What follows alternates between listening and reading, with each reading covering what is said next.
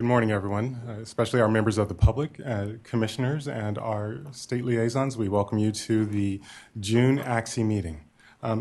We'd like to begin the meeting by our roll call that will be administered by Secretary Calamise. Good morning. Commissioner Estes, Commissioner Graff, Commissioner Hamilton. Present. Interim Chair Toston. Present. Commissioner Lopez. Commissioner Liu. Commissioner Michaud. Present. Commissioner Notch. Present. Commissioner Oyakawa. Commissioner Ruiz. Present. Commissioner Snipes. Present. Commissioner Sorter. Present. Commissioner Topalian. Commissioner Wilkins. Present. We have a quorum.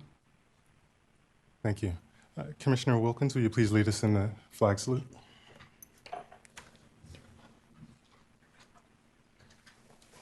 Ready? Begin. I pledge allegiance to the flag of the United States of America and to the republic for which it stands, one nation, under God, indivisible, with liberty and justice for all.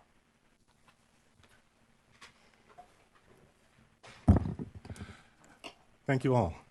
So there are a number of announcements to share with you this morning, and I will try and move them quickly through them efficiently so that we can move into the meat of our agenda. We've had a number of transitions since our last meeting. I want to acknowledge the Commissioner Andrus, Michelle Andrus, whose term was complete and is transitioning off of the commission. I also want to acknowledge our previous chair, Havanya Hayes-White, whose term had concluded as well and has transitioned off of the commission.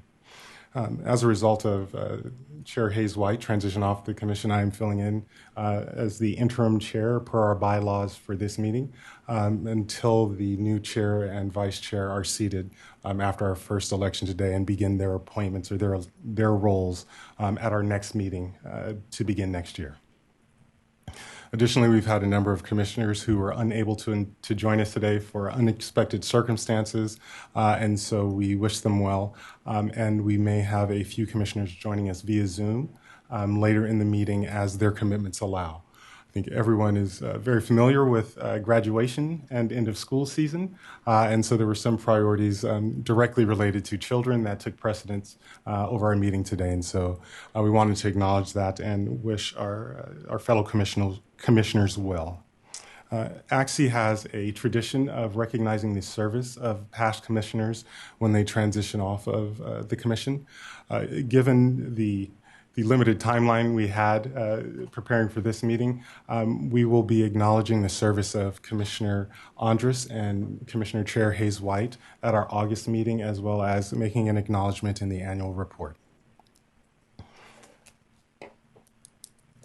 With that, I will move into preparing for the annual report. Now is the time of year where we begin preparing for the annual report as outlined in our bylaws. And the annual report is one of our communication channels that we utilize to advise the appointing bodies as well as communicate with the broader educational community. The report typically is a reflection of the conversations that we have had in the previous year, so our agenda items, presentations that we've heard, actions that we've made. And so I'll be reaching out to each committee chair to solicit contributions for the annual report, as well as any other commissioner who may want to suggest contributions for the annual report. This year in the annual report, what the Policy and Leg Committee, as well as the Mental Health Committee, will be proposing this afternoon is that we continue to shift our focus and our advisement to being prospective and supporting the conversations and topics that we believe have the greatest impact for our students with disabilities. One example might be, we heard the presentation related to community schools. Community schools are transformational schools that we might want to consider being a part of that conversation to ensure that there is space and that they're expansive enough so that all of our students belong in these schools. And so the tone that we want to take or begin to take with our annual report is really strengthening our advisement with the topics that our state, the administration, and the other appointing bodies are grappling with currently, so that we can identify solutions before the cement is set. And so we'll be having conversations throughout the day with the various committee chairs, and I would ask, as we are listening to our presentations today, that we listen through that lens and context of how we might interpret the information we receive and apply it to the conversations that are going to be most transformational for all students. So with that, I'm wearing two hats today. So now the vice chair, the interim vice chair, which quite a year, we'll review the agenda. So our day one agenda, we will begin with item 1, the annual election of our officers.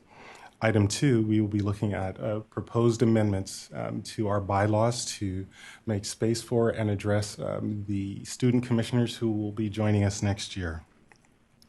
Item 3, we will receive an update regarding the student commissioner recruitment and application process, as well as touch on considerations that the Department of Education may make or should consider in preparing for their role in supporting the student commissioner, as we as commissioners consider how we will mutually support each other, as well as the student commissioner.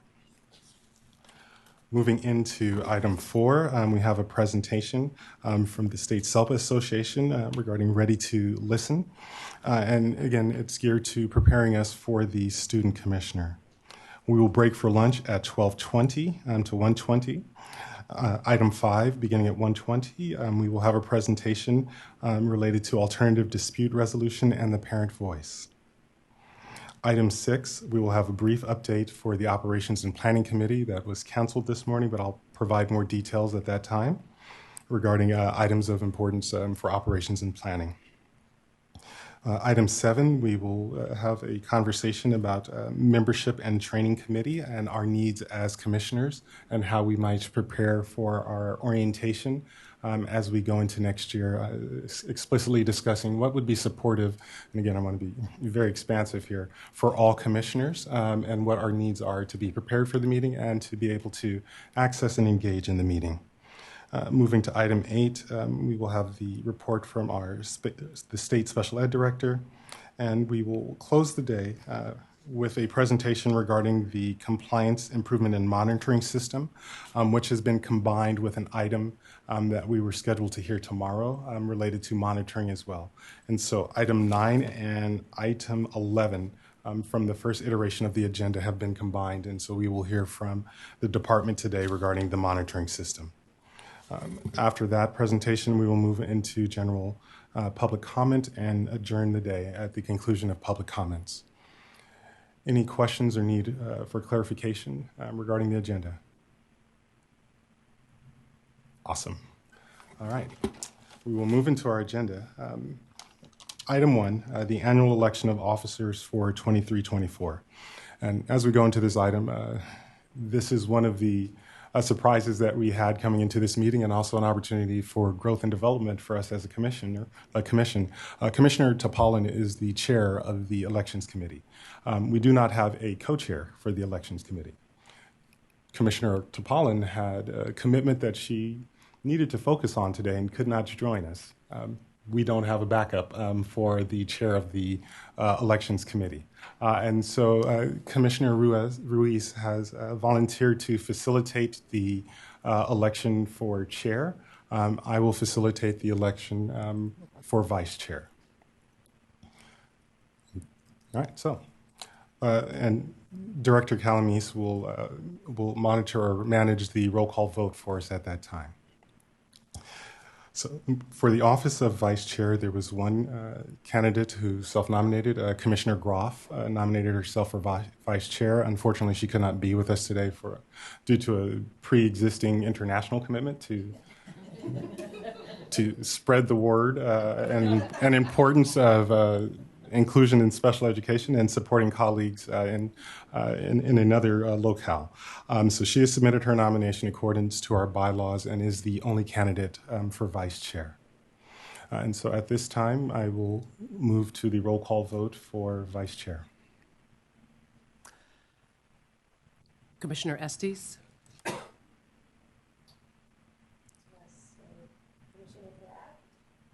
Oh, sorry. A simple yes, a yay, since there's only one candidate. Yes. Commissioner Hamilton, Yes. Interim Chair Toston, Yes. Commissioner Michaud, Yes. Commissioner Notch, Yes. Commissioner Ruiz, Yes. Commissioner Snipes, Yes. Commissioner Sorter, Yes. Commissioner Wilkins. Yes. Do we have Commissioner Liu on the line? No. We do not. All right. Yes, I'm here. Yes, from Commissioner Liu. Thank you. As we move in. Hold on. She's not sworn. No, no.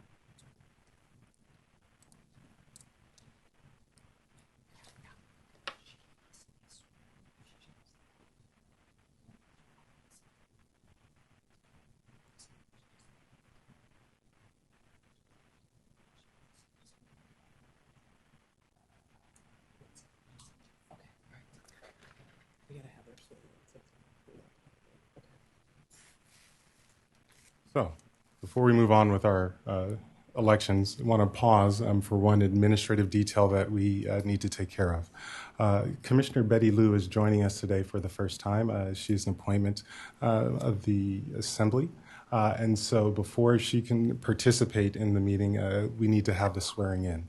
And so want to pause for that now. She's joining us via Zoom. So we will have the swearing in via Zoom, and then we'll be able to commence with the meeting. Yes, please.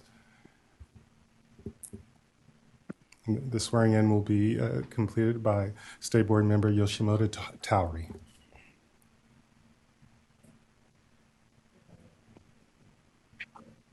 Morning, everyone.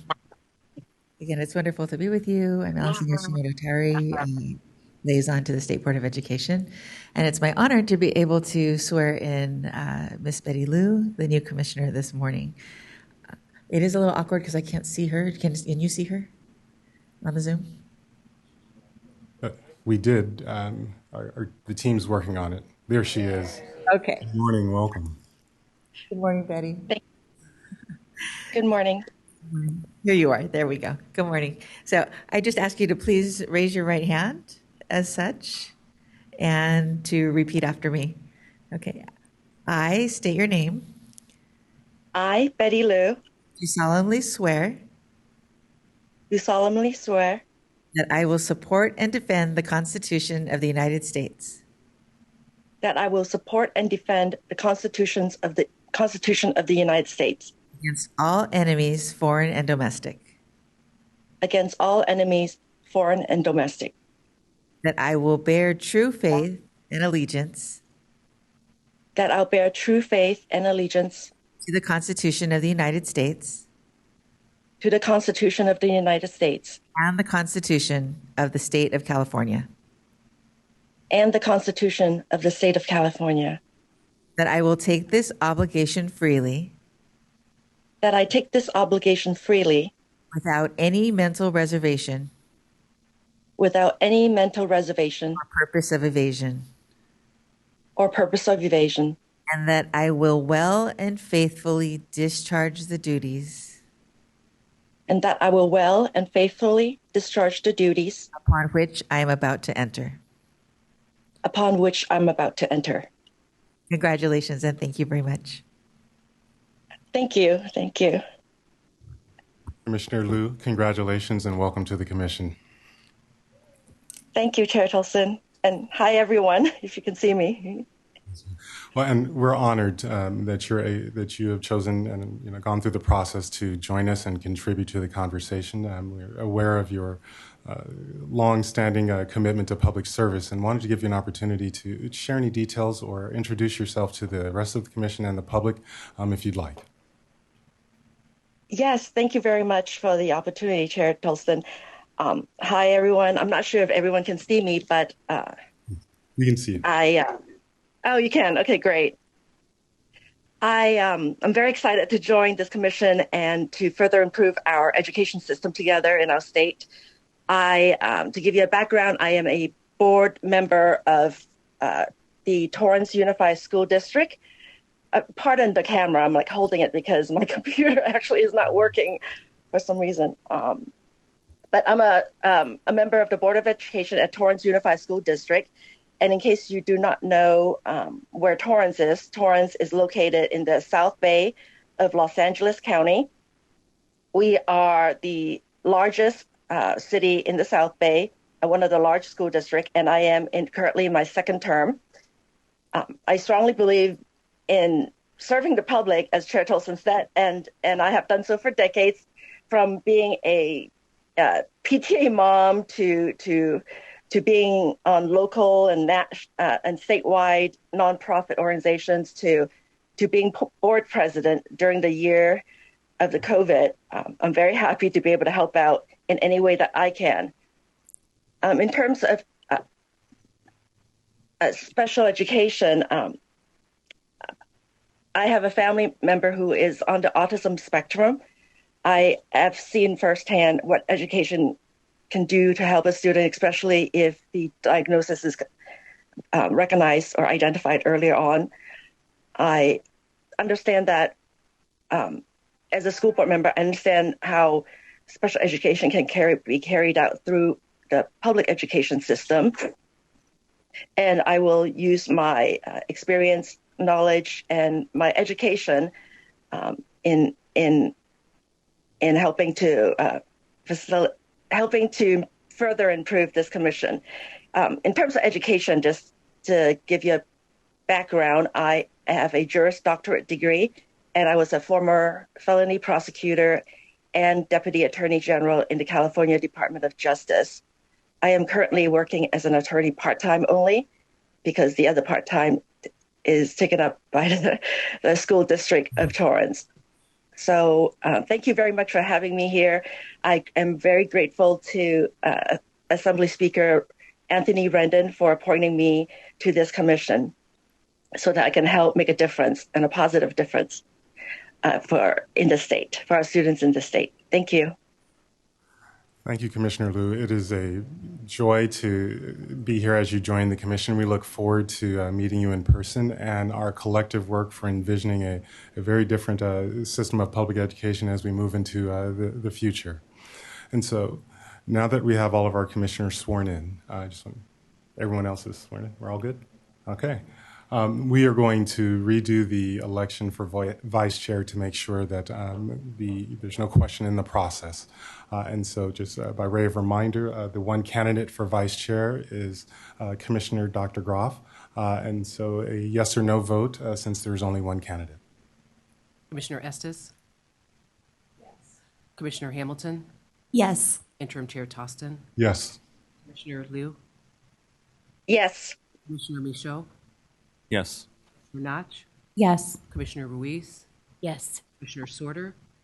Yes. Commissioner Wilkins? Yes.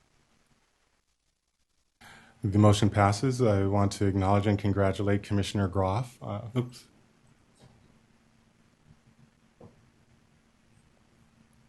Oh, Commissioner Snipes? Yes. Now it passes, and I want to acknowledge and congratulate Commissioner Groff on being elected as the vice chair for the commission, and we look forward to her continued contributions in a leadership capacity. Before we transition to the next vote, full transparency, I'm a candidate, so I need to recuse myself, and Commissioner Ruiz will facilitate the vote.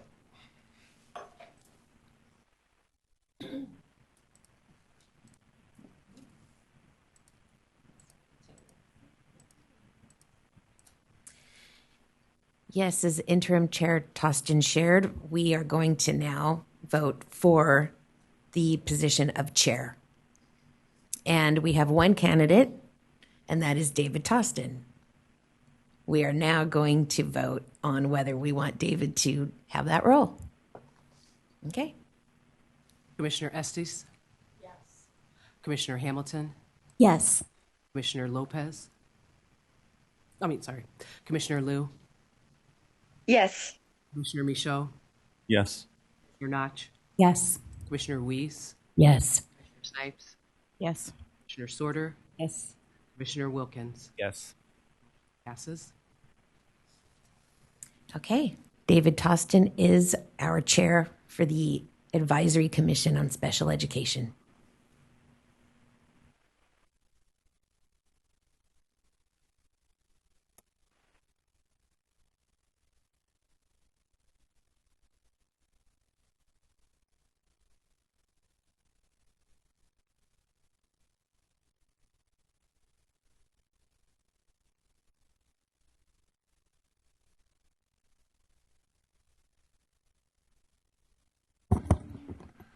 I want to thank you all for your confidence in allowing me to contribute in the capacity of the chair.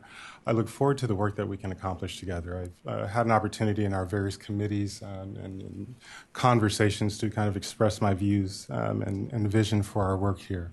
And recognizing we have, a limited role as an advisory commission, but within those limitations, we can be supremely effective at advising state agencies and our appointing bodies in the work that they're currently engaged in. And so I look forward to contributing to the conversation and continuing to shift our focus to the transformative conversations that are happening so that we ensure that we are creating, as we're transforming the educational system, we're creating spaces that are expansive enough that all children feel as though they belong. And so that is going to require us to be very thoughtful about the conversations we engage in, how we devote our time and our platform to make impact and to have difference. And there's lots of conversations and there's lots of partnerships that we can have to leverage our work. But during our time together, the spirit and the belief that we all have around, we can certainly improve on all of the hard efforts and contributions that are taking place in classrooms and playgrounds and school buses across the state to envision a future that leads to different outcomes for all of our students. So I look forward to working with you and providing leadership and figuring out how we improve what we do.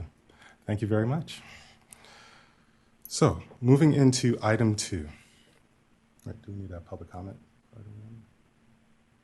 Yeah.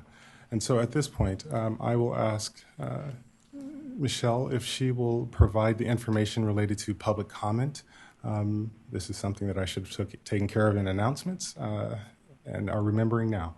So if we could put the screen up so that members of the public understand how to call in.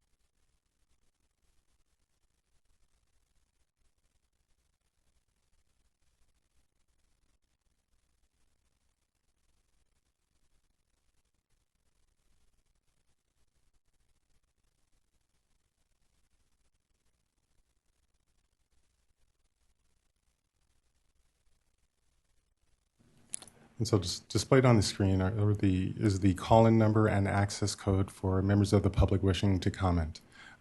As a way of reminder, public comment is specific to the current topic only. Callers are limited to 2 minutes.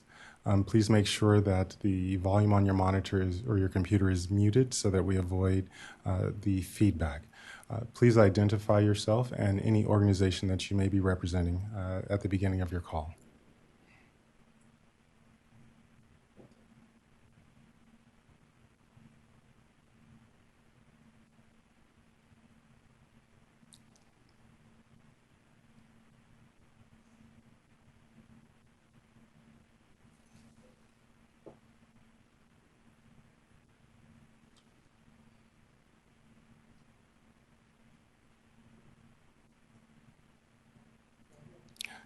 There are no public comments at this time? Alrighty. There are no online callers at this time. Thank you. So moving on to item 2, the ACSE bylaw language vote. The rationale and recommendation that is before us to consider is to update our bylaws to include the space and acknowledgement of our student commissioners who will be appointed as a result of Assembly Bill 291.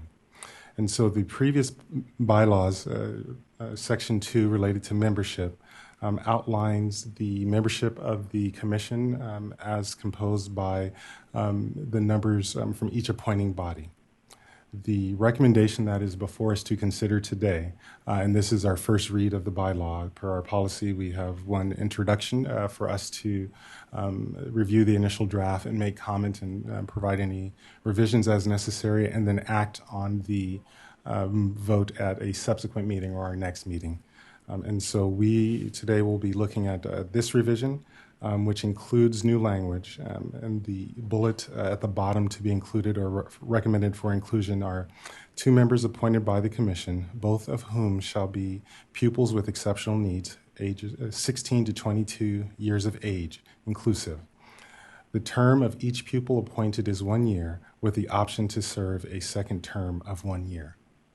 And so that is the proposed revision to the bylaws. I want to pause and see if there are any commissioner questions or comments.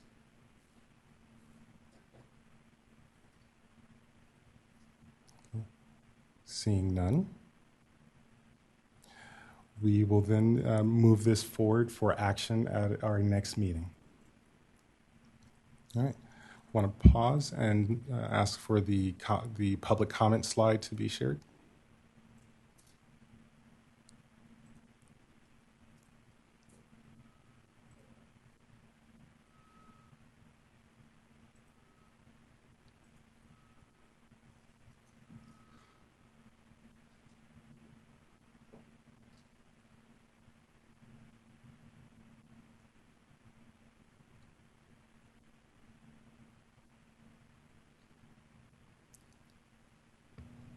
There are no online callers at this time.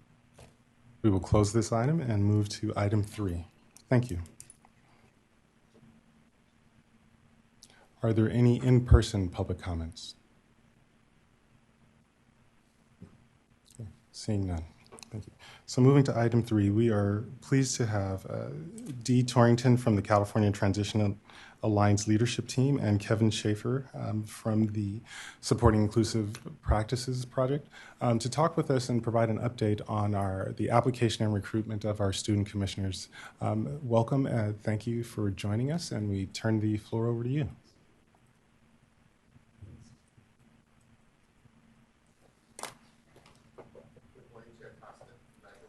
Thank you.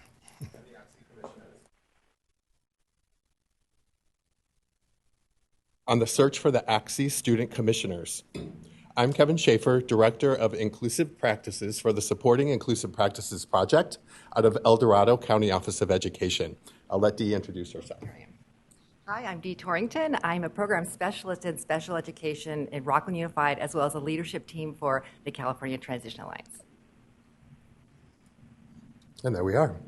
You'll see Dee on the left, smiling in front of an outdoor photo, and myself in front of a blue background with our project logos beneath our photos.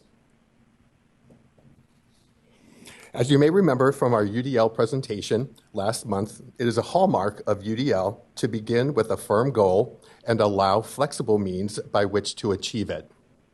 Our goal today, for today's presentation, is to not only provide an update, but also to review a few Universal Design for Learning, or UDL, resources that will assist the Commission in creating spaces of true belonging that go beyond including the student commissioners.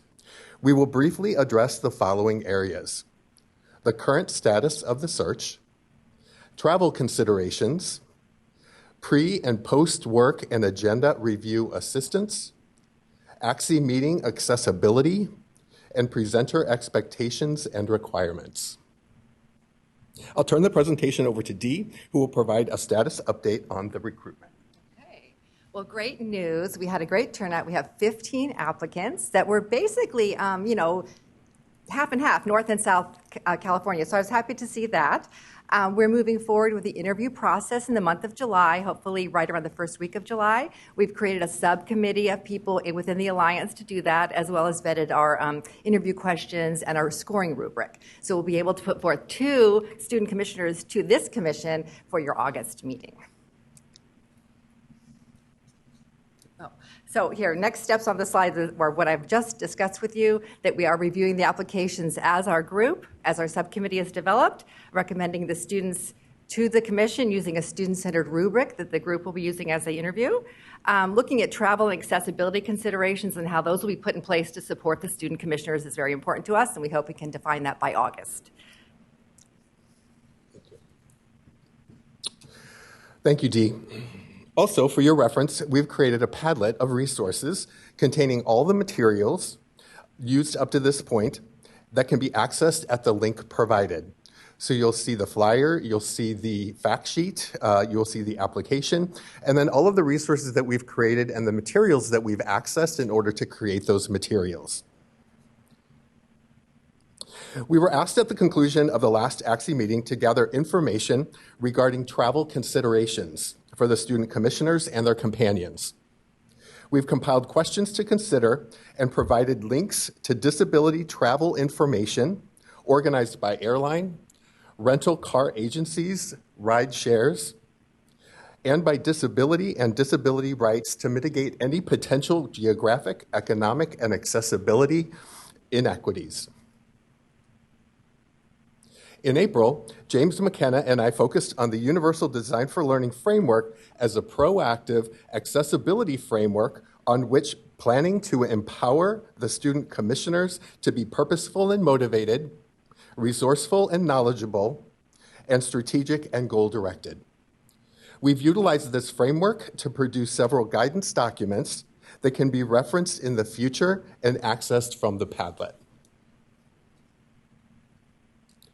You might also remember that when we design our classroom environments and instructional methodologies for students in the margins, we are designing for everyone.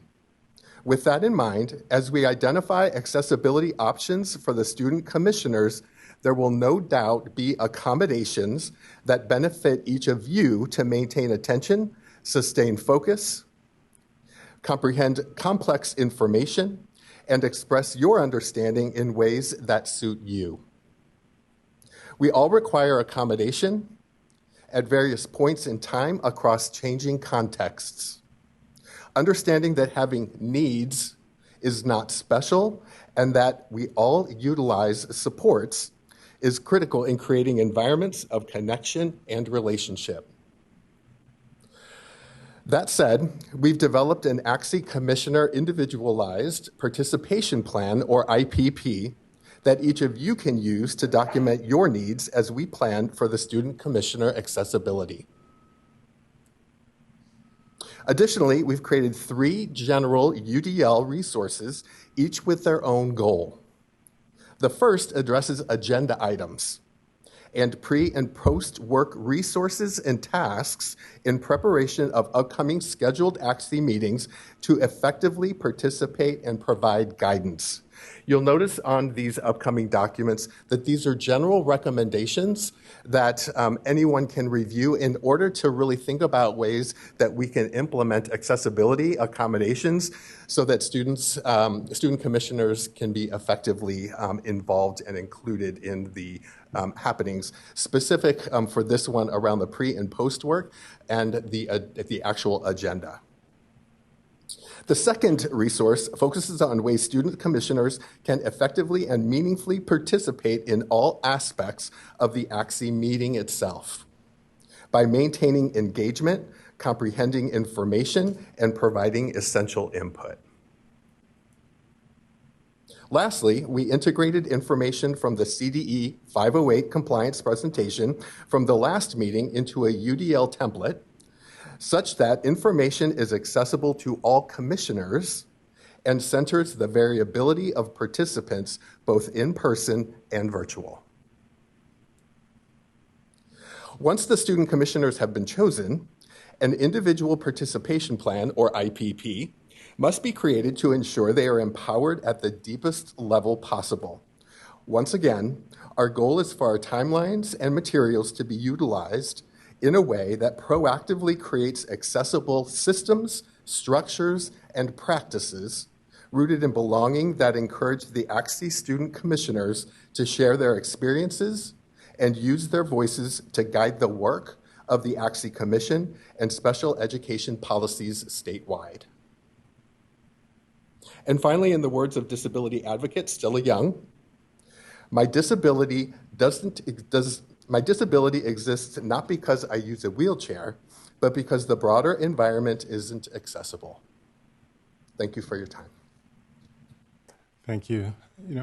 Really appreciate the information that you shared with us. And as I was working through my commissioner IPP, brought back some memories. And many of you may remember, have familiarity with this, where if you're in a role as a special ed director or a school administrator, someone will come and say, David is going to be enrolling in our school or going to be in our classroom, and it triggers a round of fury of, okay, so I heard that David's behavior is like X, or this is like X, and we start describing, what we've seen in a file, or maybe what someone else experienced, or a friend of a friend, and the whole system begins creating paperwork and processes and systems.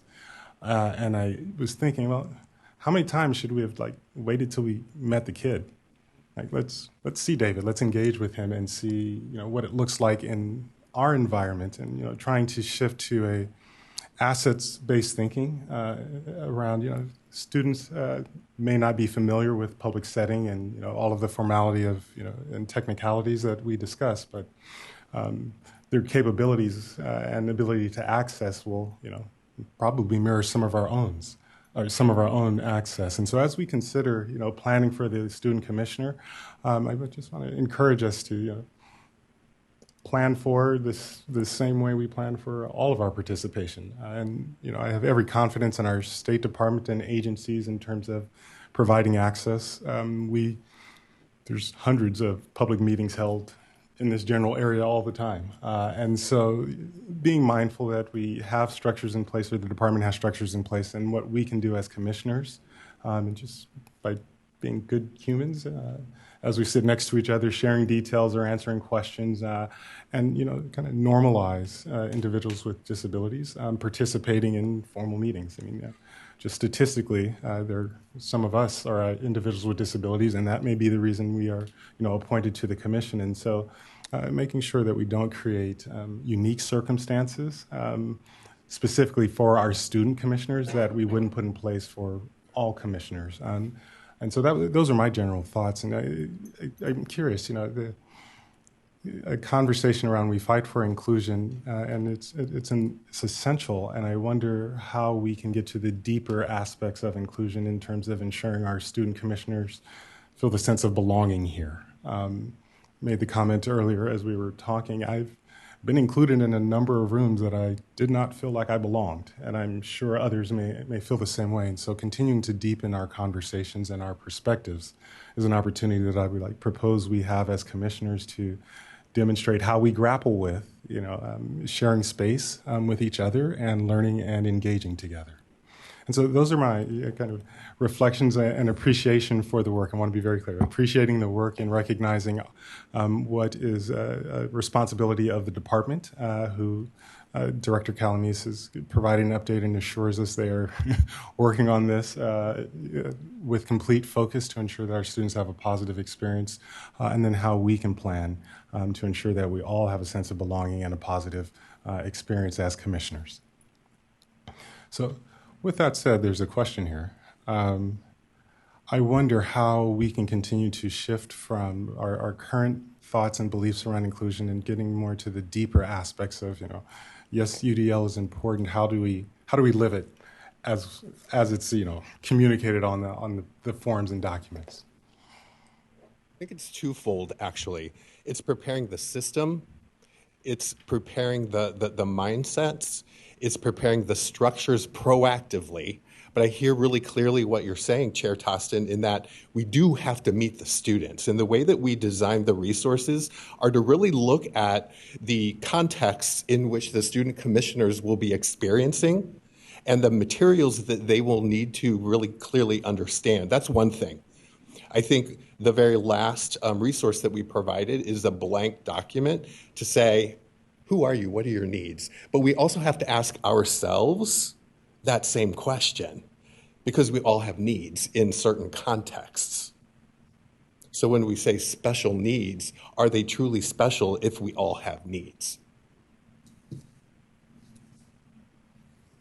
This took me a minute to process, so I want to back up to the language we're using around these students and referring to their exceptional needs as opposed to disabilities, and why we chose to use that language, particularly referring back to what Kevin is saying about everybody has needs, what makes them special or different or exceptional. So I would encourage us to reflect back on the choice of that language and possibly change that language to students with disabilities. Yes, I'm trying to pull up the document, and I wonder, given being a student with a disability is a requirement that is vetted through the application process, could we just say students? Because some of our appointing bodies emphasize individuals with disabilities to serve on the commission, but once we're appointed, that doesn't define me as a commissioner. It's just one of the aspects that was used in the vetting process. So in support of Commissioner Hamilton's comments, might we consider different language or just recognize that they are student commissioners, and that is adjective enough for their role on the commission? Other thoughts, considerations? Commissioner Snipes? I would just say that we should call them students. I don't think that when we're talking about UDL and we're talking about meeting everyone where they are, calling them students is perfectly fine. So the current language reads, 2 members appointed by the commission, both of whom shall be pupils with exceptional needs, 16 to 22 years of age inclusive. So here a proposed amendment that would change the language, 2 members appointed by the commission, both of whom shall be students, ages 16 to 22 inclusive. Wordsmithing in public live is a challenge. 2 students appointed by the commission. Okay. Commissioner Estes.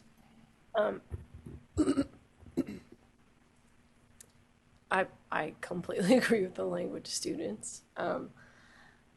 But for purposes of choosing the students who will participate on the commission, I don't know, because I didn't develop this bylaw, but I don't know if there was a decision made that they should be students with IEPs. I don't know.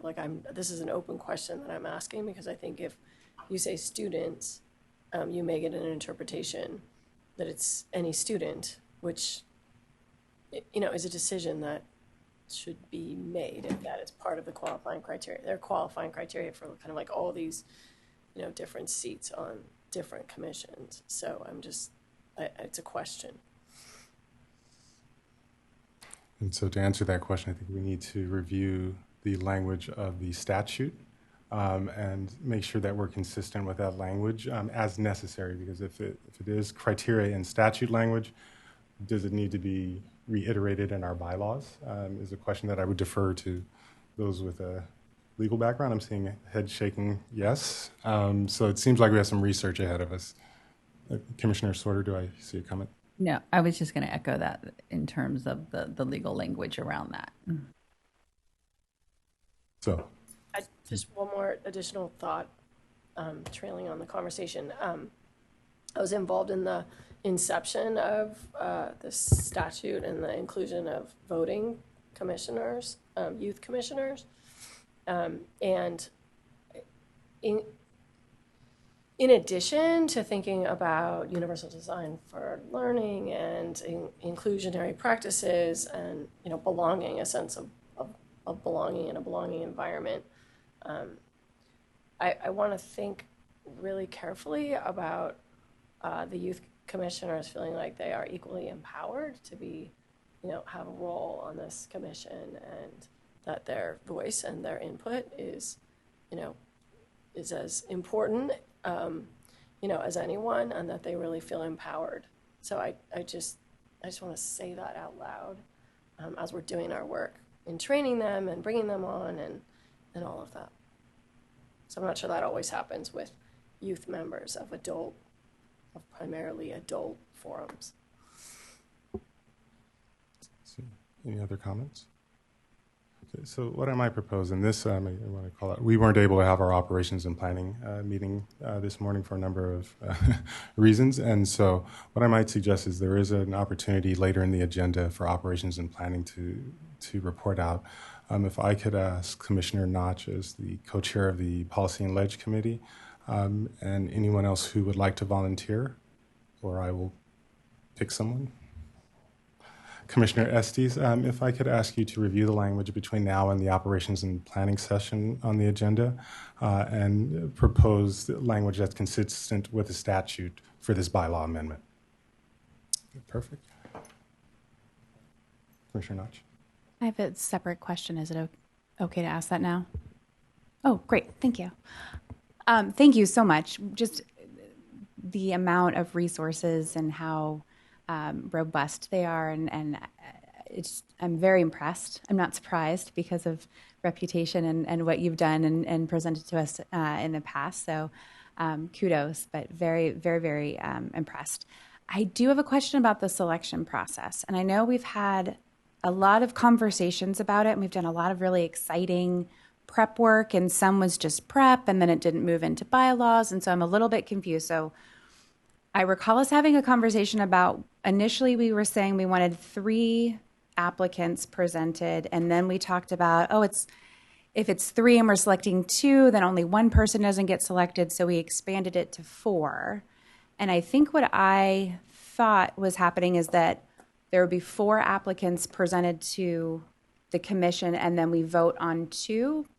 But did I hear you say that there'll be 2 presented to the commission? Can you help fill in the gaps for me? Right, that's a bit confusing, and on my side too. So I feel like we initially were going to present 2 to the commission, but then again, having the voice of the commission as part of the selection process is very important. So presenting 4 and then having you all vote, it just means that the timeline gets shortened up, right? So at what point would you vote if they were going to be at the August meeting? So that's a consideration. But we will be going forward with our interviews and using our student-centered rubric to select, and then putting forward 2 or 4, depending on what we've decided for the August meeting. Okay, so thank you. That's helpful. So we'll maybe 2, maybe 4 at August, and then we would vote on the applicants that you put forward, and then we anticipate them joining the following meeting? The following meeting. If we use the August meeting for you all to select. The vote. Yeah. In addition to, as the concern for our side too was also wondering, we have 15, which is fantastic, students with disabilities who are very eager to participate in this process. So we are looking for other leadership roles for the others that aren't chosen. So that's something else that we really hope that we can also embed in the process. Thank you. Can I ask one extra? I'm sorry, I'm hogging airtime, but when you put forth the candidates, what information will we be getting to be able to make an informed decision, and what does that process look like? We'll be getting obviously the application and the letters of recommendation that they submitted, as well as how they scored on the student-centered rubric that the Alliance is using. Yeah, per candidate. And do they? I'm sorry. I know I'm asking so many questions, but I'm very excited about this, so I want to make sure I have the right info. Do they attend? They're not attending the August meeting.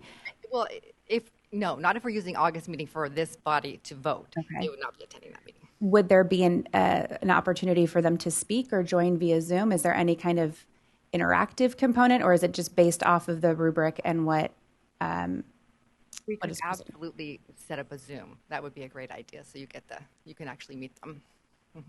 Thank you. So there seems to be a number of details we will be building into this plane as it launches.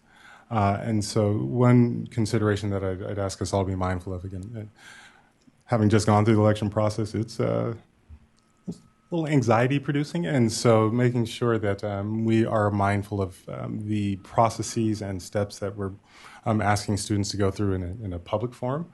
And so being mindful of that and making sure that we create a space where we can make informed decisions, but also be mindful that these are students at the same time going through a public process. So whether it is participating via Zoom or submitting a video in advance, if that gives me the best opportunity to communicate and represent myself, I think we should be thoughtful about multiple means of representation for our student commissioners, whether it is speaking publicly, a video, a letter, a PowerPoint. Let's not lock anyone into one specific demonstration of strength or ability or opportunity.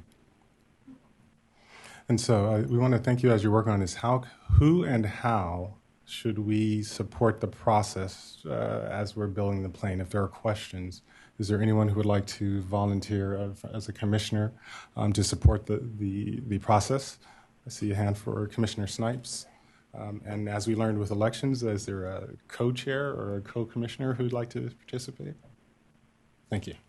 So I'll ask Commissioner Snipes and Commissioner Ruiz to work with the Alliance regarding the process, and we will look forward to moving forward the process in August. So I'm curious, the conversation around inclusion, and not veering off topic, but how is it evolving in the field? I mean, because we understand there is inclusion, David is in the room, and then there is inclusion, David feels like he belongs and is planned for and seen and heard in this space. How are the conversations related to inclusion evolving in the field? I think one of the evolutions of the conversation, first of all, there's increased interest in learning more across LEAs in California. Like the requests that we're getting have increased immensely. Having said that, I think the other question that we're receiving is, what is inclusion? And how do we know that we've achieved true inclusive environments? And in doing so, I think where our project work has shifted a bit is to really helping administrators and educators understand that determining least restrictive environment through an IEP process does not necessarily result in an inclusive environment. And an inclusive environment does not necessarily mean that that environment is rooted in belonging and relationship and community. So you have to separate out those very fine hairs of what it truly is and the process to reach it. We've also had conversations, and it's been interesting, that because you are an expert in special education compliance and creating inclusive structures or environments in our education system does not mean that you are reflecting the voice and the needs of the disability community. Separate. So that's where the conversations are going, is to really understand what it means to create the environments and then what it means to actually implement with fidelity so that it becomes part of the context in which we all function. So when we don't have to use the term inclusion anymore, that's another indicator. We can just get rid of the word because everyone's included. We've also had conversations that there are students that are placed in more segregated environments that experience more true inclusive environments rooted in belonging as opposed to a student in general education. So getting down kind of to the fine hairs of what it is I think where California is going. Like, we really want to know. Help us understand. I really appreciate you calling out community and the examples of, where I may feel like I have a sense of community, and I see this most often with students who are deaf or hard of hearing.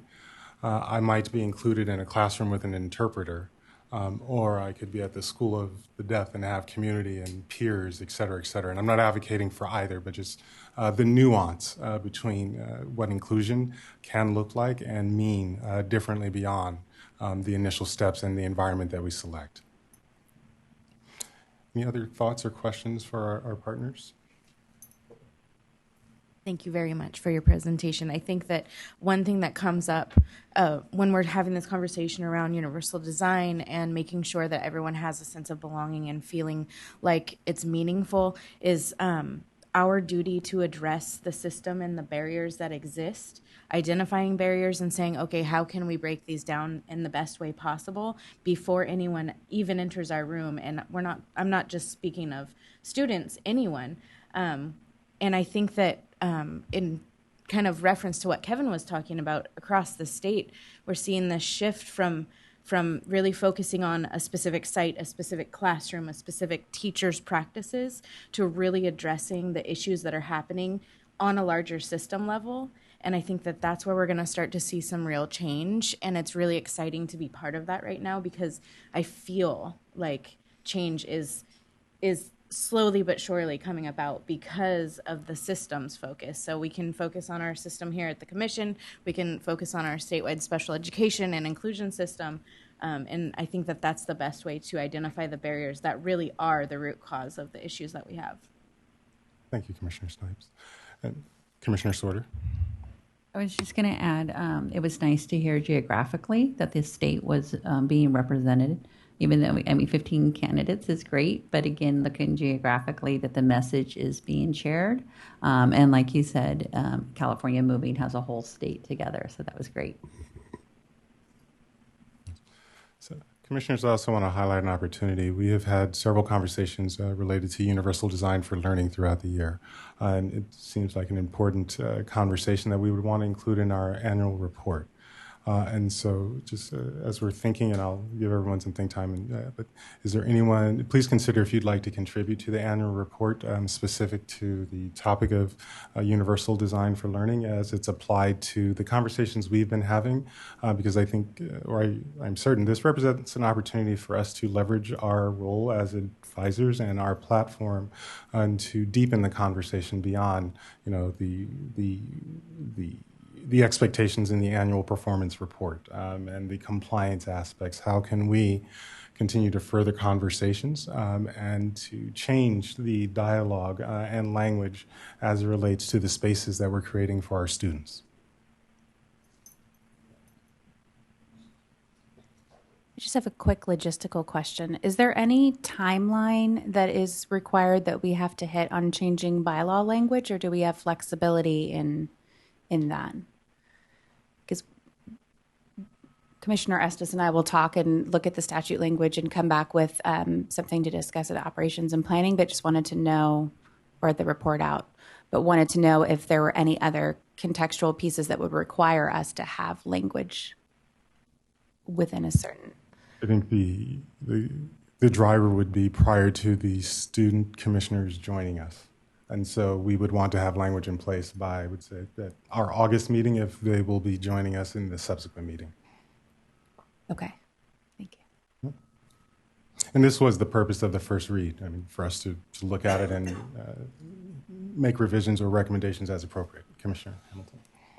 I was just going to say I would be happy to support annual report, universal design for learning topic, and others.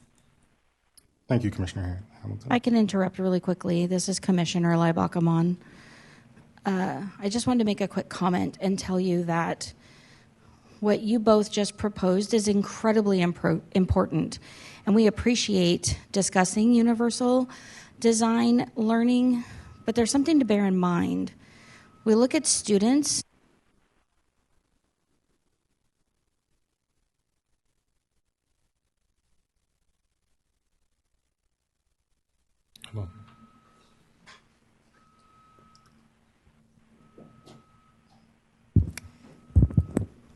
Sorry, this is a perfect example. The interpreters are struggling with the microphone, and that's the reality of life, which I don't like, but it is what it is. Sorry, I lost my train of thought, but the student voice is important. What I was going to say is that when we talk about universal design for learning, we talk about it as adults. We discuss it as adults, and we refer to the students. And I'm not interested in that perspective anymore. We need to ask the students what they're thinking. We need to see what's really happening in their classroom for them. So I'm looking forward to seeing what you two bring to the table here and having them share more and having more transforming and transparent thinking while we're working together to see it become successful for our students. Well said, Director Arman. And just calling out again, the whole state system is built on community and parent voice, the local control accountability plans. And so centering the voice of communities and students is what the state's built on. So how can we begin to model those same activities or same approaches and hear from the student voice as opposed to applying all our expertise on behalf of the student without the student's voice or input before they arrive. Commissioner Notch, then Estes. Thank you so much for that comment, and I completely agree. And one of the notes that I wrote down kind of in preparation for our discussion was, should we wait until the commissioners are appointed and allow them to weigh in on identity and representation and what that means to them and let them help us choose language? So it's a consideration. I understand wanting to have things in place prior to them joining so that we're set up, but it's a consideration that's popping into my mind is if we're really looking at authentic belonging, then having them as part of our community to help us develop language that is truly inclusive and representative might be something that we think about. So I'll dig into that a little bit more, and then we'll come back with something later. Yeah, I would just add that's why we asked that question about timeline on the bylaws is does it make sense to have the youth commissioners weigh into the conversation that we're having regarding how they're identified in the bylaw? And we can have that conversation. We did look at the legislation, and it says students with exceptional needs ages 16 to 22.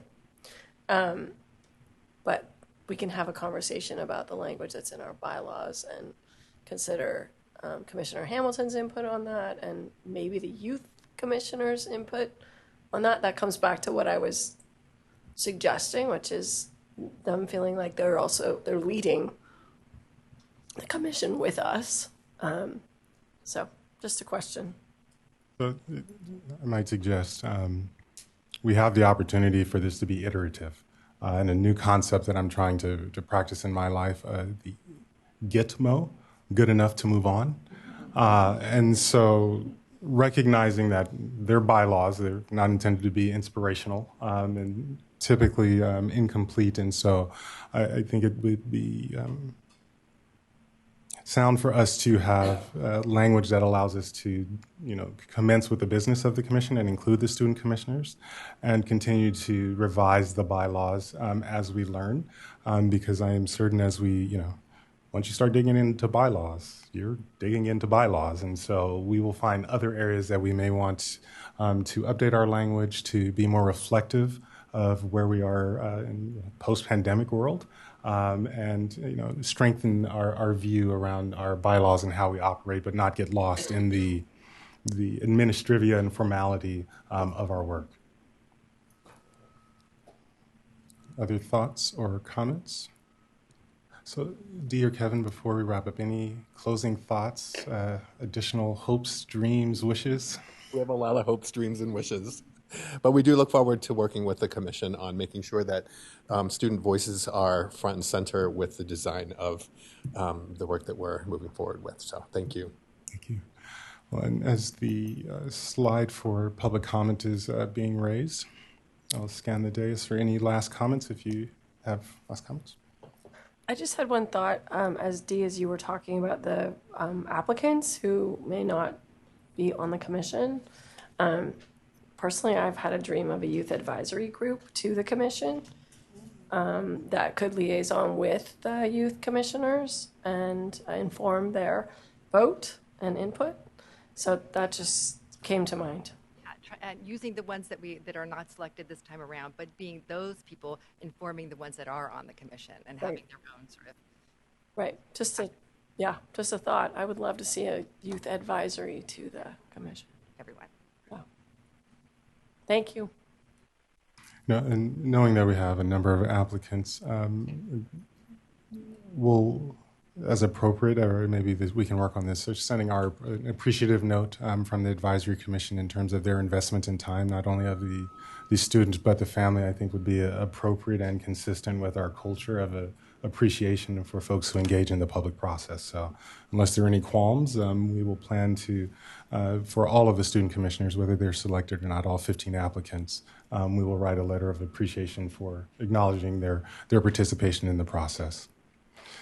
And my closing comment, as we prepare for student commissioners, I'll just remind us all, we've got a room full of special education advocates, a whole building of folks who have committed their professional lives to, the betterment of the lives of students. And so as our students join us, just like we have joined, I believe we'll be able to figure out a number of things in terms of access and support for our students on a communal level and less formal. So thank you so much, Kevin and Dee, for your time with us. And I will pause to see if there are any public comments.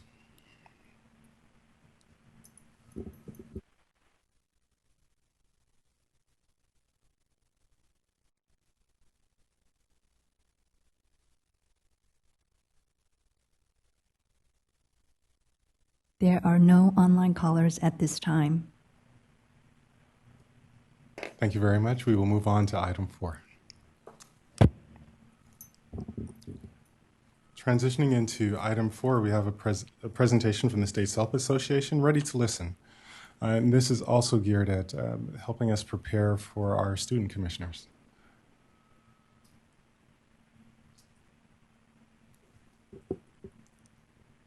Good morning. Good morning. Testing, testing. I got your stuff radio here. Thank you. Right on.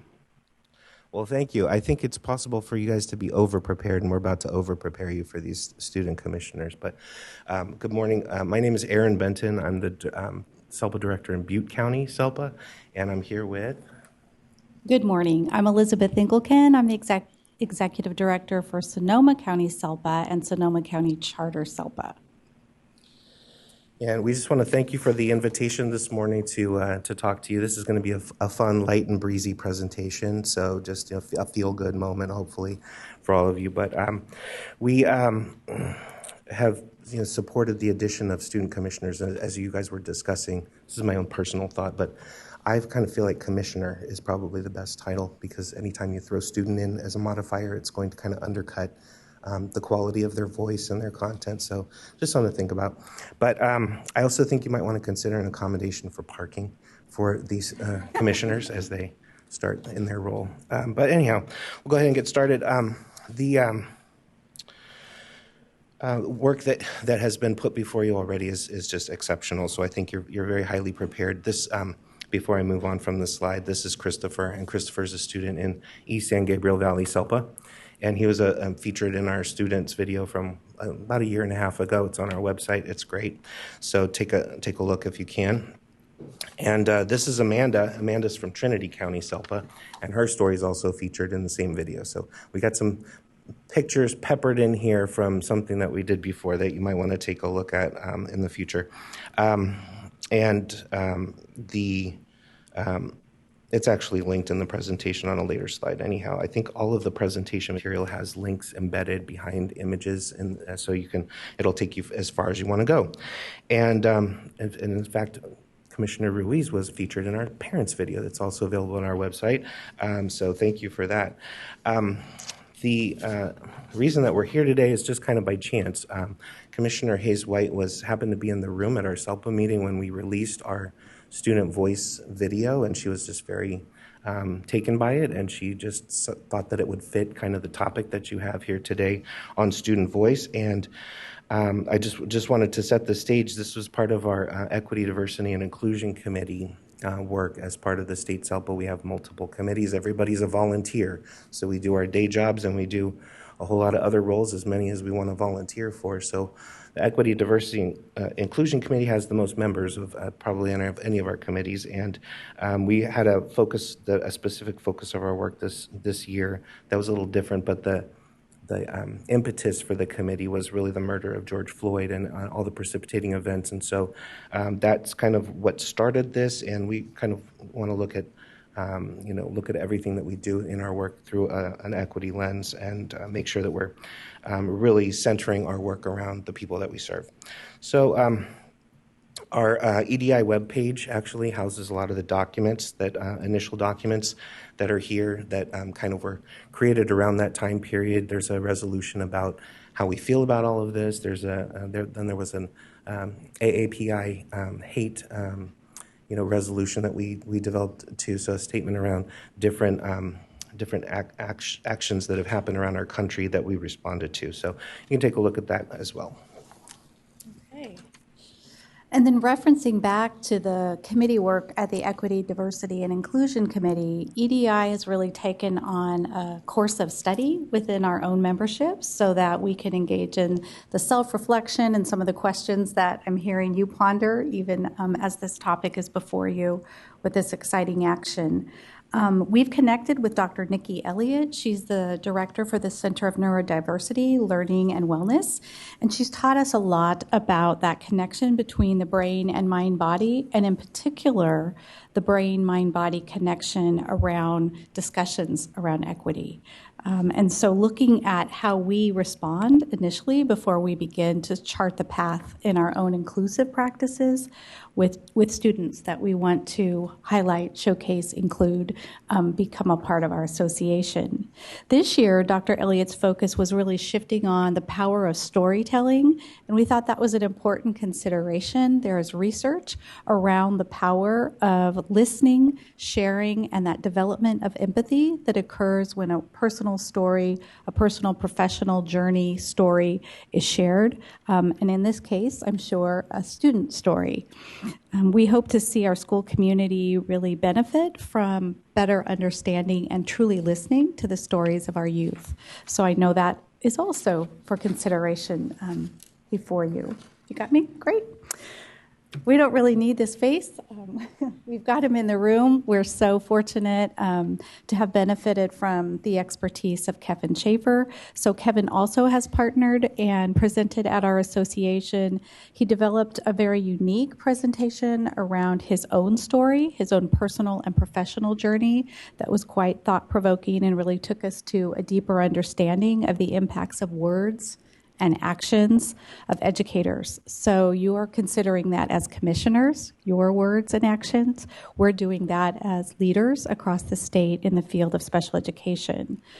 We know you've had that opportunity, I believe, at your last meeting to learn from Kevin and James McKenna from CCEE, and our own committee is wanting to feature voices of students and parents and have it be a more included part of our agenda and our actions moving forward. So it's easy for us to get wrapped up in kind of talking to ourselves a lot without stopping and listening to the voices of the people that we serve and students and parents. And so we are just going to just be grateful for the focus that we have as an association that it brought us to this theme of storytelling so that we could take a pause and really access our students and our parents for these videos that we've created. But anyhow, as we were in the room, we kind of thought about it, and we haven't as a group really paused and had a student panel or a parent panel in quite some time. So it was really great for us to stop all of the daily work. We're so busy figuring out how to implement all the changes and all the things that are going on around us that we forget sometimes who we're here for. So that's kind of the focus of our work this year. So I have a couple of clips of the video that we're just going to show a couple of pieces, and then we'll talk more about it. But I just wanted to let you know our stars included Nathan Olhausen, Kayleen Gramps-Medina, Sarah Ruth Smith II, Joseph Carlson, and Anthony Krepp. All of them are students from Butte County, SELPA, which I was very, very proud of all of them to have come out with this. So we're going to start from the beginning, and then I'll cut it, and then I'll move and cut it again. So.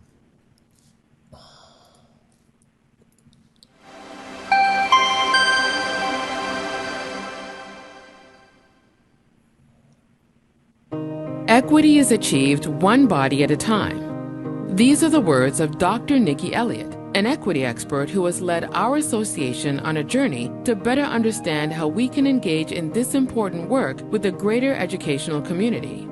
Over the past 2 years, she has taught us not only how to make mind-body connections in our equity discussions, but she has also addressed the research behind narrative empathy, the type of empathy we experience when we listen to the stories of others. Storytelling brings out the feelings and realities of others, she says, in a way that produces a healing effect. And it is arguably the most effective tool we have to bring about the type of social justice we must advocate for within our school communities. We have brought together a diverse group of students to help us understand aspects of their educational journey so that we may know better and therefore do better for the students, families, and staff that we serve. My name is Joseph Carlson, and I am currently a 12th grader in high school. I am also currently 18 years old, and for my outside of school interests, I like to do video editing and play Minecraft. My name is Anthony Krupp, and I am 11th grade. My current age right now is 16. I like to play video games. Hello, my name is Nathan Olhausen. I graduated in 2018. I'm currently 23 years old. As a side hobby, I like to write music, play music, and teach it as well. And I'm currently working at Scott Distributors as a welder and a fabricator. My name is Kayleen Gramps Medina. I am in 11th grade. I'm also 16 years old. My name is Sarah Ruth Smith II. I go to Pleasant Valley High School. I am a sophomore. And my hearing, my disability is hard of hearing, and I was born with auditory neuropathy, which is a hearing disorder. I have blindness in my left eye as well. I will also say that I, as well, have a visual impairment. I am, as termed by the doctors, legally blind in my left eye, but it's actually just a visual impairment. So, like, it's harder for me to see things further away is my real disability. I also have autism. I struggle from ADHD and like depression and anxiety, and like I think like some kind of learning disorder.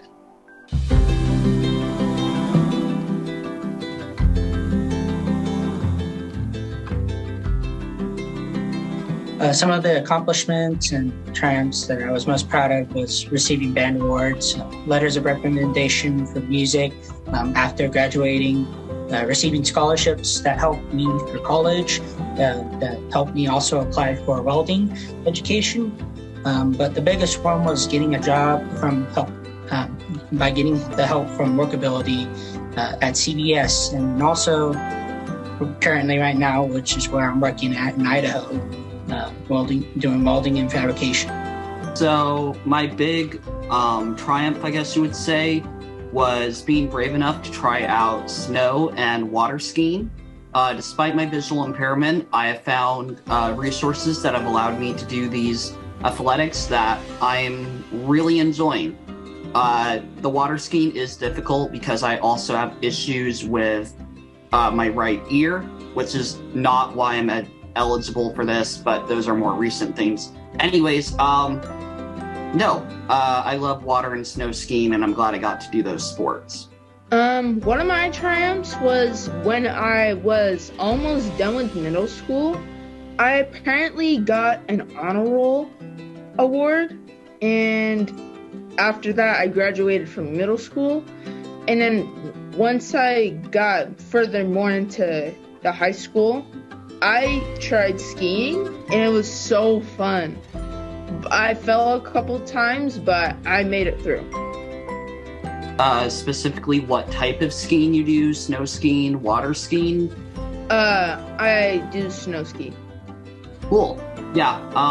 No, I fell a lot at first because one of my other conditions, but I really enjoy it as well. I will also say I have fallen a lot with water skiing, just because I'm not too used to it, but I have fun.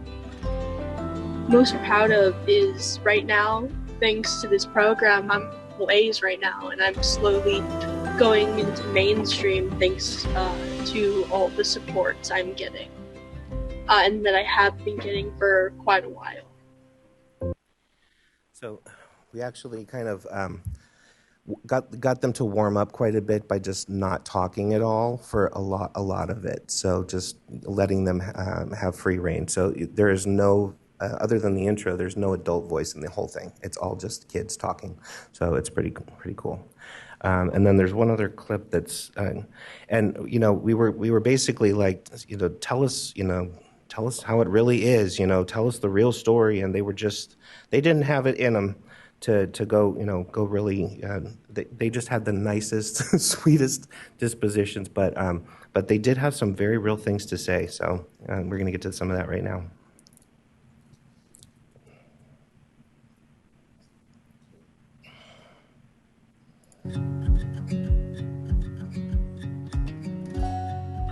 No, I think it's really hard to be negative about your disability and your struggles, whatever they may be, when you have such great supports around you. I mean, I still have issues, like say I want to read a book from the library, it's hard to get that enlarged, but you know, that aside, like I'm really grateful for what I have, and I honestly don't think about my disability too much. I just kind of roll with the punches in life, I guess, when it comes to my disability. I would like to add on, but this question, I really like this question, to be honest. I was hoping this question would be asked in the interview. You know, you take your pros and cons. Honestly, despite us having a disability, we have a positive thing about it. Like, for instance, me, I have great eyesight. Or, you know, I could list several different reasons, but despite me being hard of hearing, that didn't stop me from playing music. Matter of fact, that motivated me more to be a musician. So I can't really say, most of us with disabilities, it can be hard. I, at times, had a hard time trying to fit into groups or try to understand a conversation or even listen to a conversation with a group of people, because I always felt left out. Like, oh, they're talking about hypermechanic. Oh, they're probably talking about this, and I can't ask, or I ask and they won't tell me. No, despite that, we just gotta look past those things and strive forward, because if we keep focusing on the negative, that's not going to get us anywhere. That's not going to make us a positive person. And when we're a positive person and optimistic, that right there will put you on a different pedestal, and other people will see you at that point. And when they see you at that point, they go, I want to be like that person. I want to strive to be like them. And when you have a disability or just any kind of disadvantage in something, they will go, I want to be like that person, despite them having these circumstances. I want to strive to be like that person. So that'll be my take of this. I'll add on to that briefly, but we can't change the disabilities we have. Like, if we're blind, we can't just suddenly one day not be blind, no matter what medication we may take. We may have support, but the one thing we can change is our perspective on it. Like, how are we going to look at this situation? We can sit around our whole life and be like, oh, I'm blind, I can't see, I can't do that, I have to get help for this and that. And I'm sure we all do that from time to time. There are those brief moments where we do that, but really, it's just about perspective. You can't change what you are or what disabilities you have, but you can change how you look at them, is what I'm trying to say. You think of famous people, famous celebrities, you know, Albert Einstein, he suffered from autism. You know, think of, I'm trying to think of some other famous people, but Arnold Schwarzenegger, he's hard of hearing. And I'm trying to think of like countless different people who are famous, and they never let their disabilities or their circumstances prevented them from their goals that they made, or allowed those things to take advantage of them. So I would like to say that, and I hope for all of us that are here, we focused on the positive and we strive towards that rather than focus on the negative. so much, because when we focus on the negative and we say, oh, I can't, when you say the word can't, that means you put yourself down there and you put yourself in that position, or you put yourself in that category saying, I will never be like this. No, we don't ever want to say that to ourselves. Rather, we say, I'm going to do this. I'm going to make this my goal. And you make that your goal. And when we make that our goal, we made it a positive outcome. And just one more final thing. There definitely are going to be things we can't do because of our disability. For example, because I'm visually impaired, legally and logically, I won't be able to drive. But whatever, I'll find taxis, I'll find Ubers, or, I'll find other ways to get around. Like, I'll still be able to do things in life. I'm not going to be stuck just because I can't do that one thing. I can always find other ways to do it. A disability is not an end point. If you're stuck in a wheelchair, you can't just, be stuck forever. You can still go places. You just can't maybe go the way most people would. But thankfully, with the supports we have, the playing field, at least for myself, feels very much even. So I really don't focus on my disability. I really just focus on, what's around me, what do I, do in my everyday life. I really don't focus on that. I just focus what I need to do and get it done. I just push myself ahead. I keep always determining myself to do the right thing. It just comes out positive. That's what I have to say. I've grown up with my family. My family, they all have mental disabilities and disorders. And I've seen them just give up, on being positive, on trying to make a strive towards something. They just give up and they just fall back on welfare, and they just give up on trying to be healthy. And I've seen what happens when you give up. And giving up is just not an option for me, because I just don't want to become my mom or my uncle or my aunt or my grandma or my grandpa. I want to be a chain breaker.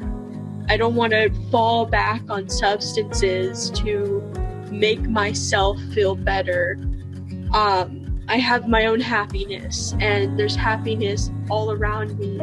Even if I have to go to therapy, I believe that there's happiness all around us, and there's plenty of joy in this world, even if it means just helping someone else. You can find that joy of you just help someone. You may be struggling, but you can find joy in the fact that that person isn't struggling like you are. And you can find joy and solace in the fact that you are a person that brings joy to others. And to just sit around and just not do anything is just the life of a rock. You want to be lightning, as this poem in a moment. You want to be lightning. Even if you exist for only a moment, you need to open the eyes of others around you to all of everything. To live the life of a rock is to not live at all, even if it means to live forever. So just live like lightning, live like thunder, influence, even if it's just one person. Just bring difference and love to everyone around you, even if it's just as much as you can. Because one day, even if it takes a while, you will find that solace in your dreams and your passions and the love that you surround yourself with. So that's a sophomore in high school there. That's pretty awesome. So and it's just great what you can hear when you stop to actually, you give them time to actually let you listen to what they have to say. So we made this to be like a PD, so people can take it and they can go show it in whatever cuts, and then they can ask these questions and we can share as partners or whatever, and just kind of get the word out there. So Aaron, before you go on, can we engage with the slide that you just had up? We have time. Can we engage with the slide that you had up? Yes. So, commissioners, if you would take a moment, what's on the slide that is now gone from my view? What emotions are you experiencing as you listen to these students sharing their perspectives? And did any specific comments resonate with you in terms of the support you provide in your role?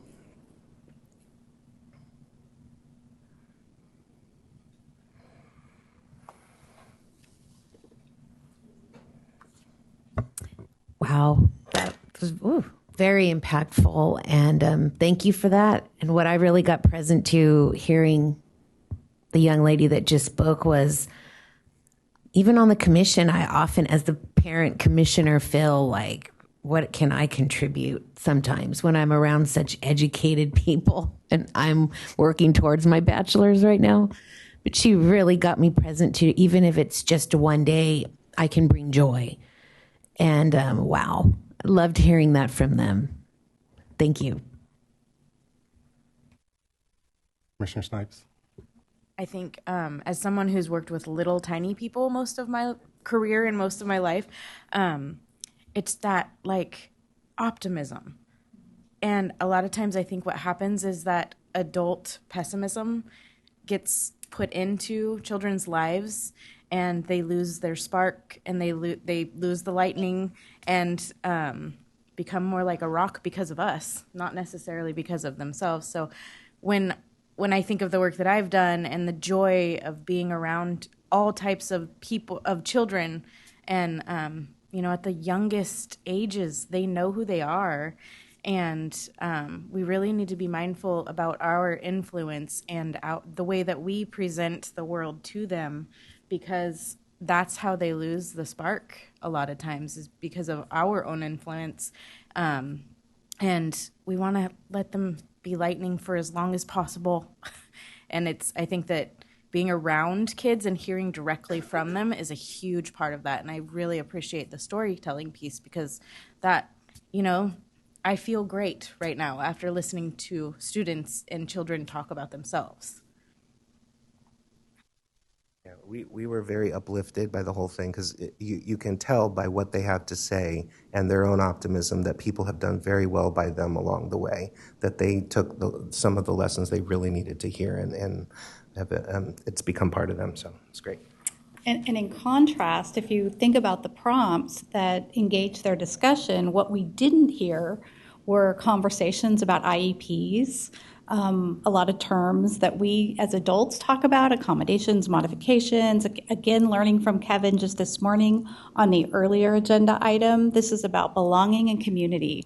And all we heard about was belonging and community, and the beginning of a shared community around, how do you ski? Do you ski on the water? Do you ski on how so we can make that connection. And so that connection was made in the story.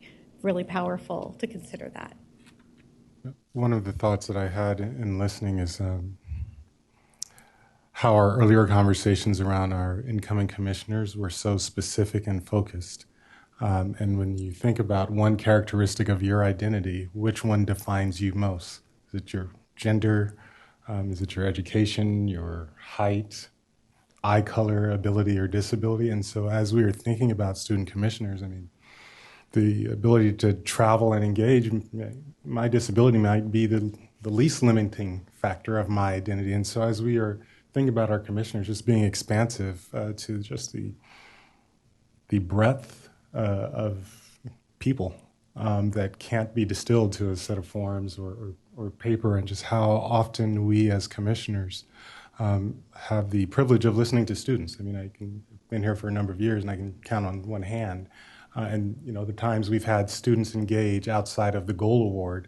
And so that's, a moment for reflection for us in terms of how we center voices, but then also these are students who obviously had a level of positivity in their experience, I wonder what the voices of students who may be in alternative programs or who considering dry lake. There are a multitude of voices that we can hear from that inform our perspective. So I know there's lots more to get to, but I wanted to pause and consider, as the slide said. So thank you so much. Yeah, we were trying to do kind of like a fishbowl, but in a Zoom, anyhow, well, so some people had some questions. How did you find these students? Basically, we just relied on case managers. We sent out some questions. We targeted a few, special providers as well. So, and they looked at the questions, and we said, do you have somebody you think can weigh in on these things? And they made recommendations, and we gave the questions in advance to the students and asked their case managers or their parents to help them work with that. And the whole thing was recorded at one time, over about an hour and a half, and they just started interacting with each other, and we just kind of stepped back and jumped in once in a while, but just made it very comfortable, easy for them. Let them know if you mess up, we can cut it, edit it, re-record it, just say, we can start over, whatever. And we basically, I think, the key to getting the insight is just to not talk. So it's nice to just be quiet and listen to them for a while. So we also, I just want to make the point that they're experts in their own experience. So treat them as experts when they come here as commissioners even. They are commissioners in my mind. They have a perspective that maybe not shared by others on the commission. We prepared them with why and what we're doing, so they had that context. We built rapport easily, and we just expected that they were going to be able to do it. We didn't do a lot of front loading about what might happen. So as you were having your discussions about preparing too much, you might want to consider that some people said, should we wait to see who it is and what they might need first? Yeah, that's probably a really good idea, rather than assuming that they might not be able to. So, and we just told them to be honest, and they were honest in their own version. We got surprised in a lot of ways. So anyhow. All right. So with the overlearning, kind of back to that evidence-based inclusive practice, thinking about the quote Kevin shared this morning, I don't have a disability because I use a wheelchair. I have a disability because I live in an environment or in a community that doesn't accommodate that wheelchair. So looking now at this wonderful matrix that you've seen before, provided by CAST, thinking about the environment that you're creating. And that's the intentional work that we're doing as an association to what is that environment that's being created. While we want to listen, as Aaron said, we also have the capacity to take a look at some of these great ideas and supports. One example is minimizing threats and distractions. So as you look around you, as you have new partners come in, it's always a bit more threatening. It can be distracting if you don't know the protocols. And so considering that from the student lens, as well as what you may know about the student and what they want to share about their disability and ability, looking through this matrix to really consider increase, and I'm hearing it from you, engagement. We do not want commissioners that are here in name, and they're our student commissioners, but we want to not only listen, but we want to hear their voice. And so we just offer that this has been a helpful tool for us as an association, and I know will continue to be for you. One really powerful example that Kevin shared with us was when CDE, the team was looking at travel accommodations for the commissioners, and the term that was used was chaperone. And that term chaperone just caused the pause. And as Kevin talked to an expert self-advocate, realized that this term really carried a lot of energy that wasn't the sort of energy intended for this purpose. And that in fact, the term was ableist in its nature. So as we discuss the way we as an association really advise and support and guide all of the LEAs, all of the school districts in California, we realize we as leaders have to step into better understanding ableism. So this isn't a one and done, now we've done it, we're here. This is a constant iteration of how we perceive, how we check our environments, and the words that we use. I see you doing that this morning, so that's exciting. And then just finally, a few tips around student, David. Where are you going? Can I ask you just to give us a little bit more of a definition or deepen our understanding of what ableism is?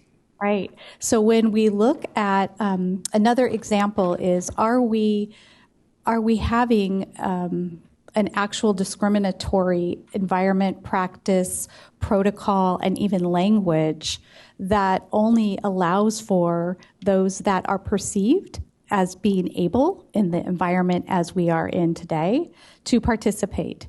I noticed that when the slide deck came up and we didn't introduce students, another way would be to describe them so that anyone has the capacity to access, whether they are able to hear, see, perceive in the room, whether they're not in the room, whether they're participating on Zoom. We've kind of made progress in that area because we find ourselves in different venues and all still being together learning the same content. So are we breaking down those ableist walls that allow for only one way, those that are considered to be able by traditional standards to access the information?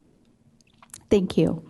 And I'm going to know a whole lot more in a year because this is a professional goal and an area of personal and professional growth that I think when we use these terms, we're all at a different level of understanding. So I appreciate the pause.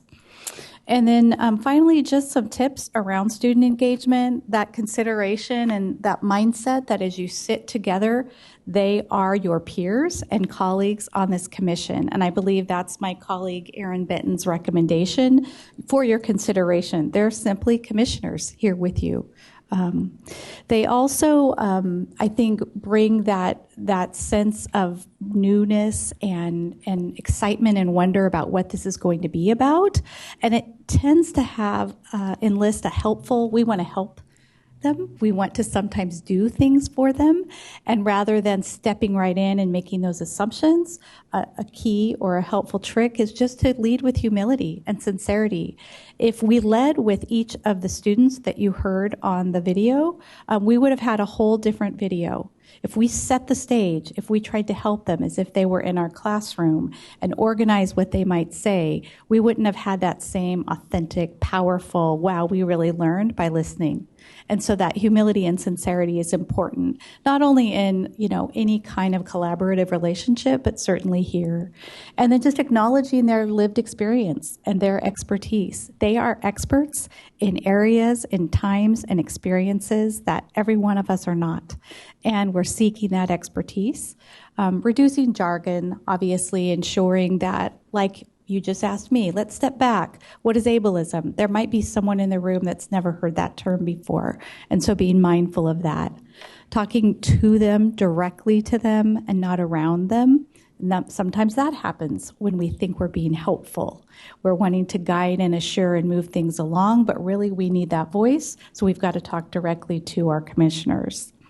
And then this has been stated before, but ensuring that there's wait time. And as you get to know the stories, the preferences, and the strengths of your new commissioners, you'll learn and come to know, as you do with each other, how we approach topics, how we wait when we do not, or question or paraphrase. All of that is really important to consider. And this is Lucas from Fresno County, SELPA. We also had a parent video this year. This was our second parent panel. We have this video is very powerful, and it features 5 parents. You can see them here: Mauricia Robinson, Alita Fisher, Dorothy Weisenberger, Danielle Utley, and Hava Kelly from San Francisco Unified School District, SELPA. And they're not only are they parents, but they're also leaders and they're mentors and kind of ombudsman roles as parent advocates in the SELPA. And they have a lot of powerful stories. If you have time, it's about an hour and 10 minutes. It's really, really good. And the student video, I mean, you listen to them for like 45 minutes and you feel like you've gotten to know them. They have stories beyond what you heard today. So hopefully we whet your appetite. But wanted to show you just real briefly the credits at the end. We run their like best of quotes from some of the quotes. So I'll just play the quotes for just like 2 minutes, less than 2 minutes, and then you can read them. For their whole make an effort.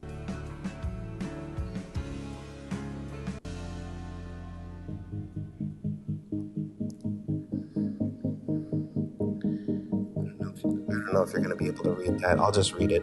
Be the best of yourselves when you're around us. And don't forget we're in the room. And don't forget that we're equal to you in the room. I tell parents when they're upset, when they're in preschool or the beginning of their journey with IEPs is to pace yourself, because this is a journey, and so to make an effort to build a bridge.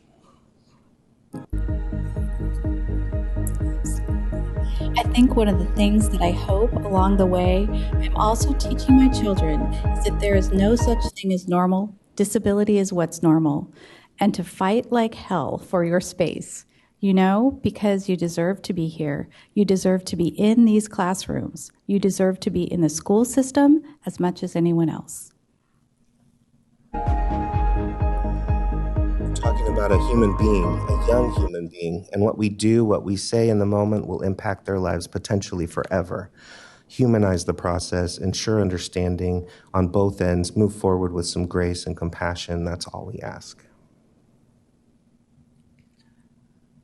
There's two more. I want all of you out there to know who have the power and who have designated these categories, who are evaluating these families, who are supporting in the classrooms, all of the educators in this space, that if you're not willing to do the work to interrupt your implicit bias or your inherent racism or your lack of cultural, humility, then you shouldn't be in a space of power and decision making that can impact a child for the rest of their lives. Again, reemphasizing we are learning, we are on our own journey in this space. I could be a mom to a child who has disabilities. I could do that. What I couldn't do was figure out how to educate myself on policies and IEPs and medical jargon and all these different therapies and filling out forms and trying to figure out Social Security and how to get a roof over my head. More than anything, we need to live in a society somehow where people or the system has a better understanding, even though they haven't lived it. Now, those quotes come at the end of that hour, and there's a lot of backstory to how we got to those stories, but it's really, it's a great thing. If you have time to watch, we'd encourage you to do that.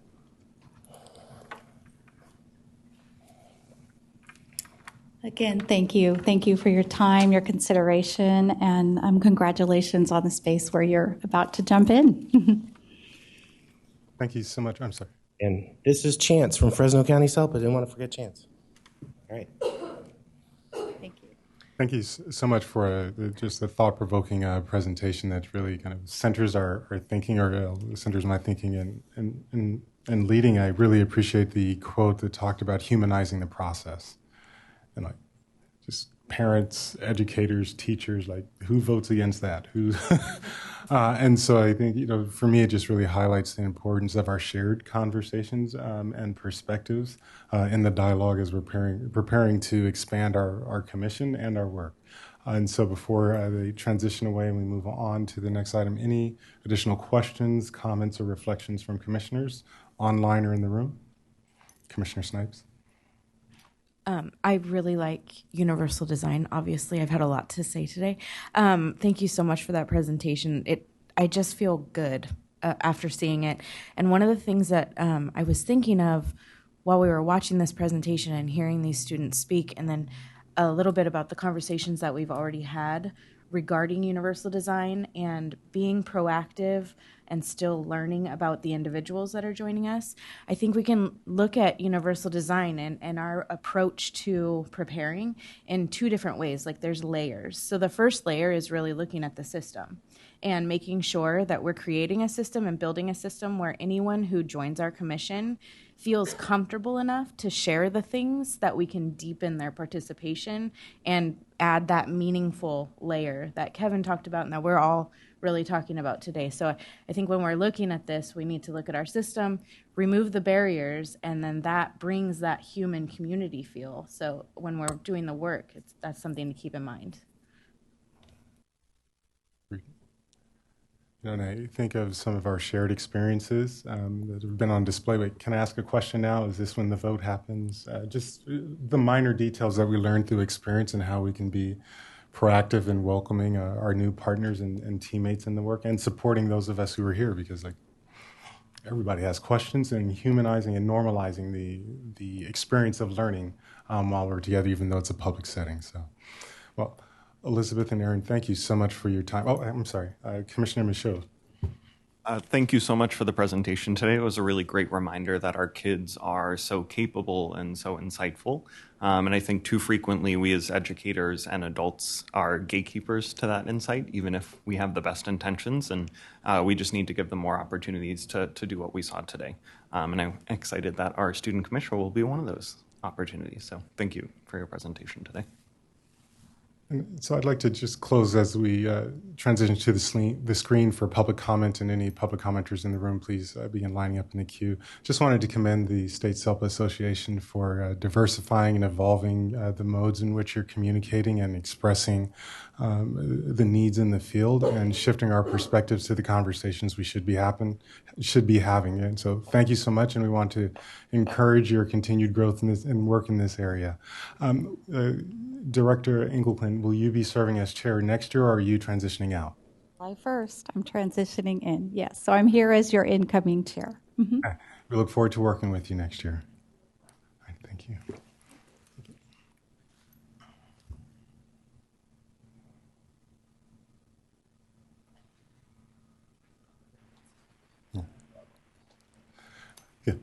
So we'll keep the public comment slide up as we work through the public comments in the room, and then we'll transition to any online callers. Hello, Commissioners, and I want to thank you for having the presentation from the State SELPA Association. And I am on the Executive Committee and also on the Equity, Diversity, and Inclusion Committee. It's important that we hear the voices of the people we serve, and it's important that we continue the work of equity across all systems, not just in education, but across the state. So I commend you on the work you're doing to welcome your new commissioner. So thank you.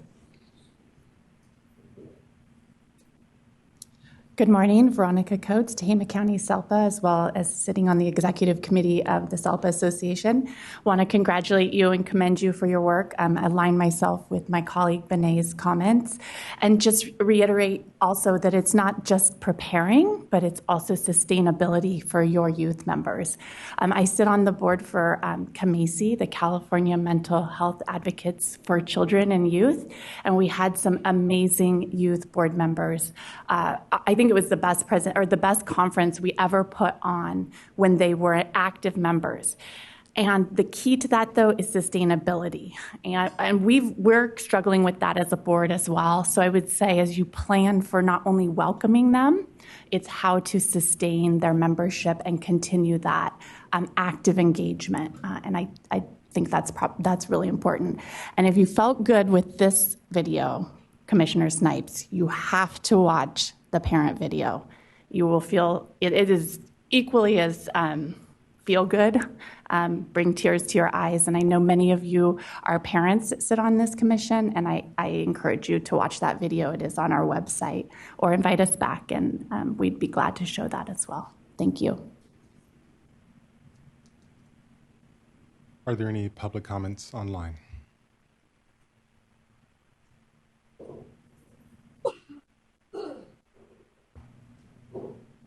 There are no online callers at this time. Thank you. Well, Commissioners, thanks to our shared efficiency, we have reached the lunch hour 20 minutes early. Yeah. So I don't know about you. Someone needs coffee in the front of the room. And this also makes up for some other lunches we didn't get. So we will... We'll keep paying it back and forward. So lunch will commence at 12 o'clock. I'd ask commissioners to please be back on the dais at 1:15 so that we can begin our next session with item 5 promptly at 1:20. With that, we move into break.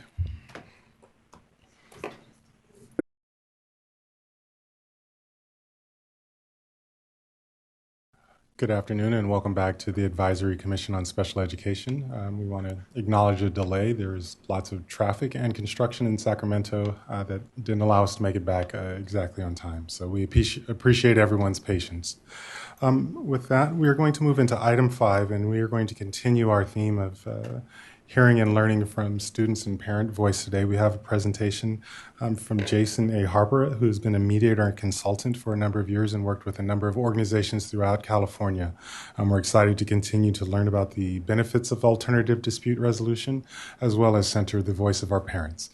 Please join us at the podium, and I yield the floor to you. Thank you. Good afternoon. Thank you. Thank you, everyone. Good afternoon. Thank you all for having me. First, I'd like to give my regards to the entire commission for allowing me to speak. And I'd be remiss if I didn't mention Dr. Havanya Hayes-White, who requested me to come up here and speak to y'all at this time. So today I'm going to talk about parent involvement and the parent perspective in alternative dispute resolution. We talk a lot about, how the students are affected and the positive benefits that come from that, and for good reason.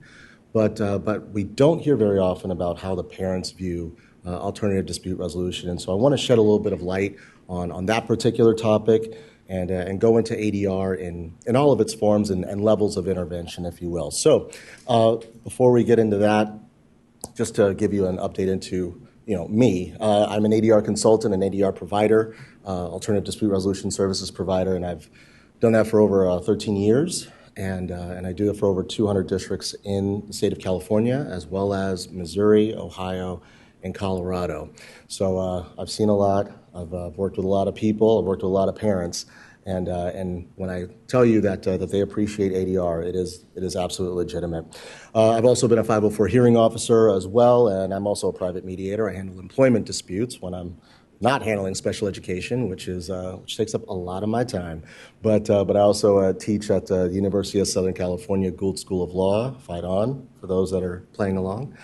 And so I was also the president of the largest association of mediators in the state of California. But really what informs the way that I go about alternative dispute resolution in the special education space is informed by my time as an algebra teacher as well as a one-on-one paraeducator.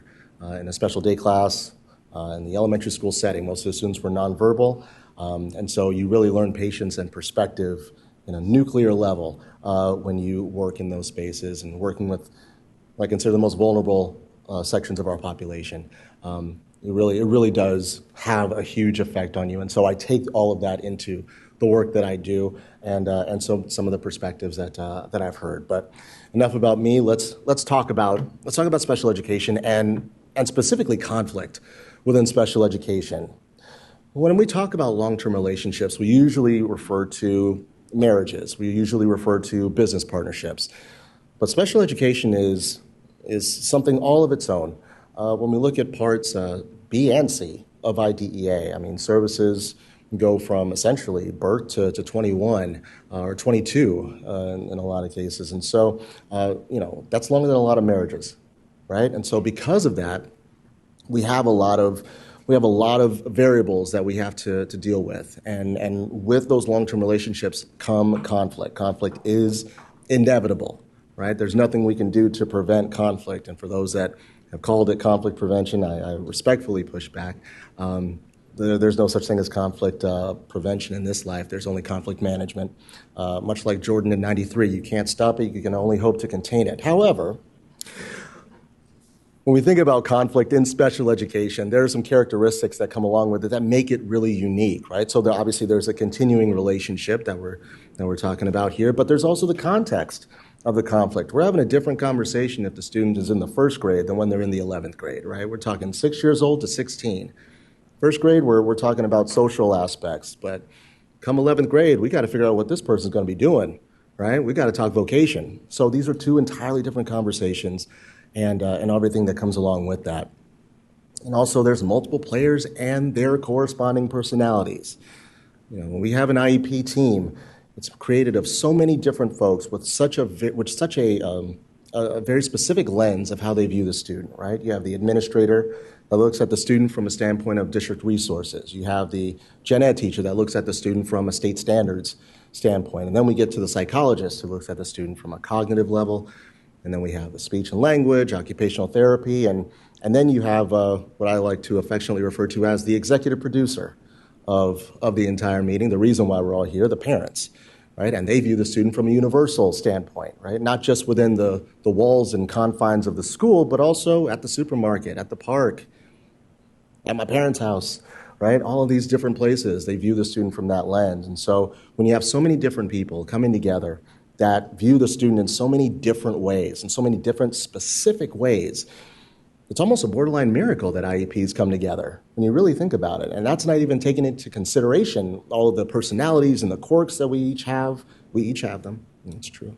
And so when you put all that together, it makes for very, very interesting conversations and sometimes very, very difficult conversations. And that's what brings me to the last characteristic of conflict in special education. It's an emotional conversation.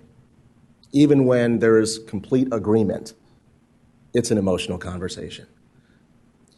Now, I told you that I provide ADR nationally, and I will say that I've had a number of parents, unrelated to each other, from different states even, that have said to me, you know how I view the IEP? You know what I look at the IEP as, the IEP meeting? I look at it as a dream funeral. And the reason why they call it the dream funeral is because, in their view, you're coming into an IEP meeting, you have a number of scientists, experts, who are looking at your child and saying that the general education student is about here. And your student is about here. Your child is here, and we have the data to back it up. So with each successive report, you're saying goodbye to different dreams that you had when you found out you were having a child in the first place. It's a difficult conversation, like I said. And because of that, you never know where someone is on the grief cycle when they're coming into an IEP meeting. And yes, it's important that we discuss the positives. It's important that we discuss the progress. It's important that we, discuss the whole child. All of that is extremely important. But the reality is there are parents that feel that way. And they feel that way even when everyone agrees. So imagine what that looks like when we don't agree on what the best solution is for the child for the next 364 days. So yes, the IEP meeting can be very, very emotional, particularly when there's conflict. But there is a positive to this.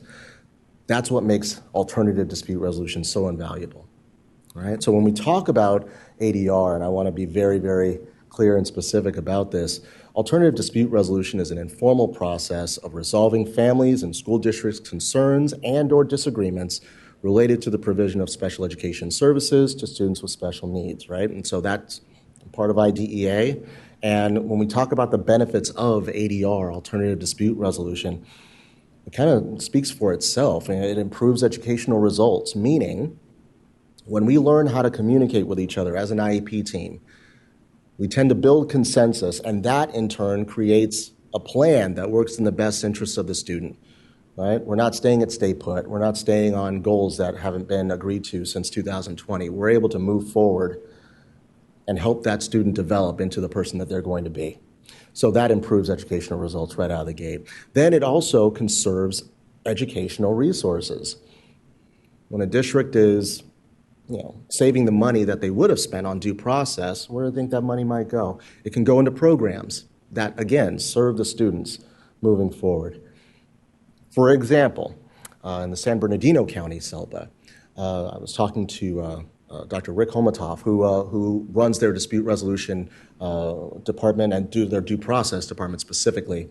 And he said, and I quote, from 2018, we had about 56 due process filings. And in large part because of ADR, to date, we are at 22. So that is a significant drop in due process filings, and that shows the power and the benefits of alternative dispute resolution services in all of its forms. And the final notable benefit of ADR is that it builds and maintains essential relationships. Again, we're in the long-term relationship industry. We are.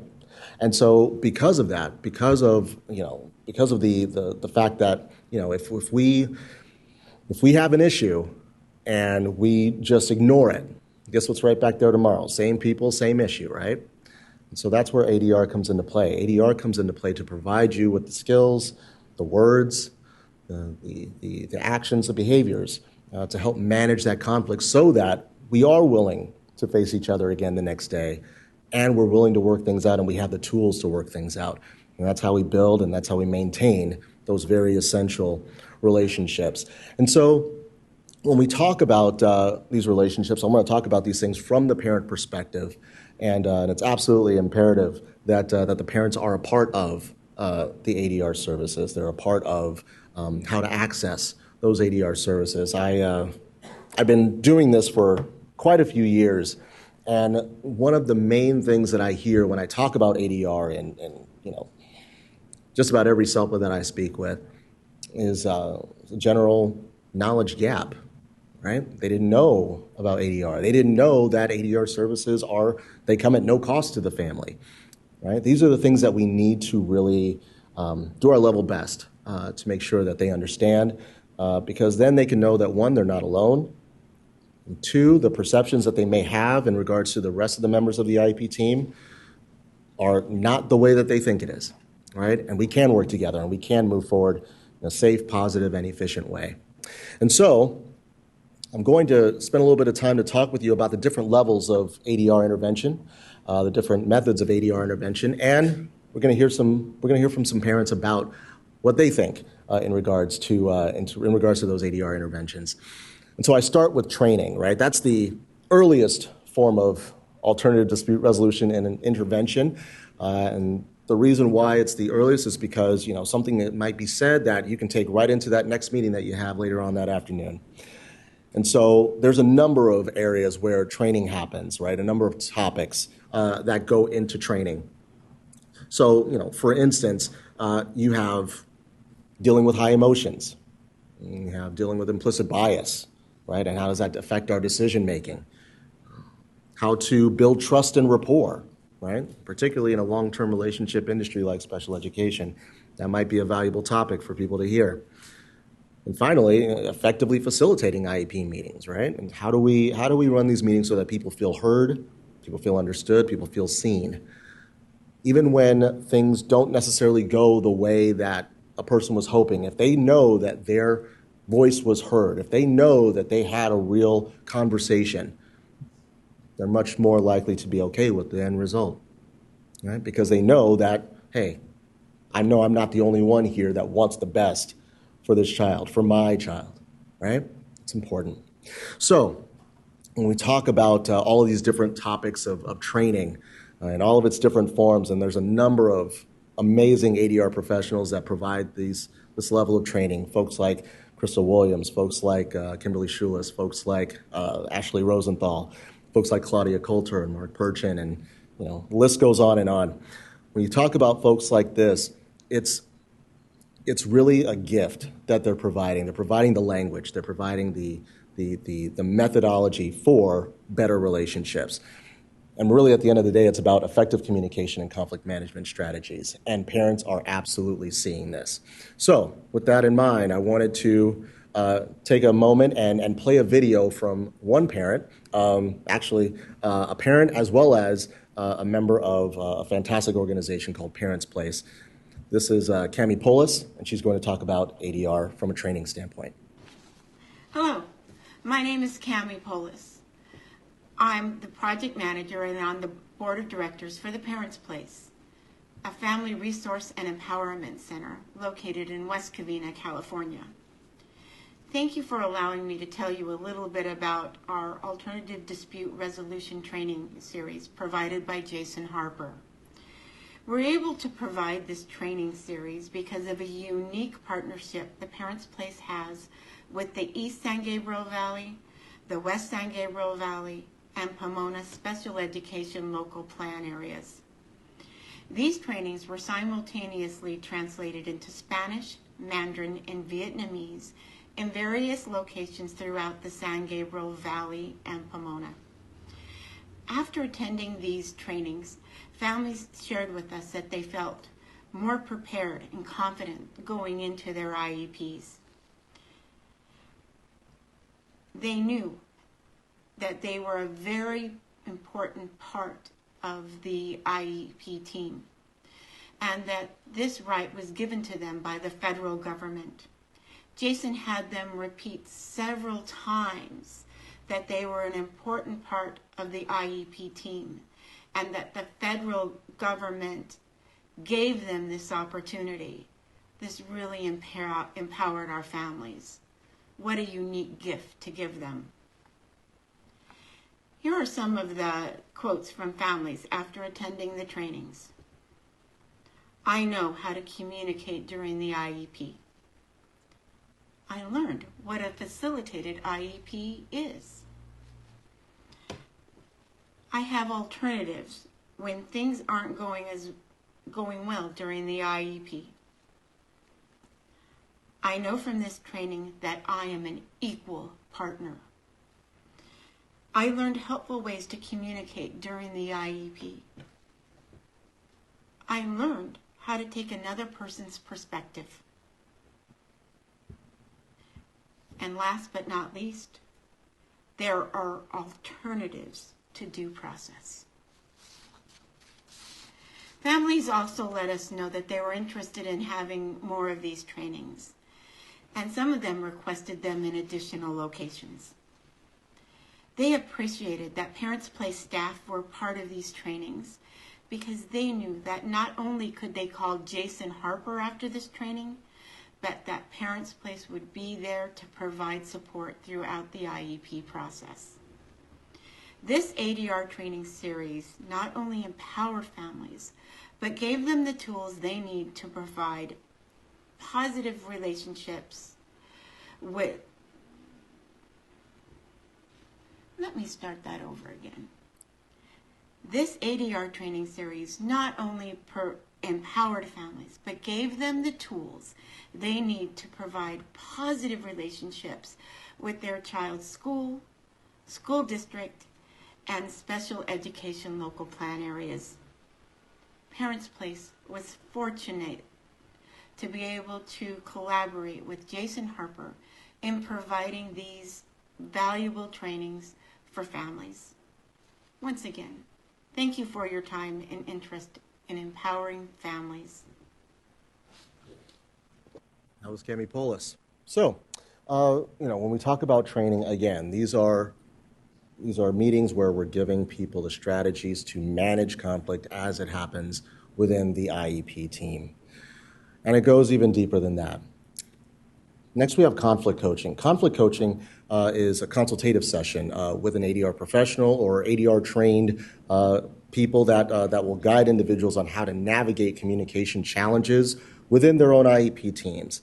Now, it doesn't entail legal advice, and I think that's absolutely important from an ethical standpoint, but it does provide those communication strategies that can allow those families to be able to hear differently and be able to speak a little bit differently in the joint search for consensus and the best solution for the student. Now, it takes a number of different forms. It can take the form of IEP prep discussions, and that happens with district staff, admin, as well as families.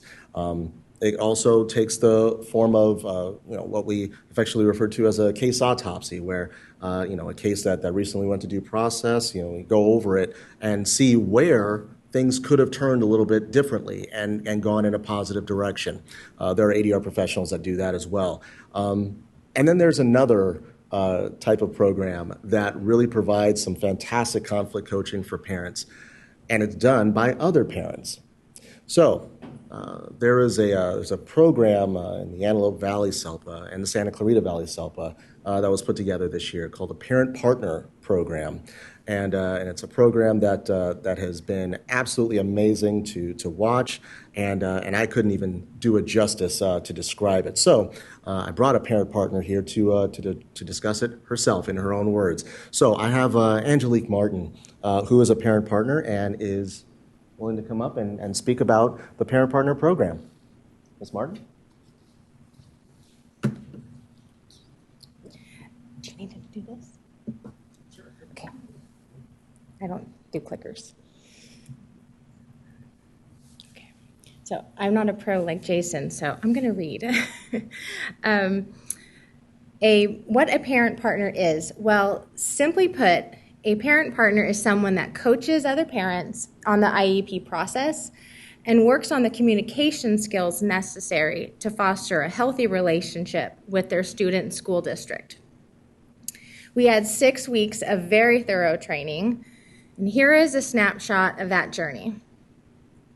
We worked on ethics. We build the foundation by defining boundaries and trust relationships. We make it really clear that we're not advocates. We do not attend IEPs, nor do we give legal advice. We assure confidentiality, because confidentiality actually opens the door to trust. Working with conflict and emotions. We learn strategies to help our parents move forward to a place of common ground, where they themselves realize that they have already contributed to the successes along the way, and that building off of those successes is key to being an active participant in positive outcomes. This is where real teamwork begins. We were taught some common tactics for de-escalation.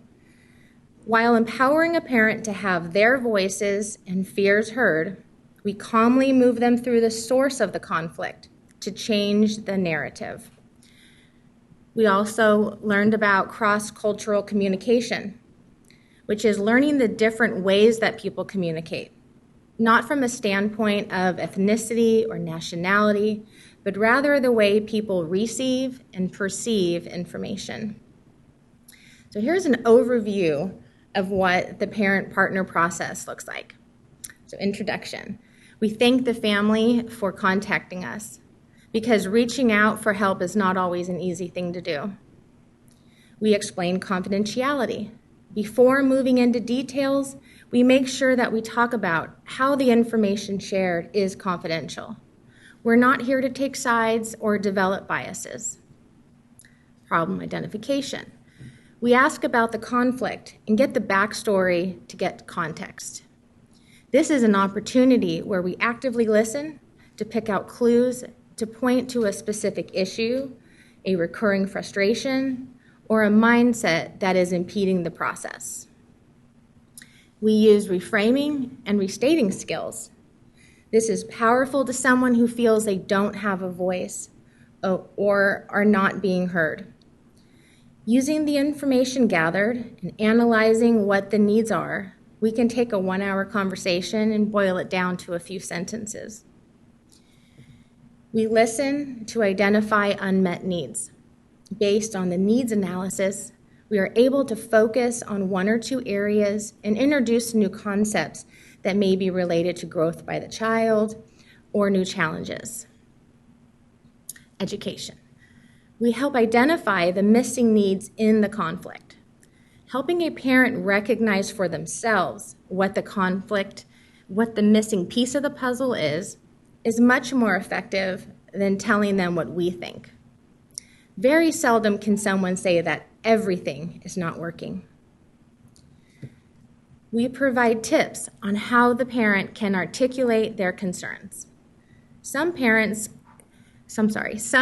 could be as simple as encouraging the parent to come to the IEP meeting prepared with their questions and concerns, or helping them find a more collaborative way of verbalizing how they feel. We explain the importance of consensus and willingness to try certain strategies. It's critical for everyone on the IEP team to be open-minded as they work together to come to an agreement of what is most appropriate for the student.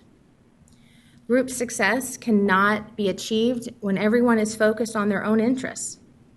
Working towards preserving the relationship between the family and the district is most beneficial to what matters most, and that is the success of the student. So then we close out our conversation and possibly schedule time to speak again. We also follow up with the parent to see how things are progressing and if any additional conversations are needed. So at this time, I'd like to share with you why I wanted to become a parent partner. My journey began in elementary school when I needed speech services myself. Later in life, when one of my sons was identified as having the same needs, which left me feeling helpless, I was not always the best person to deal with in my son's IEP meetings. Looking back, I think if I had been better equipped to understand and participate in the IEP process, things could have been less contentious and more effective. My work as a parent partner has been the best experience for me in terms of moving past the emotions that come with being a SPED parent and into becoming an effective team member, which makes us all better advocates for our own children and the agencies we serve. There are times when I'm speaking with a parent and I think back to the days when I too felt alone, helpless, and angry. I think that being a parent partner sometimes helps me more than the people that reach out for my help. So you know how we all wonder if the work that we're doing is making a difference? Well, I'd like to end my time with you today by reading something from one of the parents that I had the pleasure to work with. And this is what she wrote. Having a parent partner has been very helpful. It gives a parent someone to talk to that knows how things work. It was great in my daughter's case to get great ideas that led to great success. Parent partners are great navigation tools for parents to advocate for their children. Thank you. Thank you, Ms. Martin. So when we talk about, when Ms. Martin talked about identifying needs, just to be clear and to really make sure everyone is on the same page, there's 5 psychological needs that every person on the planet has. One is appreciation. It's feeling heard, understood, and valued. There's affiliation. Right? That's the ability to identify with others and be a part of a larger collective. Autonomy, speaking to the power to make decisions for oneself and their own environment. Status, which refers to how a person is treated in relation to others. And role, and that speaks to the reach of your own impact. So when they talk about listening for and identifying the different needs that parents have in their conflict stories, that's what she's referring to. And it's very powerful to be identified and heard and seen in that specific way.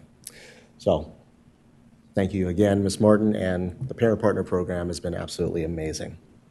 And so I want to go to another level of intervention that is most commonly seen and used, and that is the facilitated IEP. And that's an IEP team meeting run by an independent and neutral facilitator who assists the members of the IEP team in remaining focused on the development of the actual IEP while addressing conflicts and disagreements that may arise. And I would say that it's the most effective form of proactive conflict management, because how often is everyone in the same place at the same time? So when that happens, you've got a pretty good shot at modeling the behavior that you want to see from the team and then being able to adopt it and be able to move forward and build synergy in that specific way.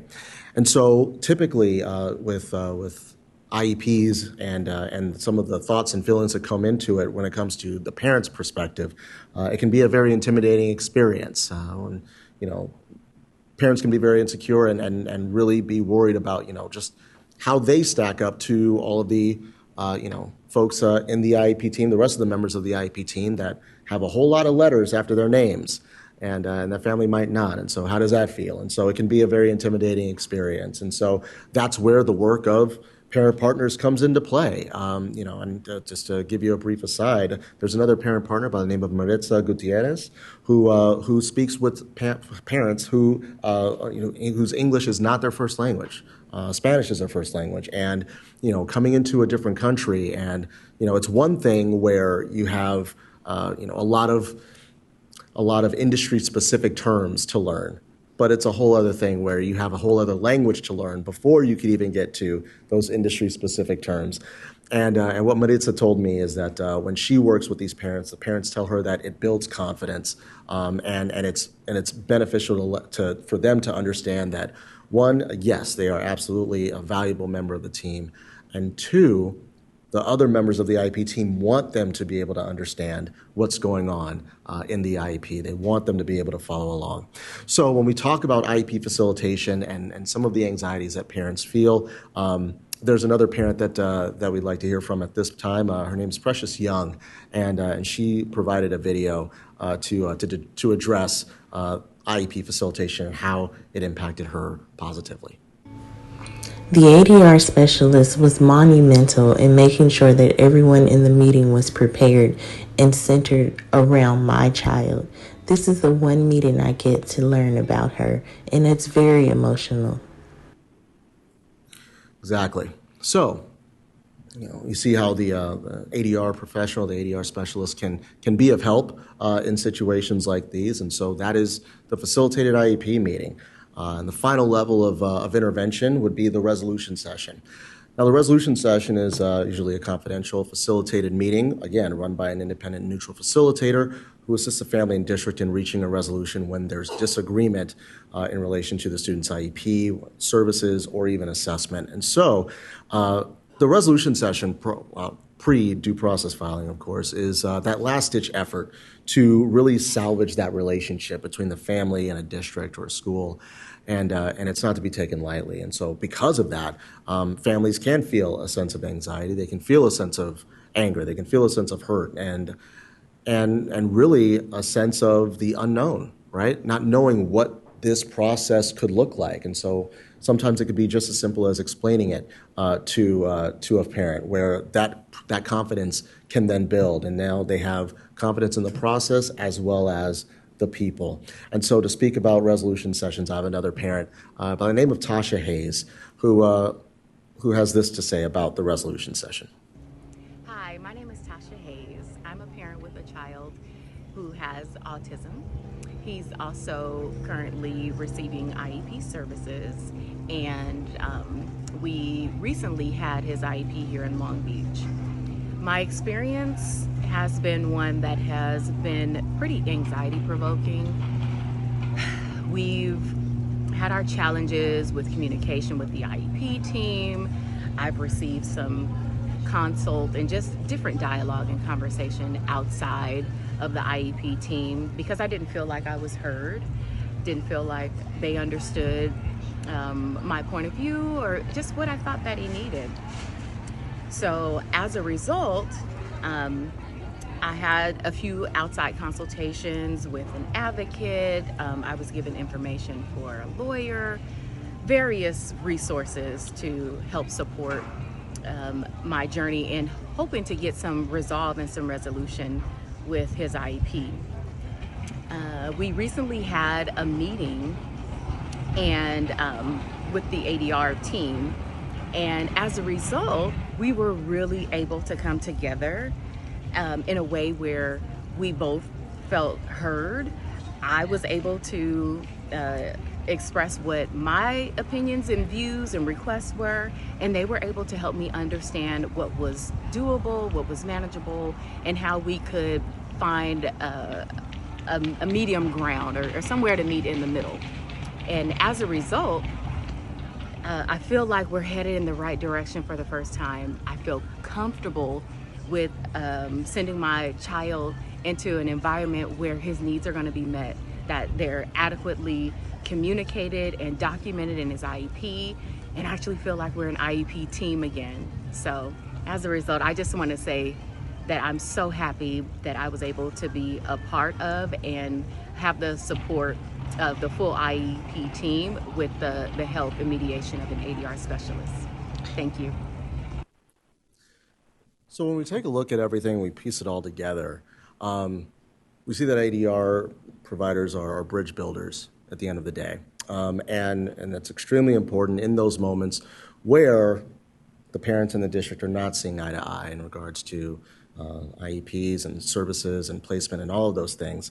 In the long-term relationship industry that is special education, it's the ADR professional that is really helping to bridge that gap and help people not just feel better about the process itself, but in the people as well.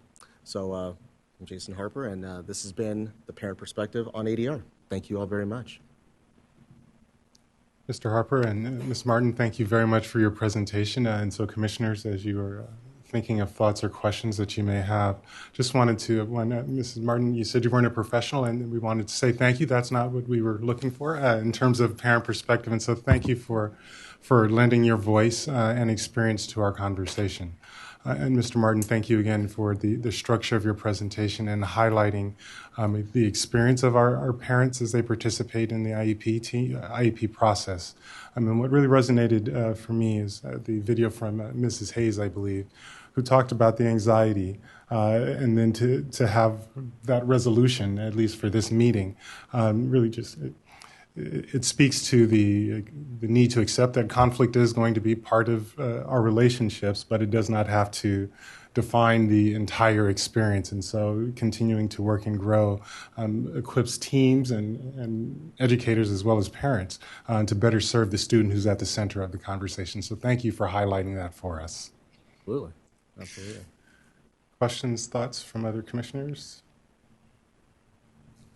Start with Commissioner Ruiz and then Commissioner Wilkins. Jason, I just wanted to thank you.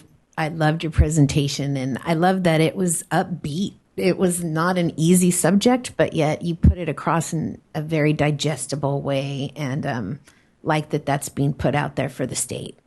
Thank you. I appreciate that.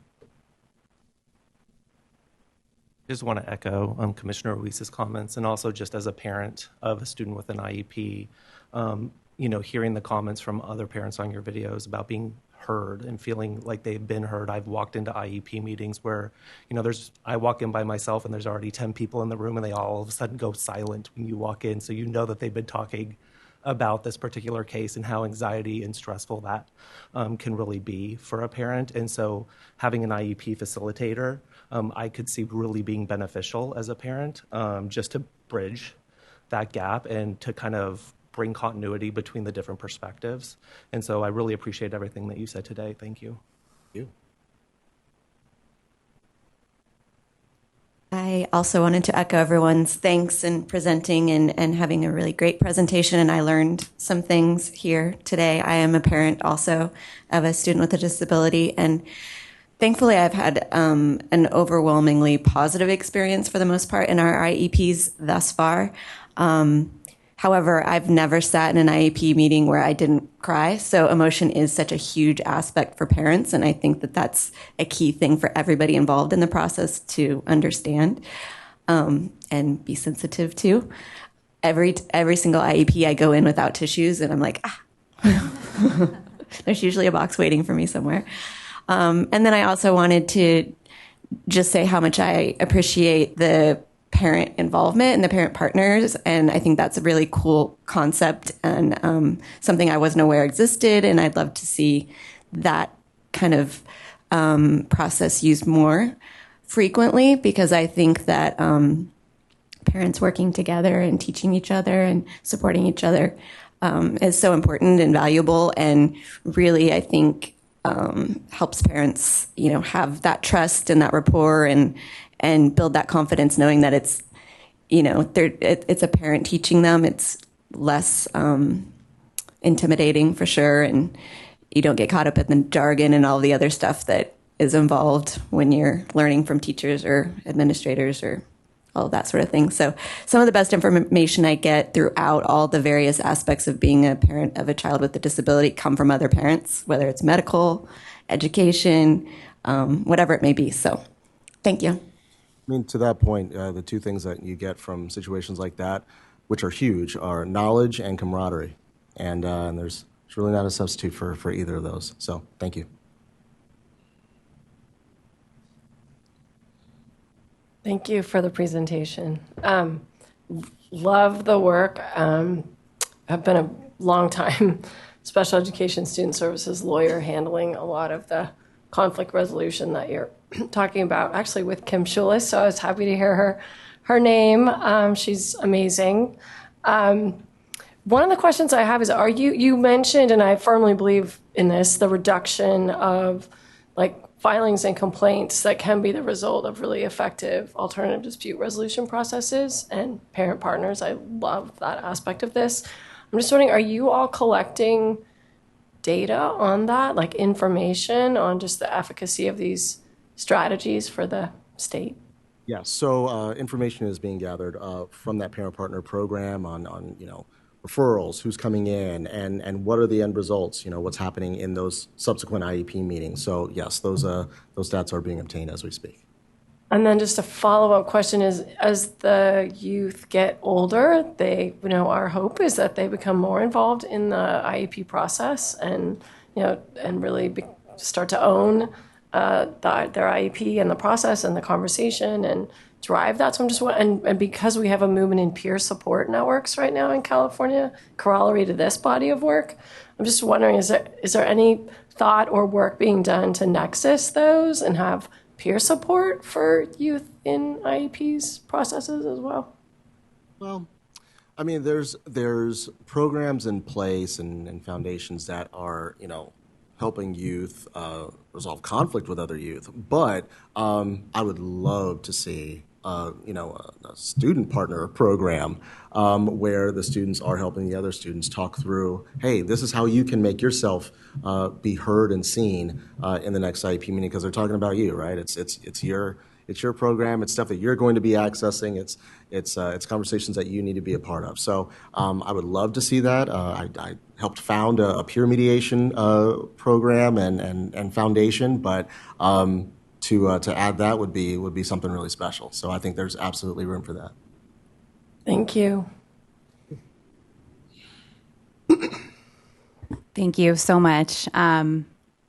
It was I think, was it Commissioner Ruiz that said it was so uplifting, and it's not always an uplifting topic to cover, and it was inspiring and wonderful, and I really appreciate both of you and the work that you're doing.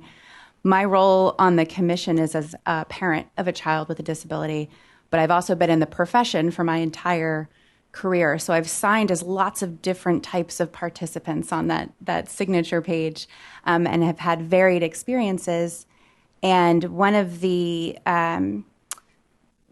things I come back to a lot personally and professionally is that you shouldn't have to know how to work the system in order for the system to work for you. And I feel like this is such a shining example of, especially kind of in that continuum of sort of least to most interventions, right? Of all the different parts and all of the different places where conflict can fester and things can happen. I just really love this part of the system and the work. My question is, I'm curious if you anecdotally or if you're collecting any data on it, if you can offer insight into who usually makes the referral, like who usually initiates parts of this process. Sure. Just to give you that time-honored response of it depends. No, but honestly, it does depend on the district, on the SELPA, and really just geographically and socioeconomically where those referrals are coming from. Let's not kid ourselves. So I will say that there are some districts and SELPAs where it is 75% district-initiated ADR interventions. But then there are other SELPAs and districts where it's 75 on the parent side that are initiating. And really that goes back to the knowledge base. Do they know what ADR is? Do they know that it's available? Do they know that it's an informal process? Do they know that it actually can resolve those disagreements? It can help resolve those disagreements. Do they know that they're not going to get an invoice at the end of the day when they utilize it? Those are the questions that we need to ask, and those are the answers we need to get. Thank you. As a quick follow-up, I'm wondering in those districts or areas where it's more heavily weighted on parent referrals, if you have any thoughts on what makes the difference for raising awareness, for people being aware of the opportunity? Is it, I'm sure there's a lot of components to it, but just curious about what you think would help spread the word and make sure that people are aware. Sure. There's a couple things that come to mind immediately that I know a number of SELPAs do a great job with. So right now I'm leading a committee for the Santa Clara County Office of Education where they're putting together their ADR processes, and we're tackling that issue as we speak. Committee meetings at 5. But what the things that we're covering is, are we putting it in the parent rights procedural safeguards language? Are we putting it in those forms where you give that summation of the student's rights under IDEA? Are we talking to the regional centers? Is it being discussed there? Is it known as an option in those circles? is it being talked about at the director meetings, right? I know it's brought up at the beginning of the year, and we talk about all the different things that are available to the SELPA, to the districts, and whatnot. And then that's the first meeting of the year. And then as the year goes on, there's so many different explosions and things that are happening. And then ADR just gets pushed a little bit further to the wayside, and then people forget, right? If it's not in front of you, it doesn't exist in a lot of cases. So those are some of those things, and having that reinforcement of ADR and the fact that, hey, this thing exists. You're not going to get an invoice. The funds come from the state. This is something that is beneficial. You can either do this or have a due process filing, your choice. Do what you feel. And so, from that standpoint, I think there's a number of ways that we can remedy that, and those are just a few. No problem. So I'll ask our teammate from CDE to please post the slide for public comment, and any public commenters in the room, please begin lining up as we wrap up our comments. And so, Mr. Harper, one more expression of appreciation for your time here today. It really has been very enlightening, and some of the things that will stick with me. You talked about humanizing the process, which has been a theme today, and Commissioner Wilkins talked about an experience, where the room goes silent, and I've been on the unfortunate other side of the table, and it's like a shh. And now we have to be a team. And so the more that we can build, and I believe your word was camaraderie and relationship, the better our experiences are, I'd say, collectively. And so thank you for centering the voice of our parents. Thank you for the work that you do, and we look forward to continuing to track and learn more. Absolutely. Thank you. Have a good day, y'all. And I see we have 2 public comments in the room that we will take while waiting for our online public comments. Hello, Commissioners. I'm Bené Loftus, and I'm the administrator for the Antelope Valley SELPA. And as you can see, the parent partner, Ms. Angie Martin, came and spoke with you about our parent partner program, and it has been phenomenal for us. And I would love to see it continue. We used our dispute prevention, dispute resolution funds to fund the program, and it's ending June 30th, which makes us terribly sad. We would love to have a continuation. We don't receive very much ADR funding across the state. We're going to get about $14,000 next year, $14,000, which isn't enough to fund it. And it's a fabulous program. It's just starting, and it could do so many great things, and we could do great things in terms of supporting our families. So, thank you.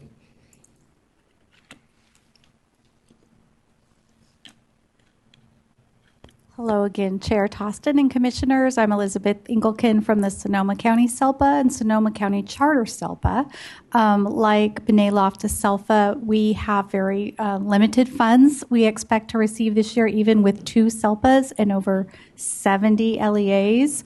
Between the 2 SELPAs, we'll have about $28,000. And when you consider the breadth of our program, I came from a SELPA that had what I consider to be a robust ADR program into a SELPA that has a model program. As our parent partners, we have 2 parent partners that act as independent child advocates. One is bilingual. That's a critical component to providing access and support. It was a high priority for our superintendents, as well as a range of options. And we heard in speaking or listening to Jason Harper about the importance of having those connections in the process in which you have a selection of options that will fit or tailor to that particular parent or family. Our programs provide that. One-time funds are all going away, and so we're looking at ways within our local models to support and highly encourage the consideration of this as a priority to save dollars in dispute and time, more importantly and most importantly, time for students. Jason also talked about the time that hearing process takes and not having students stay put. We see that our parent partners are even more passionate about helping to get that resolution. And so we've got some strategies and ideas, just need to have it funded. Thank you. Good afternoon, Commissioners. Veronica Coates, Tehama County SELPA. Had the opportunity to present to you last month about the statewide resource lead for alternative dispute resolution and prevention. We really need to change the acronym and add that preventative piece, not just the resolution piece. And wanted to just discuss a little bit about some of your questions about the data, which I think is very important. We briefly touched last month about our project really wanting to focus on data integrity. As Commissioner Estes says, are you collecting that data? Because as we know right now, the only data that is collected is that of those that go to hearing or in that system, right? So our project has that goal of really trying to provide templates to all of these programs, including our FECs, our Family Empowerment Centers, to collect the data of the good work, the preventative work that's starting before we get to that system. It's a lofty goal. We realize that, and we have a 5-year build out, but that will be one of our main goals. Also wanted to just align myself with my colleagues. We have a similar grant amount for $14,000 and do a lot of work, hire a lot of people in that in our ADR space, and are funding that out of our already lower funds, right? We don't our inadequate funds, I should say. So as much as you can as commissioners advocate for additional funding for preventative work and ADR, we would really greatly appreciate that. And we look forward to presenting to the commission as a statewide, one of the statewide leads in the statewide system of support. Thank you. Thank you. Seeing no additional public comments in the room, we will check online. There are no online callers at this time. Thank you. So that concludes our conversation related to item 5. Again, thank you to both presenters who spent time with us this afternoon. Moving on to the Operations and Planning Committee report.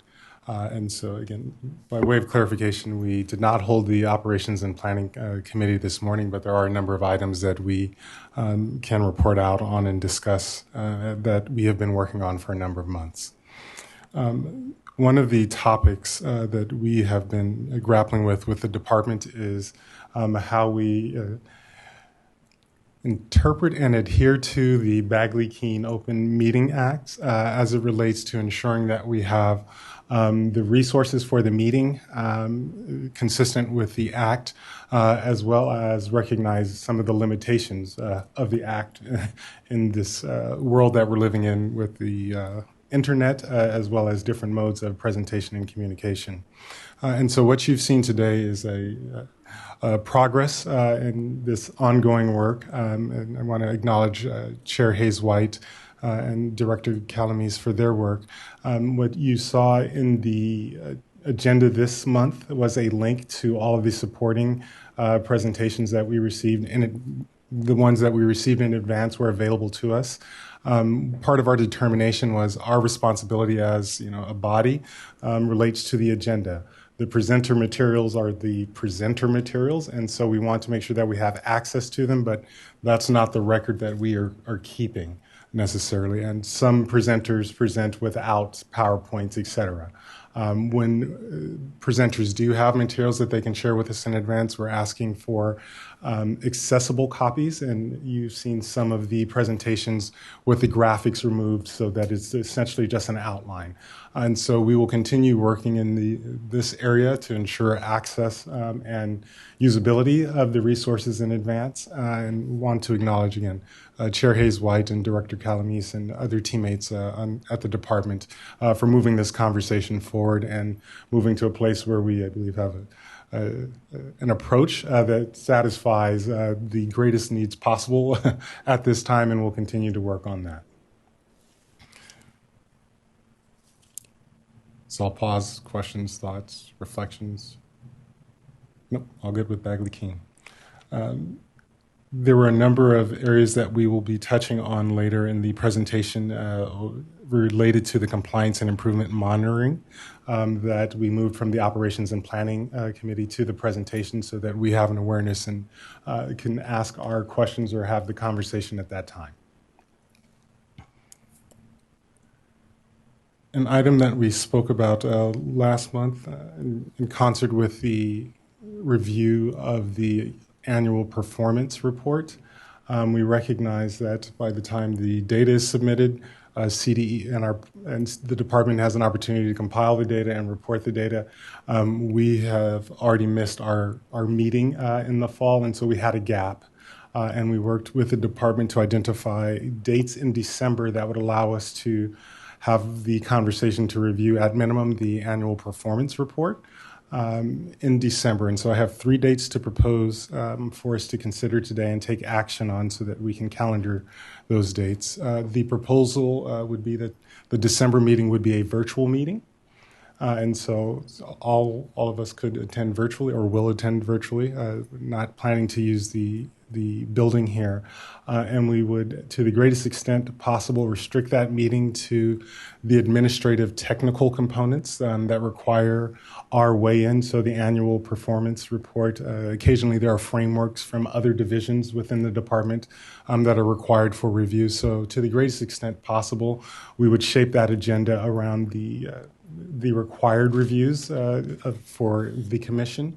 Not saying that we wouldn't be able to extend that agenda, but we would prioritize those technical review pieces and allow for sufficient time for us to review the various reports, which can be quite dense, and have the appropriate conversation and advise as appropriate.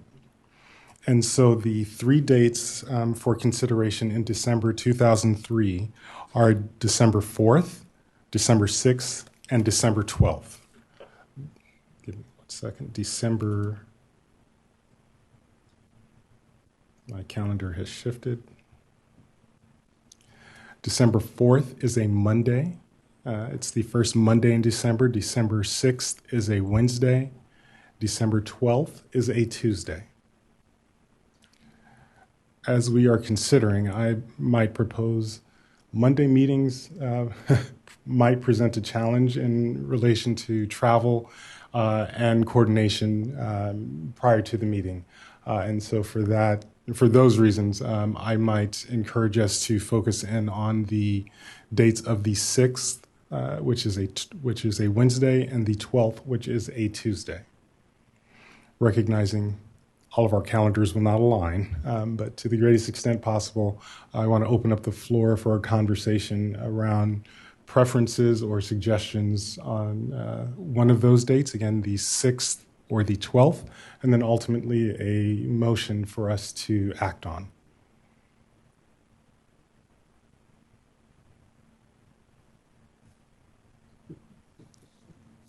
Commissioner Notch.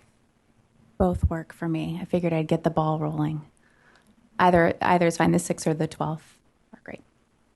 Thank you. The 6th or the 12th work for Commissioner Notch.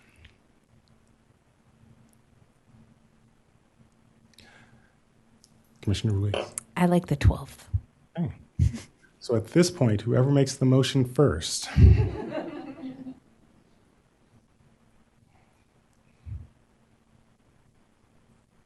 I would not be able to do the 6th.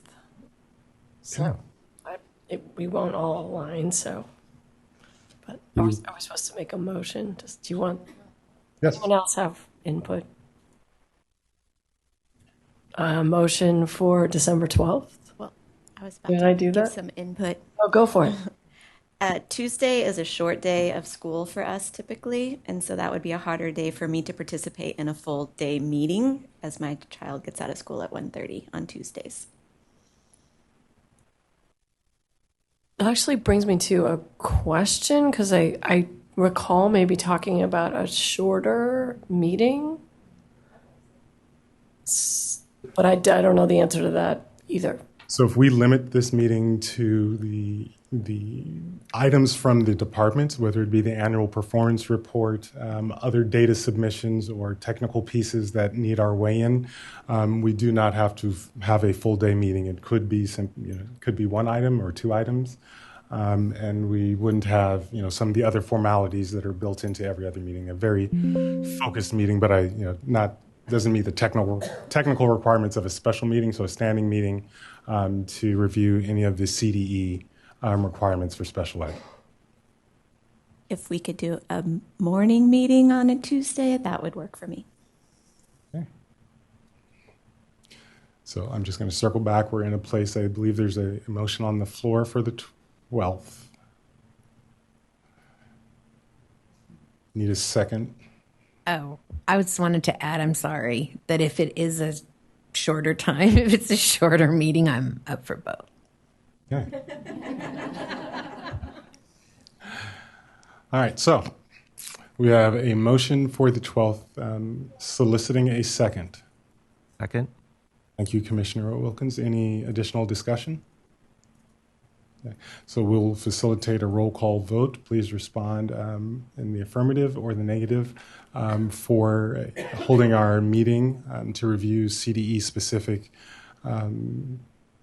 reports on December 12th. Commissioner Estes? Yes. Commissioner Hamilton? Yay. Chair Toston? Yes. Commissioner Liu? Commissioner Michaud? Yes. Commissioner Notch? Yes. Commissioner Ruiz? Yes. Commissioner Snipes? Yes. Commissioner Sorter? Yes. Motion passes. Motion passes. So, Excuse me. Oh, wait, sorry. Commissioner Wilkins? Yes. Hello? I believe Commissioner Oyakawa is online. Hi, sorry. I just want to let you know I'm here and I vote yes. Thank you. Thank you, Commissioner Oyakawa, and welcome. Okay, so the motion passes. So please, commissioners, reserve the date in the calendar while we await the official invite and update on the webpage. Also, members of the public, additional details will be coming related to the start times for those meetings, or for that meeting, in the coming months. Additional topics from the operations and planning meeting. We will continue to have conversations with the department about the reimbursement for travel. Recognize that it is a challenge, and I can assure you, nothing personal to the commission. It is just part of the bureaucracy that takes time for commissioners and CDE staff alike. We are having conversations about how we can be in better alignment and conversation and monitoring of where reimbursement requests are in the process, so that everyone can be informed and be aware of how much longer it may take. Additionally, we will. It might suggest for us, when we are having the conversations about membership training and orientation, how we might review those processes for reimbursement and consider, maybe at the end of the second day, we all sit around and do our reimbursements at the same time and submit them before we leave, to stop some of the lingering effects of we need one more receipt and back and forth that happens via email. So on behalf of our partners and the commission, we acknowledge the difficulty and pain sometimes with the reimbursement process. It's a feature of the system, not a bug, but we'll keep working on it. And lastly, preparing for the annual report. The annual report, per our bylaws, is a reflection of our conversations over the past year, as well as a kind of thinking through or a statement of priorities in the coming year. Some of the topics that we have listed out from the previous meetings include our review of the ACSE mission, vision, and equity platform, our liaisons with the statewide organizations, updates from our operations and planning committee, the mentorship and training committee, our bylaws, reports from the California Department of Education, reports from the mental health and policy and legislative committees. For the legislative committee, including our information sharing day, our legislative information sharing day that took place in April, as well as an update on SB 291 related to our student commissioner. The final items that we have discussed this year are community schools, Universal Design for Learning, as well as the Grazier Outstanding Leadership Award. And so those are the topics, that's the list of topics that we've discussed this year. Not all of those items need to make it into the annual report.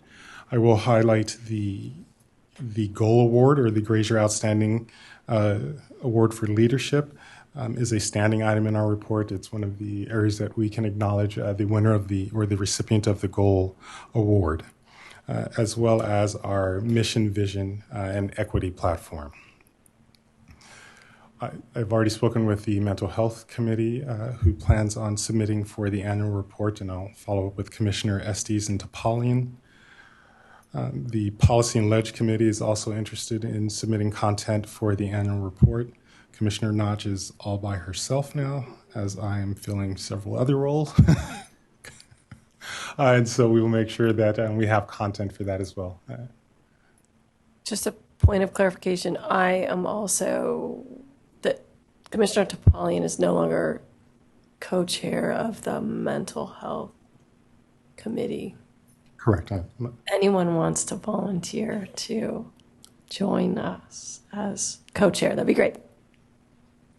So, and anyone who would like to share a perspective related to mental health, I'm sure Commissioner Estes would love the contributions this year.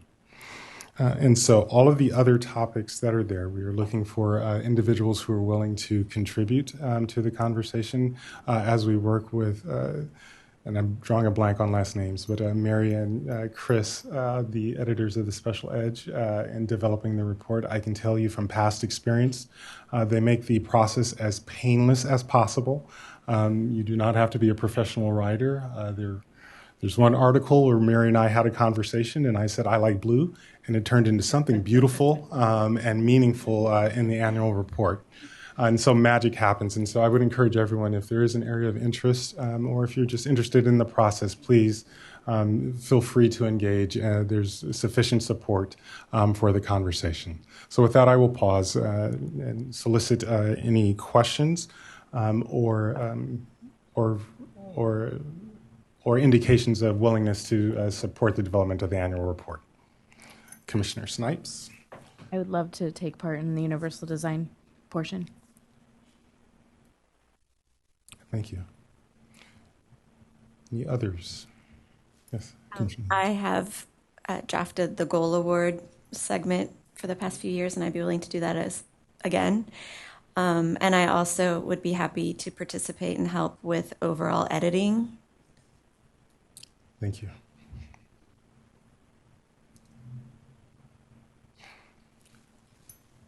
Commissioner.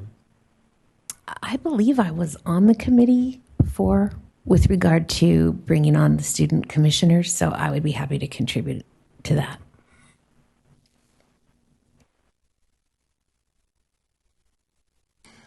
I would like to highlight our conversation about community schools. And just want to acknowledge Hayen Kimler and Kristen Wright wrote an article for EdSource as a result of our conversation here related to community schools, and made very valid points about continuing the conversation and ensuring that as we are transforming public education, these become spaces where all students belong. And so I believe it's an opportune time for us to highlight the work of community schools and the opportunity to address some of the long-standing barriers for students with disabilities and parents in terms of being voice and shaping our schools. And so I would encourage us to consider making this a centerpiece as the legislators, the administration, the governor, state superintendent, and state board have made it a priority. I believe it would be appropriate for us to also prioritize the transformation of our schools and support the work that's happening there. And so I'm willing to contribute there. Is there anyone else who would like to participate? I'd be happy to help since that aligns with the Mental Health Committee's goals as well.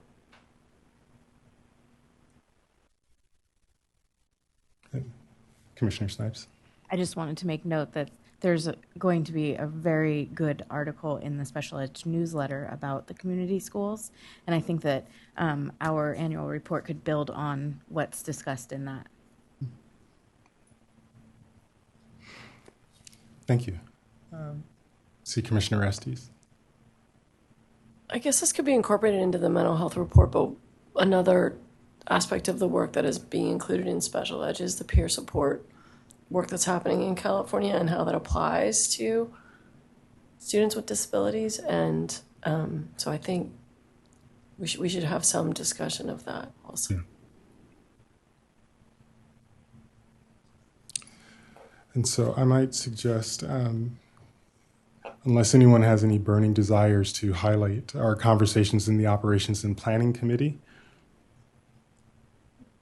Okay, so we will not include that on the list or not prioritize those conversations. I believe we, through UDL, might be able to talk about the lessons we have learned in grappling with expanding the commission and being more inclusive in our practices. And so we will focus there. Any burning desire to highlight the bylaws in the annual report? Speak now or forever. Okay. And we will work with the department on obviously the reports from the department, the division. And might I highlight, we had several conversations today focusing on parent and student voice. I think we'd be remiss if we didn't end and begin our year with a commitment to center those experiences and make it more of a ongoing conversation rather than individual presentations at ACSE. So, is there anyone willing to contribute to the conversation or the content around parent and student voice? I can do that. Thank you, Commissioner Sorter. Okay. So I will be following up with Mary and Chris after the meeting, and then they will subsequently be following up with you to propose a timeline and go through the process of making sure we have all of the content included in the annual report. Another item that I'll wrap up with. We talked earlier about acknowledging commissioners who have transitioned out this year, and also those who will be transitioning on. So having an opportunity to highlight different commissioners in the report as well, and their contributions will be a component as well. All right.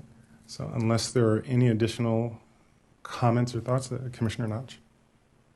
I believe you had wanted us earlier to look into the statute language and talk about bylaws. Yes, please. Okay. So Commissioner Estes and I did our homework. We rolled tape from the last meeting and to look at what we discussed as far as the process too. So there are two components. One is the bylaw language. So the statute says, I won't read the whole thing, but it does call out specifically to pupils with exceptional needs, 16 to 22 years of age. And so I really appreciated what Chair Toston said about GETMO, good enough to move on. And I appreciate the conversation we had about centering student voice and honoring their contributions to weigh in on identity and representation. So our proposal is that for now, we align with the statute language so that we have something in place. And then when our two additional commissioners come on, we can have that as part of our conversation and make amendments if we need to. So that was the first part. I don't know if you want to pause there. Yeah, so let's pause and just make sure we're on the same page. And so moving forward, we had the first read today. I don't hear that we're proposing any revisions to the current language because it aligns with statute. And so at our next meeting, we would be poised to take action on the bylaws as they're currently written for the membership section to add the student commissioner. Perfect. Okay, the second part was process.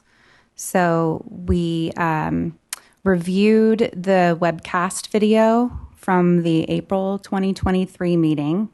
And in April 2023, we did approve the following language. Again, I won't read it in its entirety, but it says that student members will be through selection by the commission. A total of 4 student finalists will be submitted by the California Youth Leadership Forum and or the California Transition Alliance Youth Leadership Cadre to the commission for final selection and appointment. So pausing there, we would need to have 4 finalists submitted. And then the second part's just about timeline and traditionally wanting to appoint at the last meeting of the fiscal year or when there's a vacancy. So there's a vacancy, we're okay on that. So what we know is that we'll have the 4 finalists submitted and that we are, I believe, currently scheduled to make a selection in our August meeting. Is that accurate? There's a lot that we don't know. And just given the timing, wanted to bring up a couple of points for consideration and discussion. I don't believe they all need to be action, but something so that we can kind of wrap our heads around the process piece. One is figuring out when and how we get those 4 finalists and what information we receive. So we were really wondering, I don't think we've discussed what will be in those packets and how, if the California Transition Alliance is making their selection for finalists by interview and then using a scoring rubric, would we just receive the scoring rubric? What would we get? And wanting to make sure that we have enough substance with their recommendations for finalists to make a selection. So there was a question about that. There was a question about, similar to how we do the goal awards, are we able to receive the materials in advance so that we can review those packets in advance, and then moving into selection, because I don't believe, and please correct me if I'm wrong, that we've talked about exactly what that selection process would look like. So would we do it similar to the way we make recommendations for the goal awards, where we all score separately and then it's announced? Or would we do it by vote or ballot? So needing to figure out that process.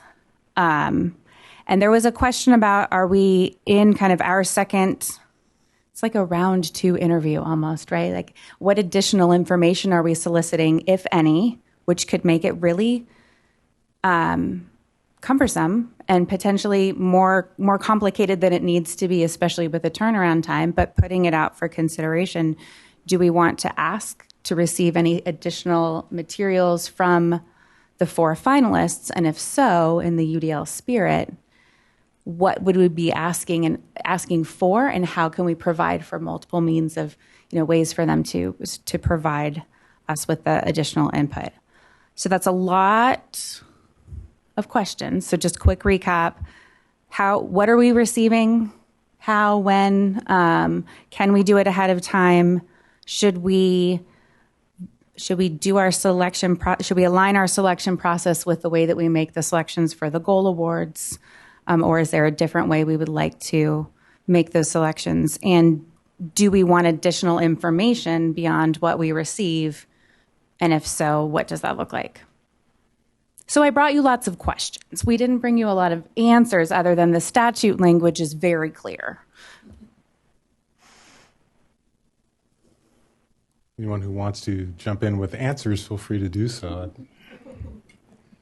So, one of the suggestions or questions that you made is aligning with the process that we use for the goal award. And Commissioner Hamilton and I were acknowledging, while not perfect, it is a process that is in place.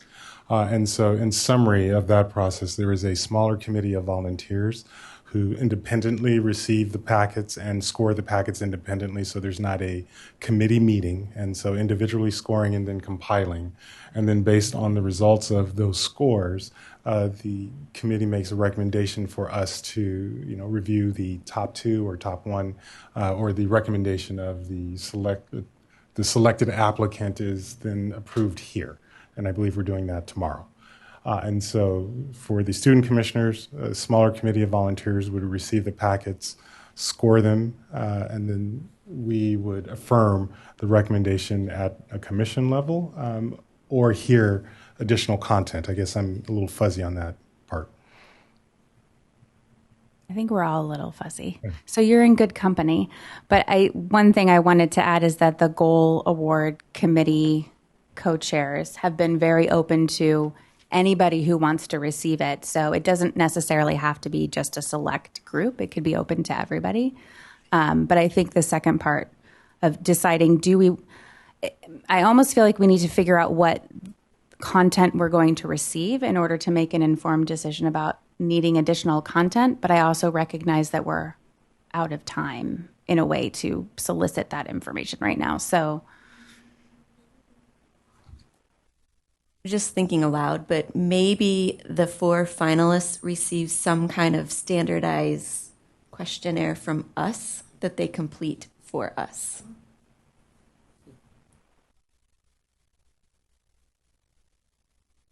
Just thinking on the time aspect of, we have today and tomorrow, and then August. Excuse me, Vice Chair Tostin. Yes, Commissioner Oyakawa. I just wanted to add in, I'm wondering about adding another, I view it as a hurdle, I think, from the student's perspective of applying.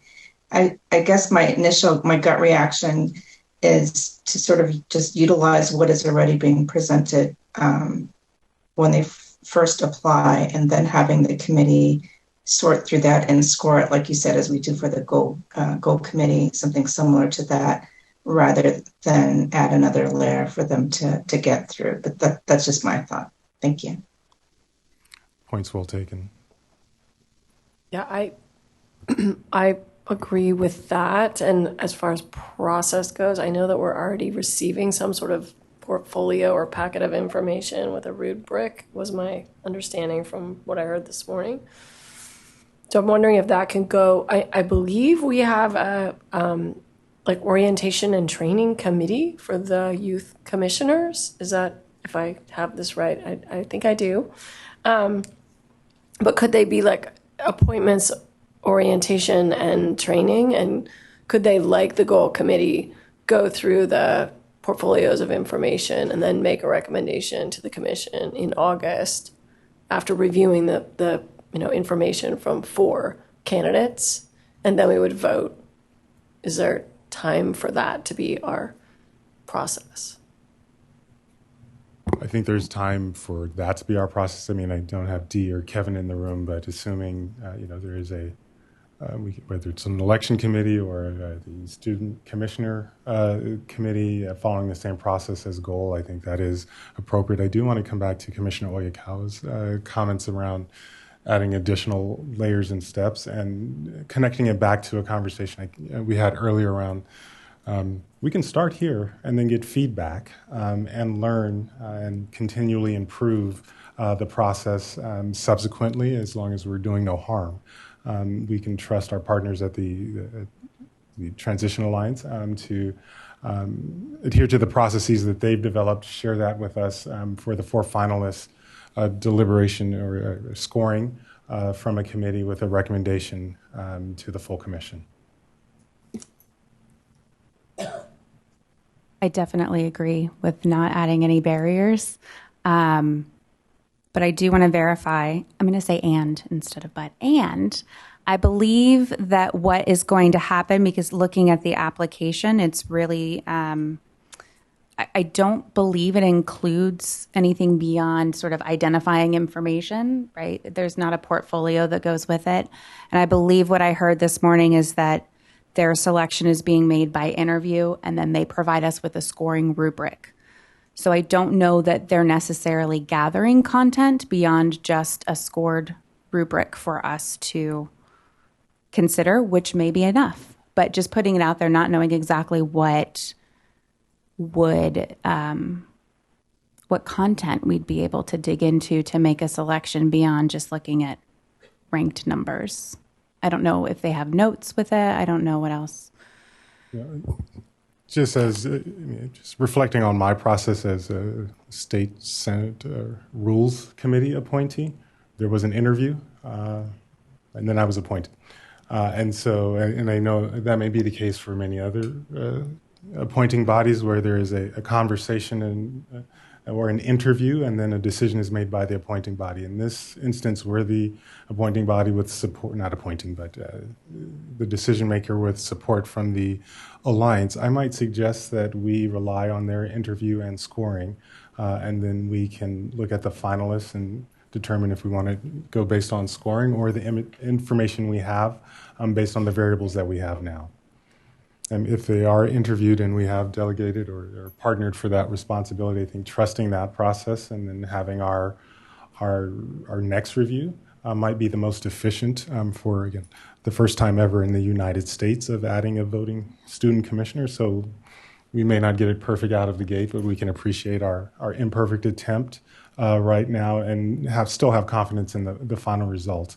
I do worry about creating additional test evaluation rubrics around contents that any of us may or may not have exposure to based on where we're coming from in the system or how we orient to special education. So having a universal set of questions, I'm not sure we can achieve that based on what we know right now. Seeing lots of heads shake. No, please. Off topic, okay. Commissioner Snipes. So I believe that I had volunteered to be like a point of contact with the Transition Alliance and with Kevin. And I believe that the first step is getting a timeline for how this is going to happen. And within that information, I think it would be appropriate for me to ask, how is the information going to be gathered in from those interviews? What can be shared? What artifacts might be able to be shared with us? And then as we're having this conversation, it feels really important to me, and this might just be a me thing, but I want to share it, that everyone receives information about our candidates and that it's not necessarily limited to a subcommittee, because it's going to be everyone who's going to be interacting with this person for the foreseeable future. So I would recommend that everyone receives information about the final four candidates, just so that everyone is informed, and whether or not everyone feels like engaging deeply with that isn't necessary, but just as long as everyone at least knows names and some basic information before moving forward in the process might be a good. Appreciate the recommendation. So just for my clarity, I know Commissioner Snipes has volunteered to be a point of contact. Is there anyone else who's a point of contact for this process? Because Commissioner Notch and Commissioner Estes were working on language for the bylaws, which is connected, but the actual leadership in the process. And so Commissioner Snipes and Commissioner Ruiz, we will rely on you to work with Kevin and Dee for the behind-the-scenes details, and we will be prepared before the August meeting to have access to the information to inform our decision when we're here. All right, process clear as mud for everybody? Just a process question. Do we need to, because I believe this is agendized as action as well, right? Am I correct in that? Looking, yes. Do we need to take action on the method that we're using to select a commissioner so that we're able to do that in August? Or if we're going to develop something between now and then, or is it okay? I just don't want to miss a step and then delay the process. I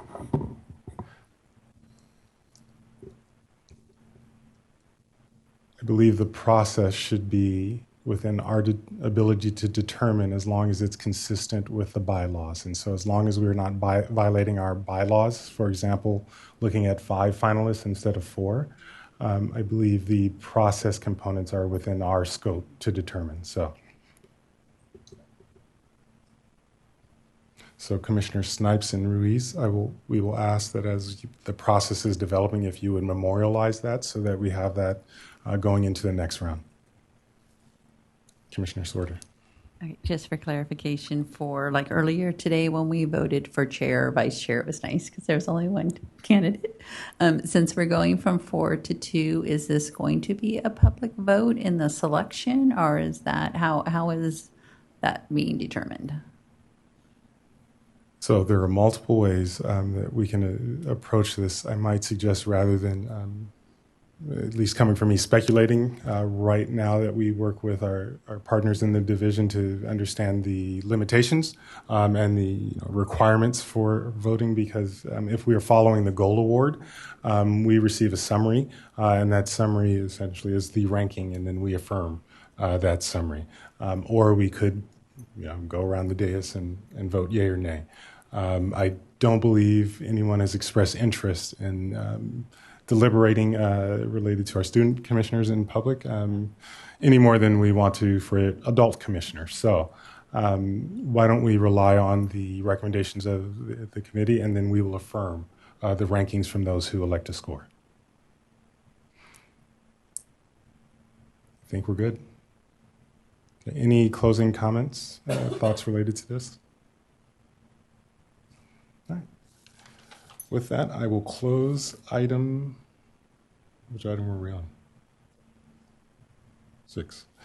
Close item 6 and move into item 7, Mentorship and Training Committee report.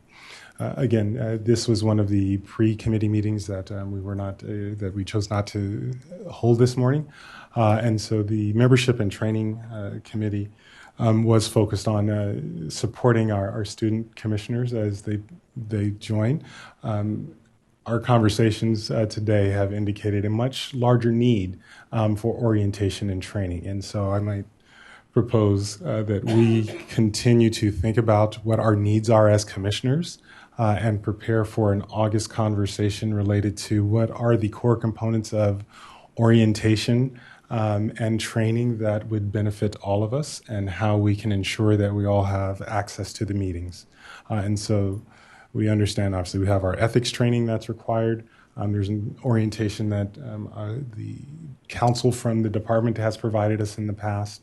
And then there's orientations around Bagley-Keene, Robert's Rule of Order, general decorum that we could consolidate into one training artifact, whether it's the binders that we use or the trainings that we schedule in our meetings next year.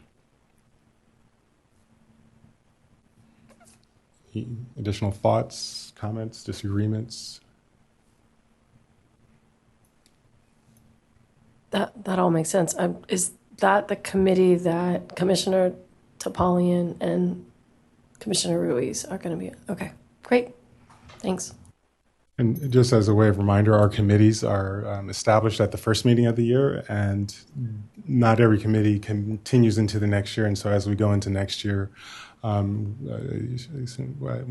Commissioner or Vice Chair Groff and I have an opportunity to put our heads together and review kind of where things are, we may make different recommendations in terms of titles or committees that need to be in place next year. And so we will continue, or the work of the Membership and Training Committee will culminate at our August meeting in the conversation around what orientation artifacts and resources we need as a full commission, so shifting our focus away from the specific needs of our student commissioners who we've not met yet. Okay. All right. Any additional comments? And I recognize that I did not provide an opportunity for public comment for item 6. And so before we move on for item 7, I'll ask for the slide for public comment to be displayed and solicit any public commenters in the room.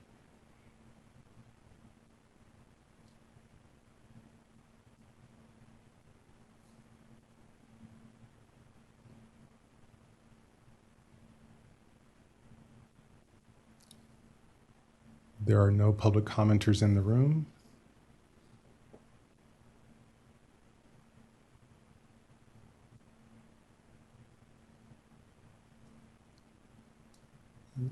There do not appear to be any public commenters online either. All right, so with that, we are right on schedule. We will move to item 8, the Special Education Director's Report.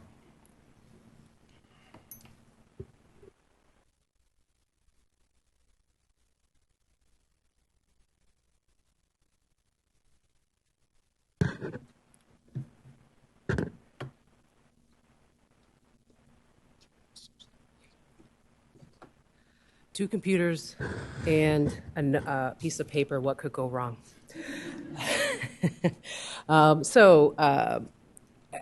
Wanted to give you guys an update of some things that are happening across the division, as well as sort of give a span of an update from the past sort of 3 budget cycles as well. So we will go ahead and jump right in.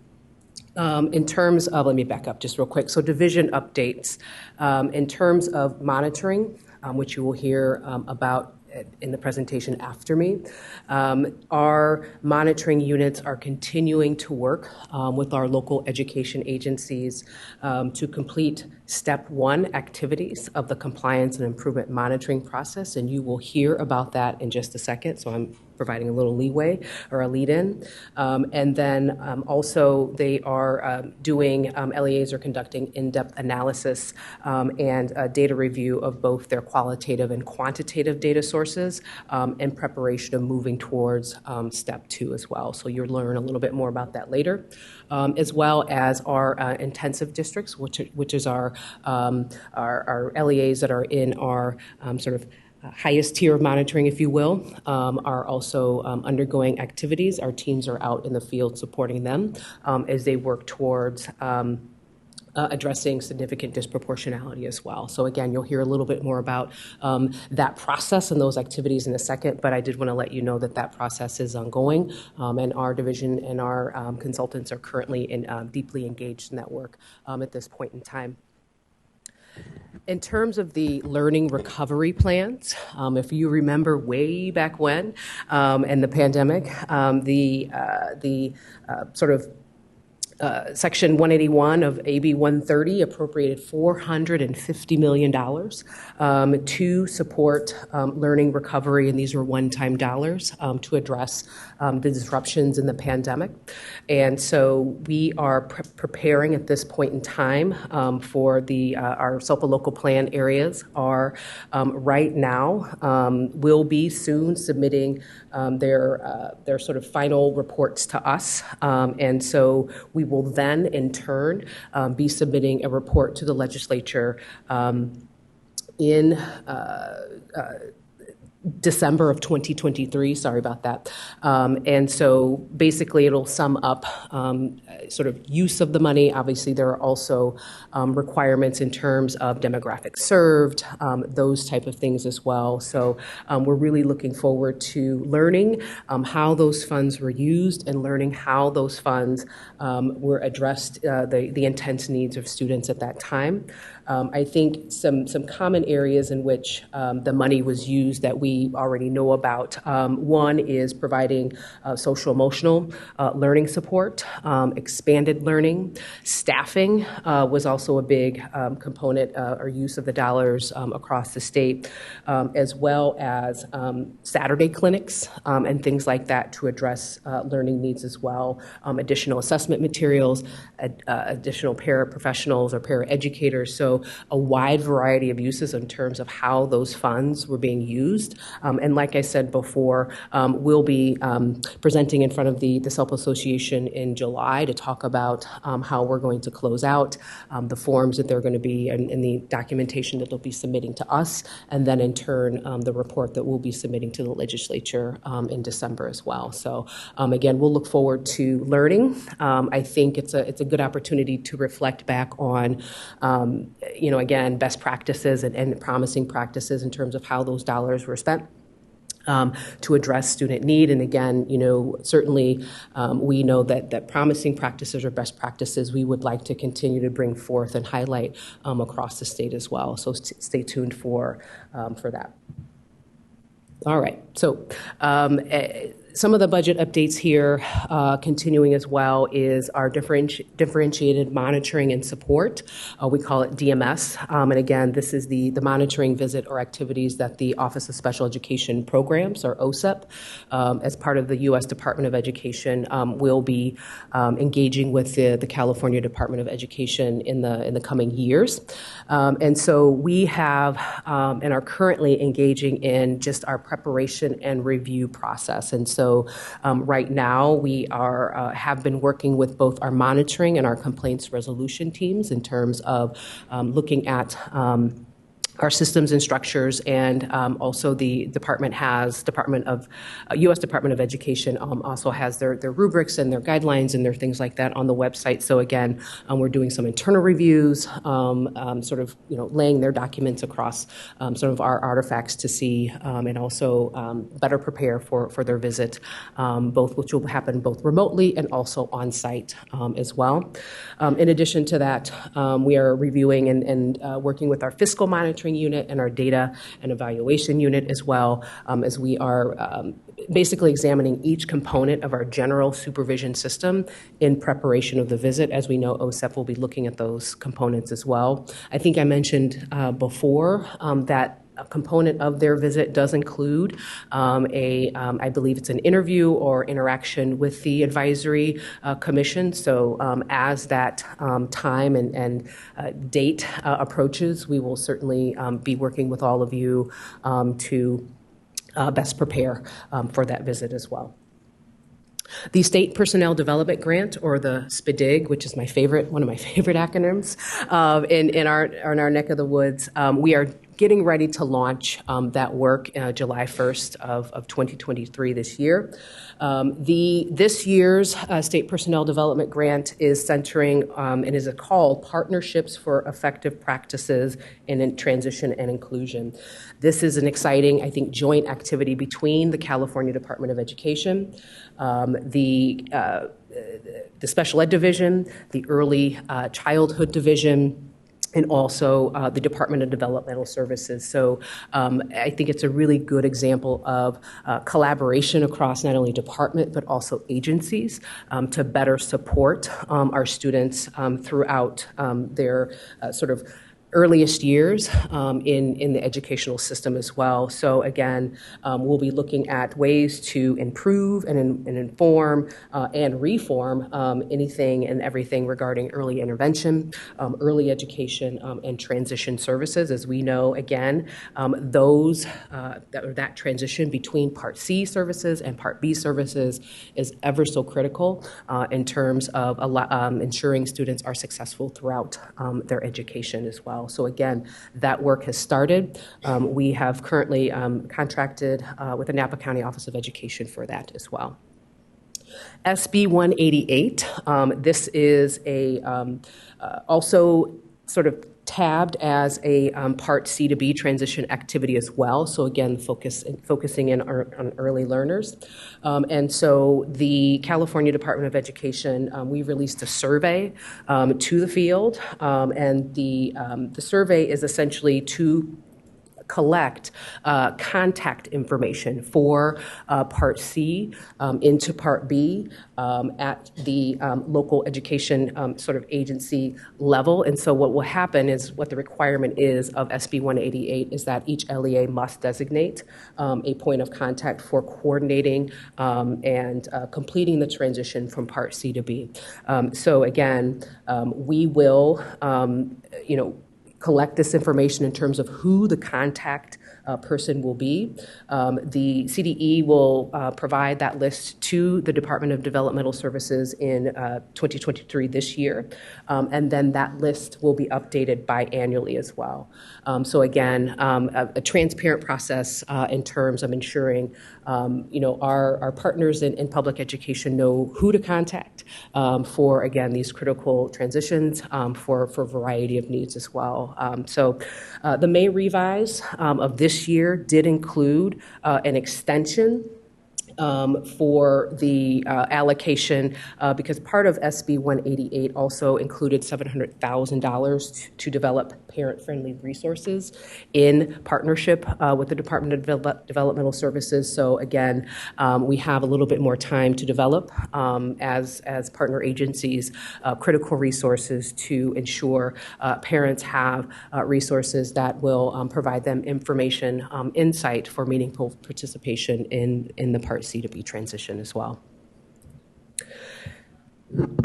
In terms of the non-public school study, I will say that that study is underway. We are entering phase 2 of that study, which will begin in July.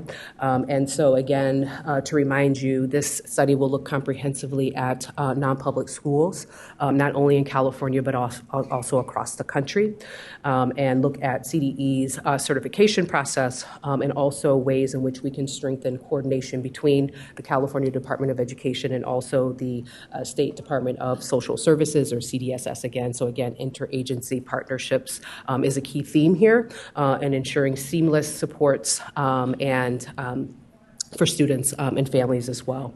So the part or phase 2, really this phase is sort of the meat, right? So a survey will be going out to our SOPA administrators, our LEAs, families, and students as well. I think it's really critical. This study will also be doing some focused reviews and focused interviews, both with parents, families, and also with students that are being placed in our non-public schools. And then we will be reviewing relevant documents, but also developing a case study. So we're right sort of in the middle of sort of this phase 2, which will take us through December of 2023. And then phase 3 will begin to tie it all up because in the fall of 2024, that report will be due to the legislature. As well, which will, I'm assuming, also have some recommendations as well to improve our systems and our levels of support for students that are placed in non-public schools. I will say, and this is a plug, that the ACSE, I think it would be very exciting to sort of hear at this stage or in the coming stage in the fall, just an update and have WestEd come to provide that update in terms of sort of what are they sort of finding, what are some of the initial impressions as well, so that we can better understand what's happening out in the landscape as well. IEP facilitation RFP. I've spoken about this so many times, and we're still coming up empty here. So we are hoping that this project will continue to stay afloat, and we are looking at ways to attract a bidder for this work. So stay tuned for additional information on the sort of the current status and the way that we will progress forward. But again, we're certainly committed to facilitated IEPs or IEP facilitation, whichever way you want to say it. I think it goes without saying. The individuals that have spoken before me here today, we cannot underscore the need for developing a continuum of sort of our dispute resolution system within California, right? We can't go from 0 to 60, right? And so as we continue to build out ways in which parents and families can resolve disputes at the table and preserve those long-term relationships, as Jason mentioned earlier, the better. And so this would provide the facilitated IEPs statewide, right? We know this is happening at the local level currently in various pockets of the state, but sort of a statewide approach and a statewide system and framework, quite frankly, is something that this sort of study will look like or look at, and also make recommendations for a more coordinated approach across the state. I would be remiss without saying, and again, underscoring the need for building out this continuum, if you will, just for some fun fact information in terms of looking at sort of the past 3 years of our sort of complaint resolution or dispute resolution data. Every year we're increasing, right? So last year, from basically in 2022, we had sort of 540 cases and 1,156 allegations. This year, we have 676 with 1,435 allegations. So the numbers continue to climb. Our numbers continue to climb. And so it is extremely concerning that our sort of community feels that, filing formal state complaints or seeking due process is the only option. We know that there are several other obviously successful models and options out there, and so we want to make sure that we are doing everything we can to address the escalated sort of complaints in this area as well. My two favorite topics. So the alternate pathway, or AB 154 as we call it, is a sort of a project that will look at developing an alternative means for students who are not eligible to take the alternative assessment and achieving a high school diploma. So this work group, again, is in phase, not work group, this work is in phase 2. And so they're looking at ways to, one, explore innovative assessment practices, as well as mastery-based learning, portfolios, performance tasks, and capstone projects as a way for students with disabilities to demonstrate learning, growth, and mastery in a way that's appropriate for them, so that they can continue to progress and earn that high school diploma as well. The focus will be math, or is math at this point in time, as we know that math, particularly algebra, is a sticking point for a lot of the students that we serve. And so we'll be focusing in right now on that strand. It is a multidisciplinary team. Not only is the California Department of Education at the table, but we also have our partners in the State Board of Education, our Curriculum Frameworks division, our college and career division as well. So again, a multitude of people as well as math experts across the state really taking a look at this issue. So we're really excited as well. Phase 2, which begins in July and runs through November, will basically at this point in time map some standards.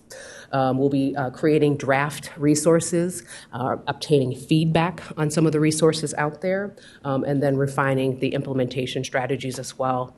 I think it's important to note that, when it's all said and done, and we have sort of some standards and some resources out there, these will be available for educators to use.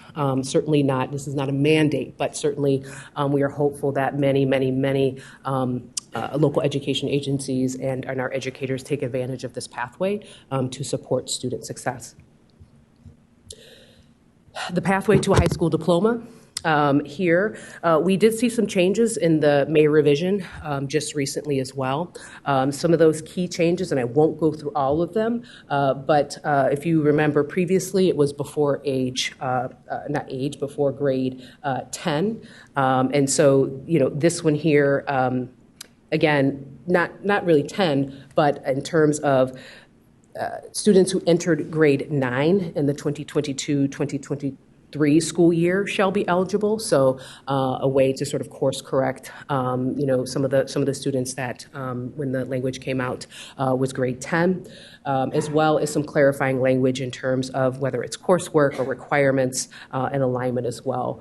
I think we did CDE put out some FAQs to that effect in partnership with the California Transition Alliance and our partners at the SELPA Association as well. They're great partners in this work as we are trying to navigate a pathway forward that is clear to all. So we will at this point be pausing on any additional guidance and resources until we see sort of where the language sort of stands when the dust settles here very soon. We will then, over the summer, begin working to provide additional FAQs. There has been talk of webinars. There's been talk of resources and web pages as well. As we know, there's a demand, right? There's a critical need out there. So please stay tuned, but know the summer will be a very busy one once we kind of figure out where the language falls as well. The final sort of budget item of this year, again, there's sort of three components. I'm going to focus just on sort of the biggest one, if you will, here is the sort of, it's being termed as sort of the SELPA sort of fee cap, if you will. But again, it is essentially sort of a limit in terms of how much money is allocated, or limit in terms of how much of the non-direct student funding is sort of being retained at the SELPA level as well. So again, we will look to see where that sort of takes us as well. But we are, again, at the department, sort of making preparations in terms of determining what our role will be in this process, and ready to support not only our SELPA association, but our LEAs as well. That takes care of a few budget updates as well. I did want to provide and take this moment to just provide a brief update in terms of the special education division. Many of you may know, many of you may not know, but I will be transitioning out of the California Department of Education in my role at the end of this month. It has been an honor and a privilege to be a part of this relentless pursuit forwards towards improving outcomes for students with disabilities, and being a part of this commission. I think we have a lot to celebrate, and not only as a group but as a community. We've had a pandemic, we've had wildfires, we've had flooding. That's just sort of the natural disaster part. But jokes aside, I think we've all have recognized and throughout our day-to-day are continually seeking I think clarity in terms of the best ways to support our students across the state. And I think despite some of those systemic and structural barriers that are ever present in the lives of our students as well. And so, I think that we, throughout the system, and if you look at our system, which I will note again, still sits separate from the larger educational system as well, I think that we have so much opportunity ahead. The commission has so much opportunity ahead to ensure that these conversations are amplified, these voices are amplified, and that recommendations are made to continue to improve. The energy and expertise and passion of this group is powerful. I want you to know that. And so I'm really looking forward to following and staying involved and cheering and being the champion of all things special education across the state, and really want to ensure that the ACSE is continuing to move forward in a way that, again, makes bold strides towards improving the lives of students as well. And so I think one last thing is, for me, is just keep your foot on the gas. Keep your foot on the gas, keep it moving. Move forward, and keep the main thing, which are students and families and communities that we serve. So again, it's been my pleasure, my privilege, and I thank you very much for your time. Thank you. Director Calamise, I just want to thank you for your report. And as you were talking, I'd forgotten about the wildfires and the mudslides, the very challenging set of circumstances that you walked into, and also on the technical side, we were in the middle of two very significant studies related to our system. And so I appreciate your resilience and commitment to continue to be a part of the conversations throughout your tenure. And I also remember travel was not allowed. And so the early part of your tenure was, while you were trying to relocate to California. And so we appreciate your leadership throughout difficult times, your friendship in the difficult meetings, and finding solutions as we can to move the system forward. And we look forward to your continued involvement and support of our students in the largest state in the nation, and certainly one of the, if not the most complex. So thank you. And I'm sure there'll be other comments. I did have one question related to the budget development. For those of us who have not been tracking the limit on the SELPA, the administrative fees or non-direct student services, can you give us a little bit more detail? Is that connected back to the old PSRS amount, or? I'm sorry. And you know what? That I can hold that question and I can get up to speed later somewhere else. So that was more curiosity. So I will pause for any additional questions or comments from commissioners. Director Calamise, I just wanted to thank you for the extraordinary generosity that you've given our state and our students and their families. Thank you so much, and this commission. You're welcome. Yeah, I just wanted to say thank you openly for all of your work. It's been such a pleasure, and I'm talking to you both on the commission and outside of the commission about the very pressing issues for the children of California, and I just really appreciate you pushing on those issues. And I know the work is by no means ever going to be complete, but you've had a significant impact, and I really appreciate it, and I look forward to more to come.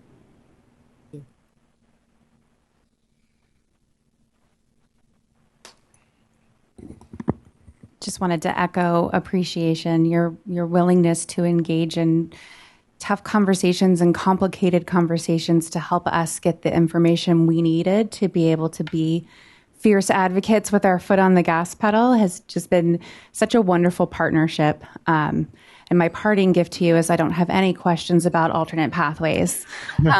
So thank you so much for anything. No questions. Just thank you so much. It's really, truly been an honor working with you. And I appreciate everything that you've done, visible and behind the scenes. Thank you. And so I want to pause for any commissioner comments online and ask that we put up the slide for public comment and ask any public commenters in the room to begin standing in the queue. All right. Hi, this is Christine Oyakawa, Director Calamise. I just want to thank you.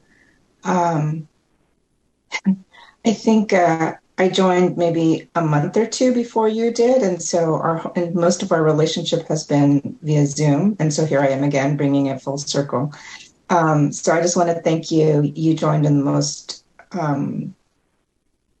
tumultuous times for everyone, and to jump into this position with the huge job that you had to take on was no small feat. And so I would like to thank you as someone who's been watching and learning from you from the side. I really appreciate all your efforts and your willingness to help ACSE learn as you were learning yourself. We are inspired to keep pushing on. So thank you very much. Thank you, Commissioner. Commissioner Wilkin. I also just wanted to thank you, both as a former employee as well as a member of the commission, for your leadership, and it's really been inspirational. And then the only question I had was on the non-direct student services with the funding changes, because we heard some public comment last time about how that could possibly impact SELPA regional programs. And so I was just wondering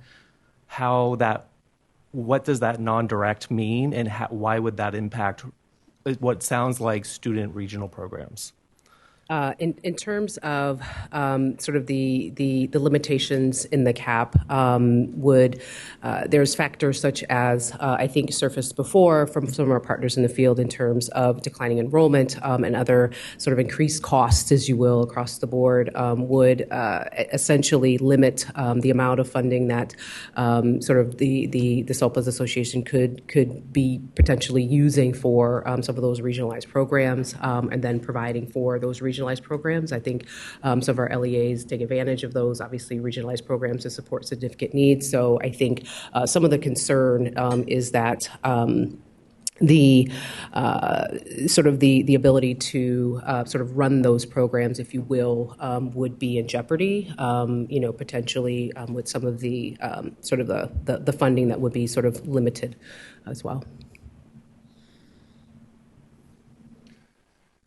Seeing no additional commissioner comments or questions, we will conclude this portion and allow Director Calamise to step out of this very awkward situation where you're the center of attention. We know that's not your preferred place to be. And so I see there are a number of public commenters in the room. And so. Good afternoon again. Elizabeth Ingleton, incoming chair of the SELP Administrators of California. And on behalf of our association, I want to publicly thank Heather for her leadership and her collaboration. The last 1.5 to 2 years, we've been together and in person. And I can honestly say we have lots of feedback from our members on every topic that we address. And there is just a great feeling of the personal, genuine quality that you brought to conversations with, a very large group of SELPA leaders across the state. And so that tone and that collaboration was evidenced by a relationship born out of the pandemic. I came on to the executive team at the very year you came to California, Heather, And I can just want to thank you for sharing your passions, for your interest in the legislation policy actions that we were taking, your ability to drill down to some of the details with some of our committees, as well as bring that trusted voice.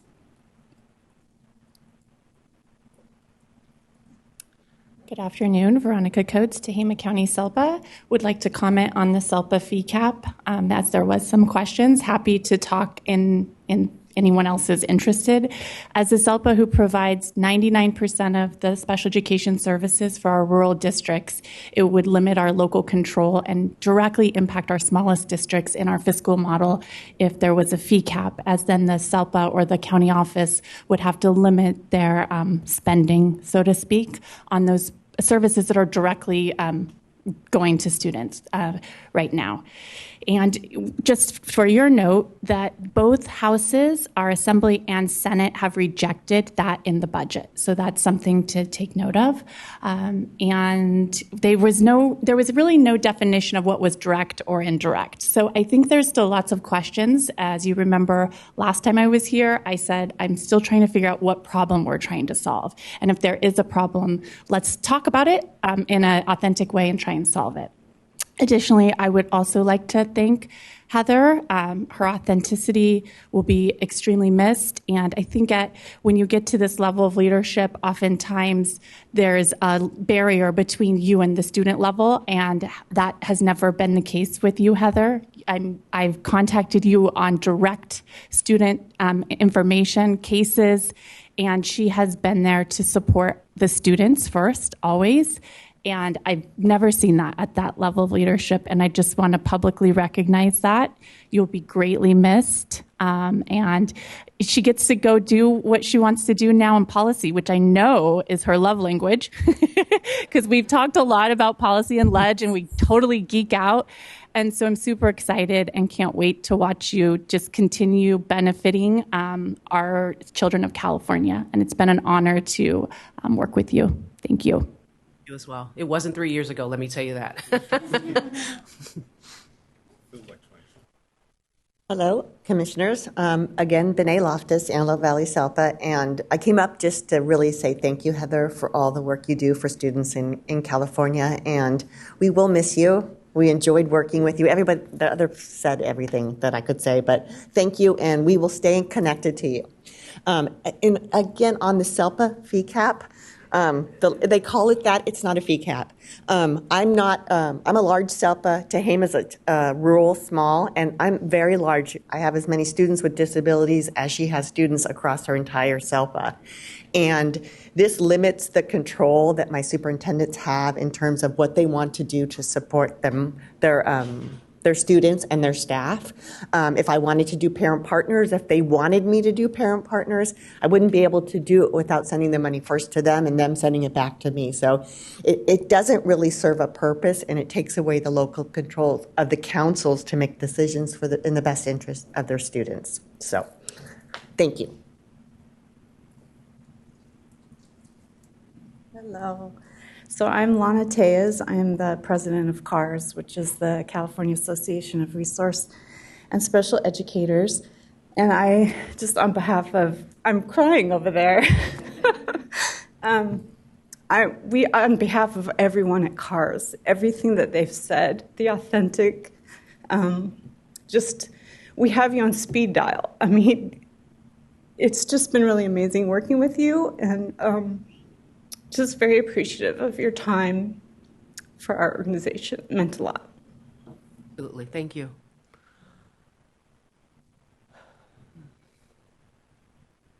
Hello, I'm Rebecca Acord, representing the California Teachers Association, and we wanted to thank Heather Calamise for the collaboration and especially the willingness to have difficult discussions. I want to thank you on behalf of our members and especially our staff. Thank you. Hi, I'm Kara Shikoski. I'm the Executive Director for Special Ed from San Diego County, but today I'm also the liaison from SECO to ACSE. And I just wanted to say thank you Director Calamise, for all the expertise and the leadership and the time that you dedicated to SECO. It was much appreciated, and we will miss you, but hope that we see you again. Thank you.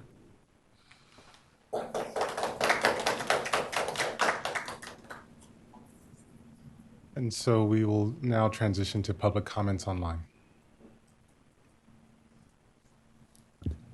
And there are no online callers at this time. So we are pretty good on schedule. So at this point, we have a scheduled break. We will return at 3:45. I'll ask commissioners to be back in the room at 3:43 so that we can begin promptly at 3:45 with item 9. Thank you, everyone.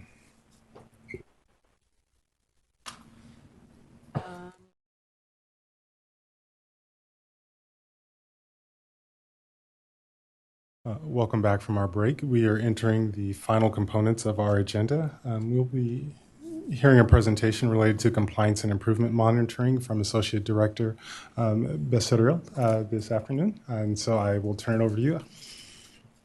Good afternoon, Commissioners. We'll get right into monitoring so we can lull everyone into sleep in the afternoon as we head out, because it's the most exciting topic. But good afternoon. My name is Shiloh Duncan Becerril. I am the Associate Director for Special Education, and I am overall of data and monitoring, including the special education system support. And so we're going to talk today a little bit about how all of those things come together to create our monitoring system. So one of the things I want to start off with is sort of a grounding statement, which is something that a good colleague of ours told me a few years ago, and he said, "What you monitor exemplifies what you value." And traditionally, prior to several years ago, CD monitoring was focused on compliance, which translated into a value of checking the boxes. So districts got really good at checking boxes and not so good at the elements around outcomes for kids. And although that was important, it wasn't something we really monitored. And so what we're going to talk about today is a shift in that perspective that really exemplifies what we value now, which is increasing outcomes for kids and making things better for kids so that they can achieve better outcomes. So I want to start off here. This is the actual Code of Federal Regulations that tells us what we have to do. So if you go into the 34 Code of Federal Regulations 300-600, it states the primary focus of a state's monitoring activities should be on two things: educational results and program requirements. So if you kind of read into that, that is outcomes and compliance. So we want to be focused on both of those things, but we want to understand the interconnectivity of them.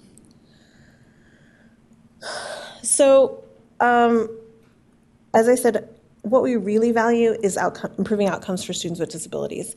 It was very apparent to us several years ago that no matter how much we focused on ensuring those check-the-box elements were checked, we still had the same districts with the same poor outcomes. And we weren't really focused on the right elements that would get districts to move the needle. And so we really wanted the focus of our monitoring to be focused first and foremost on improvement, and then also compliance. We believe compliance is important, but it should not and is not the sole focus of our work. It is an easier part of our work. So as you see, as I discuss this, the things that I'm going to talk about are not as easy, and they take more time. And so we want to really dive into the pieces that are less easy for us to focus on. And it is a shift in the work that we're doing, for sure. So what does this kind of look like in monitoring? So we've sort of looked at creating tiers of monitoring. Universal, targeted, and intensive. And so all districts will fall into one of these categories. Every district gets monitored at a universal level for both fiscal and data. So we look at every district's data throughout the year. And then some districts need additional supports, and some districts need the most intensive levels of support. One of the things you'll notice here is we also completely reimagined the structure of our monitoring and our supports. So while we put districts into different tiers, we also tiered our support structure. So if you were an LEA several years ago, you would experience the same level of support regardless of what level you were in. So we used to have comprehensive review, we used to have self-review, we used to have all kinds of different types of plans districts would do, but the level of support they would receive to do that work would be fundamentally the same. And what we wanted to do is provide districts a graduated level of support depending on what their need was. So as you can see here, districts who are at the very top of our pyramid in intensive are going to receive the highest level of support because they're the highest level of need. And while districts in the middle tier will still receive support, it will not be the same.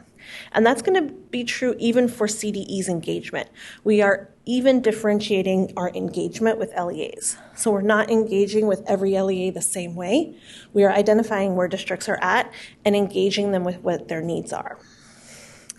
So how do non-small LEAs get into tiers? And I say this specifically because when I go out to others and speak with other states at federal meetings, they all believe that all the districts in California are Los Angeles Unified. Like we have only really, really big districts. And so when I say to them, actually, no, we have about 1,500 small LEAs, either rural and small LEAs or charter schools, they're shocked that we have so many small LEAs. And so we do monitor those a little bit differently because we cannot use the data that we would normally use. So about 1,500 of our 2,200 LEAs are monitored cyclically, which means we look at them on a 3-year cycle and we determine if they're going to fall into one of those tiers based on that data. Now, all the other LEAs, the 700 other LEAs, will get into the tiers in one of these 5 areas. So they'll either not meet their performance targets, they'll have serious compliance issues, they'll be significantly disproportionate, they'll need to address performance and FAPE in the LRE, or they'll just need to address disproportionality. So in any one of these districts who are experiencing struggles in any one of these areas will fall into one of our tiers. Now, the more severe they are in experiencing these obstacles in addressing these performance areas, they will be higher in the tiers. So our districts who are in the top tier, who are in the very top of that pyramid, they are the ones who are our poorest performing LEAs in FAPE and the LRE, or our districts who have been significantly disproportionate for many, many years.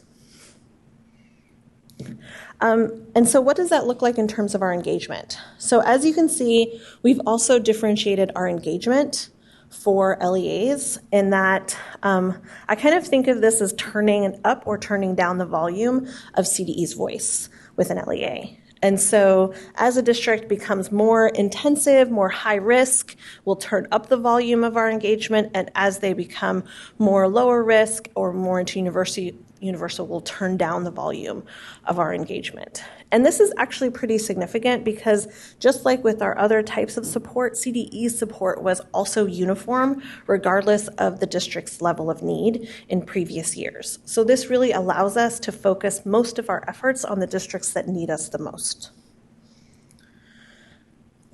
So what does our compliance and improvement monitoring system look like?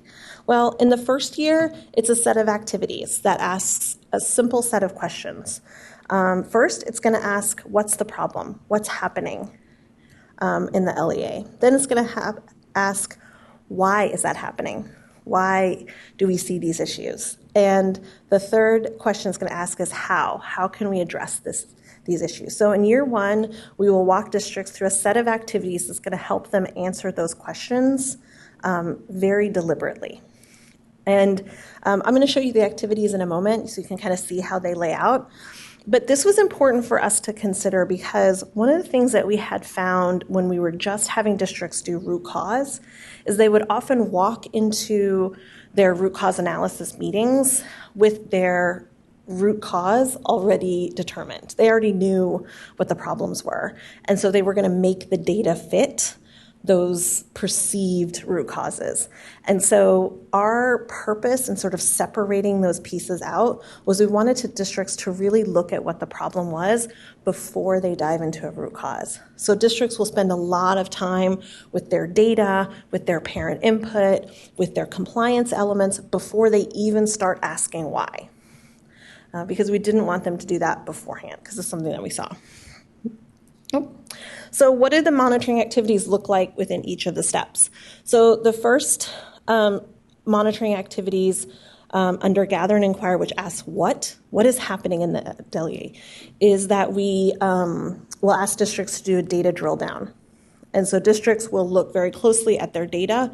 We have a data tool that districts can upload their data, and it will disaggregate their data by race, ethnicity, by grade, by disability, by school site. So districts can really dive in and see like, hey, what does our least restrictive environment data look like by all these different disaggregations? And we have sort of worked very closely with our SELPA improvement leads to build out that data system so that all districts can use it. We also ask districts, especially at our intensive levels, to do an infrastructure assessment where they are looking, do they have the basic levels of infrastructure to support improvement? We also require districts, especially at the intensive level, it's optional for the targeted level to go through what's called an educational benefit review, which is kind of like a 3-year case study of a student to see how a student is treated within their system. And then districts will also go through and look at parent input. And finally, they will look at compliance elements, policies, practices, and procedures. And practices, just so you know, as is defined within federal statute, that is typically what's known as a file review or a student file review.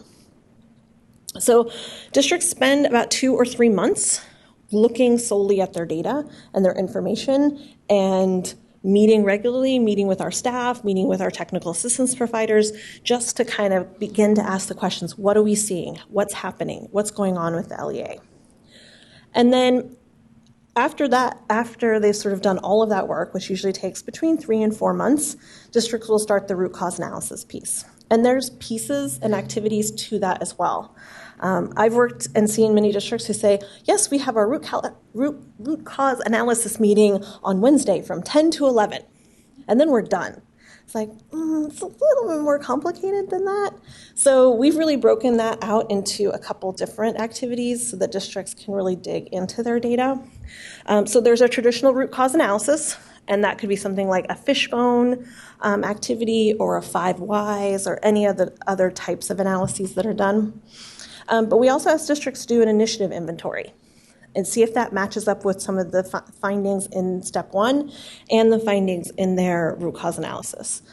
So are the things they are already doing, are they addressing these issues? We ask them to do a prioritization.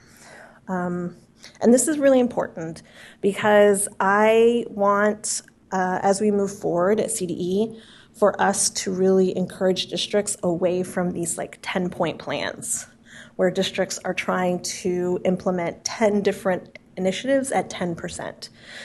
We have to get to a point where we're prioritizing our initiatives and our work so that we can do 1 or 2 things at the maximum level, as opposed to doing a bunch of little things. We just don't find that to be effective, and districts can't fully implement those initiatives. And I often compare it to districts who have lots of high interest credit cards. So if you have a bunch of high interest credit cards, if you spend the whole time paying off the minimum, you'll never get anywhere. If you decide, I'm going to put all my extra funds into the highest interest credit card and pay that one off first, and then I'll pay off the next one, and then I pay off the next one.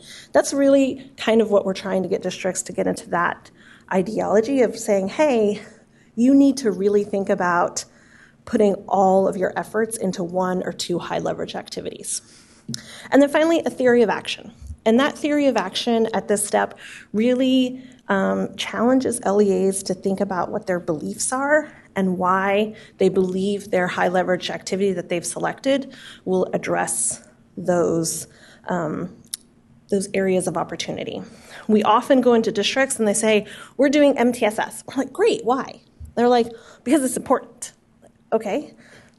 Do you know why that's important? Why you want to do it? Because it's an initiative that's important in California.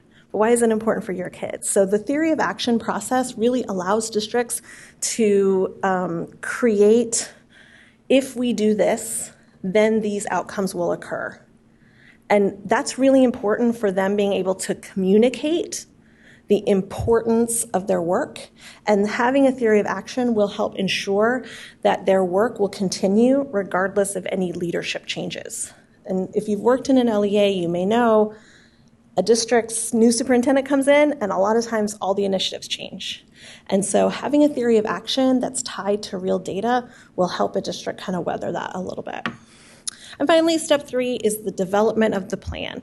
And that's really identifying the steps that are necessary to achieve and implement that high leverage activity.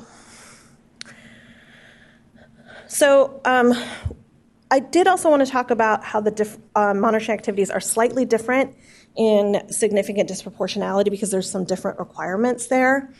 But I want to be clear, all districts, regardless of if they are significantly disproportionate, if they are going through they're in disproportionality, if they have indicators they're addressing, or they're some of our lowest performing districts overall, will go through the SIMs. We will not have a separate activity or a separate plan. Our intent is for districts to have a single plan for special education.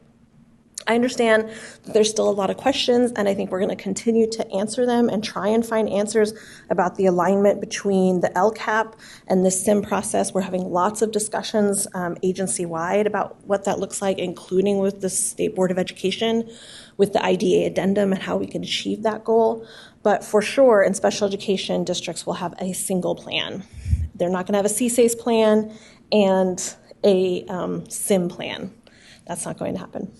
But there's some unique activities I just kind of wanted to highlight for you. In the gather and inquire phase, districts have to do a set of assurances. That's because funding is tied to that work. They also need to do a case study, so we replace the educational benefit with a case study. And they are also required to do a budget because we set aside 15% of their funds for this plan. So those are some of the differences. Otherwise, all of the activities are the same or similar. Some of the differences for disproportionality and significant disproportionality is that cultural lens. And so that is still a requirement for all the work that districts will do around significant disproportionality. So let's talk a little bit about technical assistance within the SIM. So the first thing I want to highlight for you all is the things I've been describing so far is year 1. After that, districts will have 2 years to implement their plan. Now, what does that look like for a monitoring perspective? Well, that's a huge shift for us because now we're not going to be monitoring districts anymore on the creation of plans. We're going to be monitoring their implementation of that plan, which we've never done before. You know, we often had districts create a plan. We're like, great, good plan, go do that. And then we'd come back and we're like, hey, you're still struggling. What's happening here? What happened to that plan? And they'd open a drawer and pull it off and blow the dust off. We're like, hey, you really need to implement this plan. So we're going to monitor that implementation. We're going to make sure that they're meeting milestones, meeting deadlines, and when they're not, we're going to help them get back on track. And we're going to spend 2 years doing that before they start the process again. One of the things that we heard very clearly from LEAs was, hey, we never get any opportunity to implement. We're always doing these plans over and over and over again. Somebody called it a plan NAMI. All the plans we have to keep doing over and over again. And so we really wanted to make sure it was clear that we want districts to implement. So year 1, they create the plan, and then years 2 and 3, they're implementing the plan with our support. Throughout this entire process, we are engaging with our technical assistance partners to ensure that LEAs have the supports they need to be able to do each step of the process and be successful. So the comparison I make towards this system is like an integrated healthcare system. So if CDE is the general practitioner, LEAs come to us with problems and concerns. Some of those problems are things that they need to go to the ICU or get surgery for, and some of them are like tennis elbow. You need to kind of just do some physical therapy. But either way, we're going to be monitoring their progress, but we are going to be referring them to specialists who can help them in their specific area. And that might be the self-improvement leads. That might be supporting inclusive practices. That might be our SPP TAP TA provider. That might be a content lead. That might be an EL lead. That might be a regional lead. So there's all kinds of resources we're going to be referring LEAs out to as if we were their general practitioners, referring them to specialists to get the help that they need. And that will happen over a 3-year cycle. So last year, some districts did this 3-year cycle. You may have been in or on an LEA that experienced that. So we had about 100, almost 200 districts go through this process. And then this year we have an additional 500 that came on board. So if you're out in the field, you're probably hearing a little bit more about this process because almost every district in the state is experiencing it. We also, I just wanted to highlight, we also created our CalTAN, which is our California Technical Assistance Network website. This is our one place where we want everyone to go for our technical assistance. We're getting ready to do a redesign of the entire website, a little bit because the funding changed. And so we'll be able to redesign the whole website where everything can live there. So anyone can go and get information that they need. But if you go to the website now, you can actually go to the technical assistance tab at the very top, and you will see it will have all of our technical assistance providers listed. So it's a place where districts can go to get all the information about their technical assistance providers. In addition to that, as we go through the redesign, if districts are in SIM, they'll be able to go and get all of the materials they need for their SIM. They'll also be able to get access to any technical assistance they need for their SIM. So we're actually really excited about that. So continue to stay tuned. We'll bring you more information as we go along. I think that's all that I had. So I'm happy to take questions. Thank you so much for all of that great information. I know one of the questions that we routinely get in the field is, so I'm a whatever type LEA, and I have a very small student population that's very discrete in terms of, maybe a low incidence IEP or low incidence disability, and I have a small student population, and I'm stuck in a cycle of CIM because I can't reduce numbers because it may be students who are visually impaired, deaf, hard of hearing, or have an intellectual disability, and just because of the statistics or the math, I'm stuck in a cycle. So we're going to see less of that as districts sort of continue to cycle into their small LEA monitoring. We continue to work with our small and sparse and our charter, the charter committee through SELPA to sort of address some of those individual things. Most of the times what you're hearing that from is from districts who are in disproportionality or significant disproportionality. And unfortunately, we can't change that because of the calculation. But my response to that is actually just responding to someone from a small LEA who was like, we only had two of our kindergartners were suspended. So why are we selected for monitoring, for preschool monitoring? And I said, well, and my response to them is, that's correct. But you also suspended those 2 kids 5 times. And so as a 5-year-old, to me, that's a flag. That's like an indicator that says to me there's maybe something a little bit more going on in your LEA that you need to look at. And that there's a connection between that data and the interconnectivity of other data. So if I look in your dashboard, are you also struggling with all suspensions? Are you struggling with math and ELA? And so what's really wonderful, I think, about the way that we looked at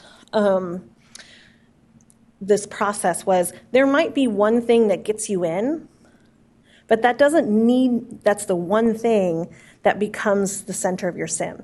You should be looking at your data as a symptom of what's happening. And you might find through more work, more data drill downs, listening to your parents, listening to your families, looking at your compliance data, that the thing that is the cause of all this causes this, but it also causes this over here and this over here and this over here. And then that becomes your sort of high interest credit card that you begin to work on.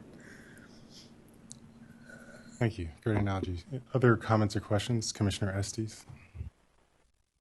Hi. You mentioned, I don't remember what plan, whatever, but I have heard, particularly most recently, about the plandemic and pandemonium across the state with all the initiatives and all the plans, not just the plans that you're referring to. There's a lot of reform that's been pushed into the field simultaneously right now. So I was just wondering, when you're doing your when you're looking at root cause and doing your initiative inventory, are you doing an analysis at all at the state level of like what is driving everybody picking up all these initiatives? I mean, there's a lot of a link from how we're creating policy and the number of initiatives we're pushing into the field to then what we're seeing, when you go out and work with the districts on their monitoring. So I'm just wondering, is there a conversation being had about the nexus there between how we generate initiatives, how we generate policy? Are we giving time for them to be implemented before there's more to come or it shifts? I'm just curious. So I think the conversations are starting to happen. We're definitely having those conversations as we are planning out the IDA addendum, which I think will combine some of the SIM pieces in as well as inside the LCAP addendum, so it doesn't feel like multiple plans. We're kind of struggling a little bit with around the timeline, so I think we're continuing to have those conversations. But I think it's interesting to see, and I think we should continue to have more conversations. I just started having some of these conversations with folks at the state board, which is we funded a lot of things around UDL, and suddenly a lot of districts want to do UDL. And is that the right thing for them? So I think part of the work that we're going to have to do is help districts refocus to what their issue is, not what the issue of the day is, and that's hard. So I think we're trying to have those conversations about keeping districts focused on what their needs are, meeting them where they are at. Yeah, thanks. That nexus between policy and practice and what we're incentivizing, right, is, I think, important. Thanks. Thank you so much. I really appreciated how informative that was. And like you mentioned earlier, when you started, the last presentation of the day, and we're talking about monitoring, there's a high probability of going into like Charlie Brown teacher voice. And I just wanted to thank you for every time you present, there's a real focus and tie back to students and outcomes and the whys behind it. And I was awake the whole time and engaged. And I appreciate how you started. I took notes. What you monitor exemplifies what you value. And I recognize that for CDE, for our SELPAs, for our LEAs, none of this is easy. You called it out. You're shifting into the harder work, but it sounds like you're doing it for the right reasons. And I appreciate Commissioner Estes' question about the alignment and the conversations going on to make sure that the intention and what it looks like in practice aren't at odds. So just wanted to give you kudos and appreciation. I appreciate it. I really appreciate this presentation too as a technical assistance provider. So I'm kind of wondering, is there, as this is happening and as this is evolving, is there a way that you're tracking root causes as they're coming in, and are you finding any trends? Yeah, so one of the things we do after step 3 is we sit with our monitoring folks and we gather everybody's high leverage activity, right? So if they said, we're going to focus on suspension expulsion, we're going to focus on UDL, we're going to focus on MTSs. And so for districts definitely who are in intensive, we actually we refer them out. Like, you will now work with this technical assistance provider because this is your area to help you implement your thing. So yes, we are tracking what we're finding when districts are coming at that space, especially for our higher levels in targeted and intensive.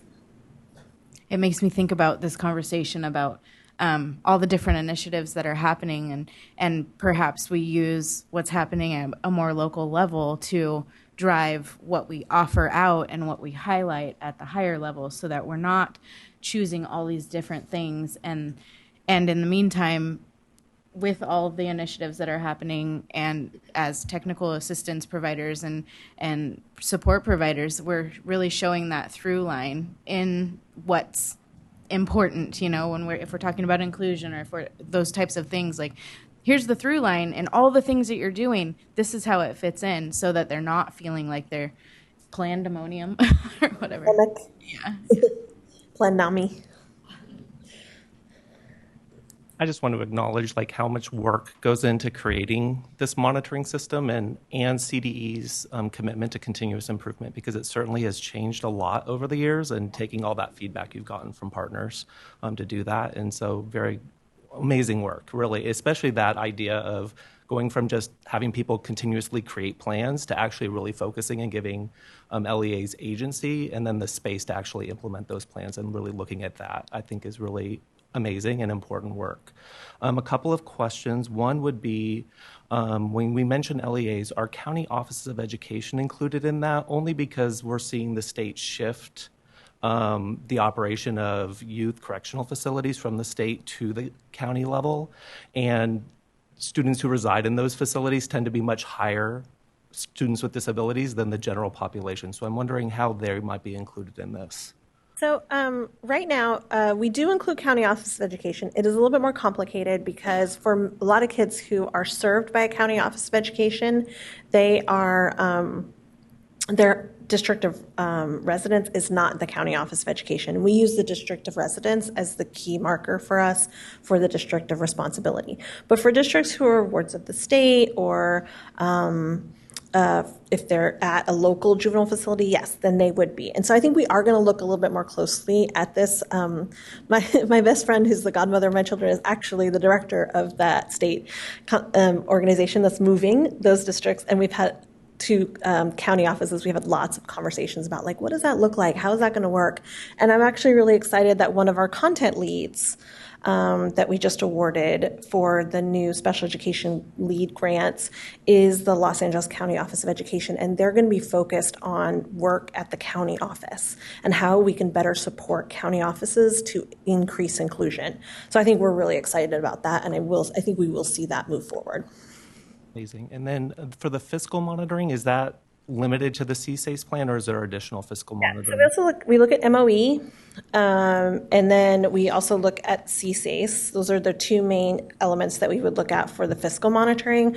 But we do know that as the U.S. Department of Education comes inches closer to being here in California, that is a key area of interest for them. So we're going to be increasing our levels of fiscal monitoring over time. We have a unit that's dedicated to fiscal monitoring, and we'll continue to kind of build that out over time. The U.S. Department of Education awards us about $1.3 billion, and they're very interested to make sure that we are spending that appropriately.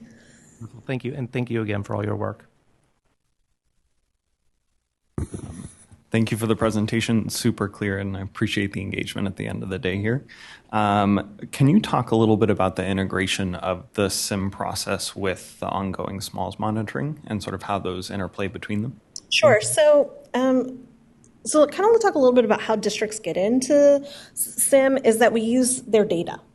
And the problem for small LEAs is that their data is really variable. And so if we said, okay, well, suspension rate is a variable that we would use, an indicator we would use. Well, if you only have 10 students and you suspend 2 of them, you have a 20% suspension rate, which doesn't make sense. And then next year you could be 0. So that variability doesn't make sense. So what we're doing instead is we are putting districts into a cyclical monitoring cycle. So year 1, which is happening now, about 500 of those 1,500 LEAs are going to go through a monitoring process where we look at educational benefit, we look at their policies, practices, and procedures, and we collect that data along with other types of kind of qualitative data like information from any parent surveys and our dispute resolution. So like our state complaints and OH cases. We're going to take all that data together, and we're going to sort of rank districts into one of those 3 categories: universal, targeted, and intensive. And then districts in those areas will go through a SIM. It is going to be a different kind of SIM. It's still going to be this 1, 2, 3 step process, but they have already done some of the work, so we don't have to have them do it over again. So it's going to look a little bit different. Plus, if you only have 10 or 20 students, your improvement work will look different than if you have 2,000 or 3,000 students. And thank you for that. A follow-up question, has there been consideration given to LEAs or small LEAs that are under sort of either charter management organizations or sort of functioning as a district, even though they have separate LEAs? Yeah, so that's a struggle point for, I will tell you, because we don't have that sort of, the way that we classify LEAs is with their CDS code. So if they have different CDS codes, it's hard for us to disentangle or aggregate those to charter management organizations. Plus, with the opening and closing of a lot of those organizations, sometimes too they will have different campuses and use different school codes. So I will tell you that is a struggle spot for us in that space. We are, I think something we can definitely continue to have discussions about as we move forward. Yeah, I appreciate that, because one of the things I appreciate about the switch to this kind of monitoring is that it does go in multiple year arcs, which allows the LEA to create the plan, implement the plan, make adjustments to the plan, and see how that's going. And so when you have a charter management organization, for example, that has 4 or 5 LEAs, most likely they're actually in this process every year. And so I appreciate that you're continuing to look into ways to address those needs. And I will say, to your point and to the points other folks have made, this is, last year was a beta test of our process. This is the first year. We're going to continue to change and improve. This type of monitoring was as a result of our ongoing litigation in a couple of our larger cases, so that we could be responsive to the requirements in 300, 600. And so we are going to be continuing to improve and refine our processes as we go along. What I don't want to happen is make any major shifts in the monitoring. So I think we're going to be looking at refinements. How can we address things like county offices? How can we address charter management organizations within this system over time? So, thank you. I think along those same lines, is there a process in which you're looking at streamlining when they move from one level of monitoring to a next? Yeah, we found that to be kind of a pain point this year, because we had districts who were in intensive last year and now they're in targeted. And what does that look like? And so if I kind of go back to this one here, our hope is that as districts move down the levels, and we hope that they would, is that then, again, our engagement will kind of go down as well. So we'll turn the volume down.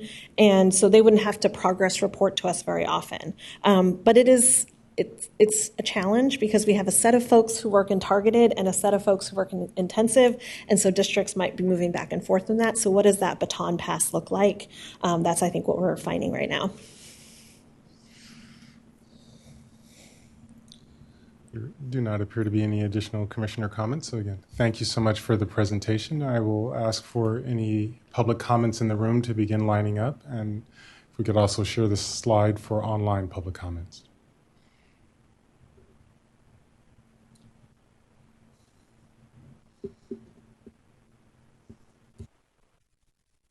Good afternoon again. Veronica Coates, Tehama County, SELPA. I just wanted to expand on Commissioner Estes's comment about, the initiative paralysis in some respects. And from a small LEA and small SELPA perspective, it is a lot. And I really do respect the what Shiloh said about our values matching, monitoring, and I totally agree with that. However, to provide true technical assistance from the SELPA perspective, from a small SELPA perspective, which I do, and I'm proud to do that for my LEAs, and I think even our consultants at CDE would say our LEAs are going through this with pure SELPA support, is unsustainable at best. And I look at the county office model, and they are fully funded for their work with differentiated assistance, and the SELPA model gets zero funding for their support to their LEAs for this work. So I would encourage you to ask those questions on why and how can we not integrate those systems better and more with less silos and equitable funding. Thank you.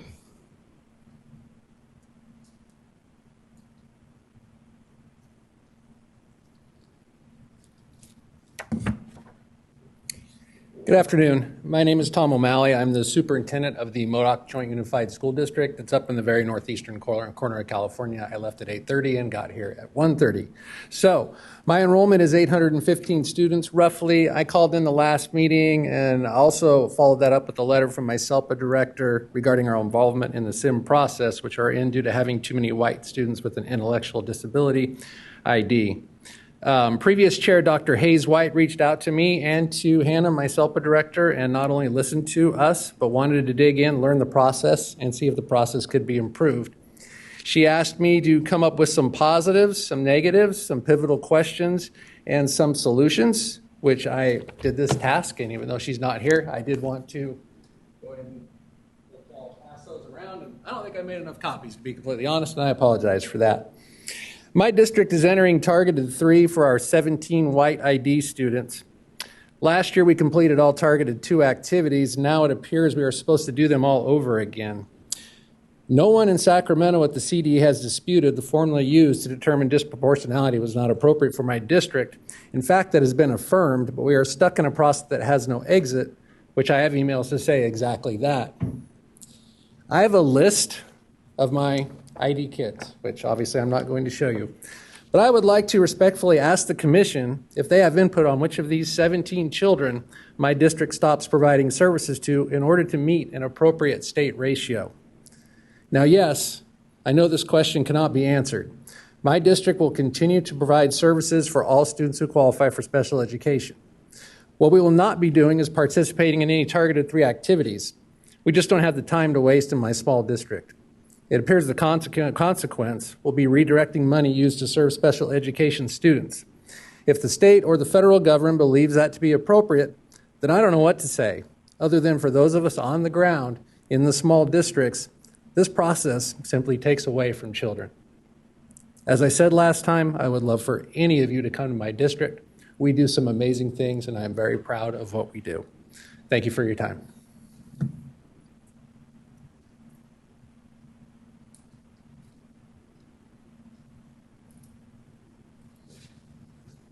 Hi again, Aaron Benton. I'm the SELPA director in Butte County, and I also serve as a member of the CalPADS and Compliance Committee of the State SELPA. Coincidence, another committee I'm on. But anyhow, I appreciate that this is a very heavy lift to improve an entire system like this, and I can see from where I stand that there are improvements being made in the system, and I acknowledge all the growth and that everybody's working toward improvement and improving outcomes, and I think that there are a lot of improvements already that I've taken note of.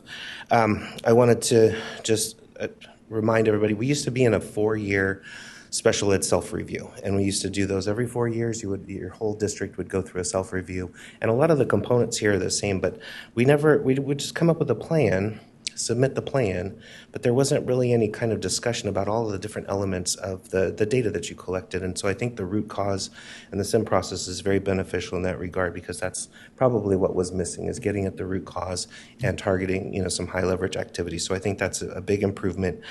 I want to thank and acknowledge particularly, I know you've talked about the work that you've been doing, and it's in collaboration with the SELPA System Improvement Leads team. The SIL team has been instrumental, I think, in helping you all with designing this system, and it's going to continue to be refined, and I think we'll hopefully see some real improvements as we go forward. We did once upon a time in 2021, we wrote a white paper about compliance monitoring and the things that we saw needed to happen, and we shared it with this group. We've shared it. It's on our website, coincidentally, and it recommends a lot of different suggestions for how we can improve the process. And we also acknowledge that the state performance plan targets have been resubmitted. They extend to 2025, 2026 right now, something, 2026. So they keep getting rebenched higher and higher. So as we are trying to make improvements, we are chasing higher and higher targets. And so that creates a problem when we're not putting investments into the things that need to happen in order to actually improve outcomes to get them to those targets. So one of the things that occurred to us is just, you kind of have to incentivize the work. So as you're talking about people moving from intensive down to targeted and making progress, that becomes important, right? If you guys saw that movie Office Space, the guy's like, what's terrible about your job? And he's like, well, when I make a mistake on my TPS reports, I got 9 people telling me what I did wrong. We just don't want to have 9 people telling us what we're doing wrong. We want to be acknowledged for what growth and progress that we made. So one of our recommendations is, as you're fashioning this whole thing, and people are moving in the right direction, as they're coming to the first group, the first cohort has written their plan, and they're working a plan right now. So that group, when they get to the end of their 3-year plan, if they're making reasonable progress on targets that they're not likely to meet anyway, are they going to stay in that indefinitely? Are they going to be in a plan forever? Or how can we take the features of reasonable progress that we see that's applied to SIGDIS, for example, and apply those things across the board to the system, so that not only are they changing in a level, but perhaps they made significant enough progress that they don't necessarily have to do a plan the next year. Because right now I have 14 LEAs, and 3 of them were in intensive last year. I've added 5 targeted this year. So I have 8 people either writing or having a plan right now, plus 9 districts are small enough that they could be in small cyclicals. So I'm going to have a third of them. They're going to be constantly in a plan on a cycle. So everybody so far, except for a couple of districts that haven't gotten into SIM yet, are eventually going to be in SIM. And we don't mind doing the work, and we don't mind improving outcomes. We just want to make sure that the work is meaningful. But at the end of it, if we could get an attaboy, you're doing a great job, and get something for it, I think that would be really great. So yeah, having to do less things in the future is great. So that's just the request, is to think about how we can, like, for example, this year, I was thrilled. We got 3 letters for our intensives that went to targeted. Your time is up. Oh, it was nice to get the thanks for and the congratulations for moving down a level. So think about that. Thank you.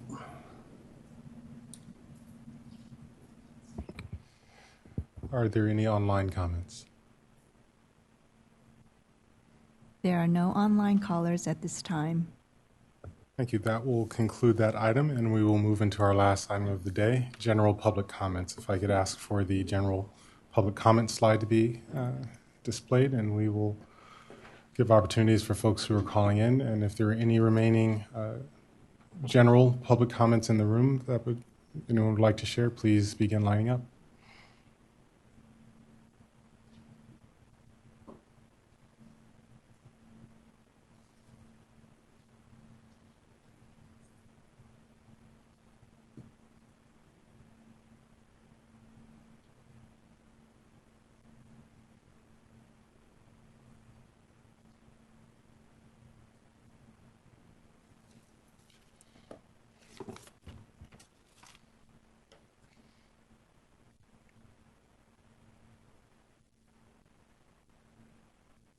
There are no online callers at this time.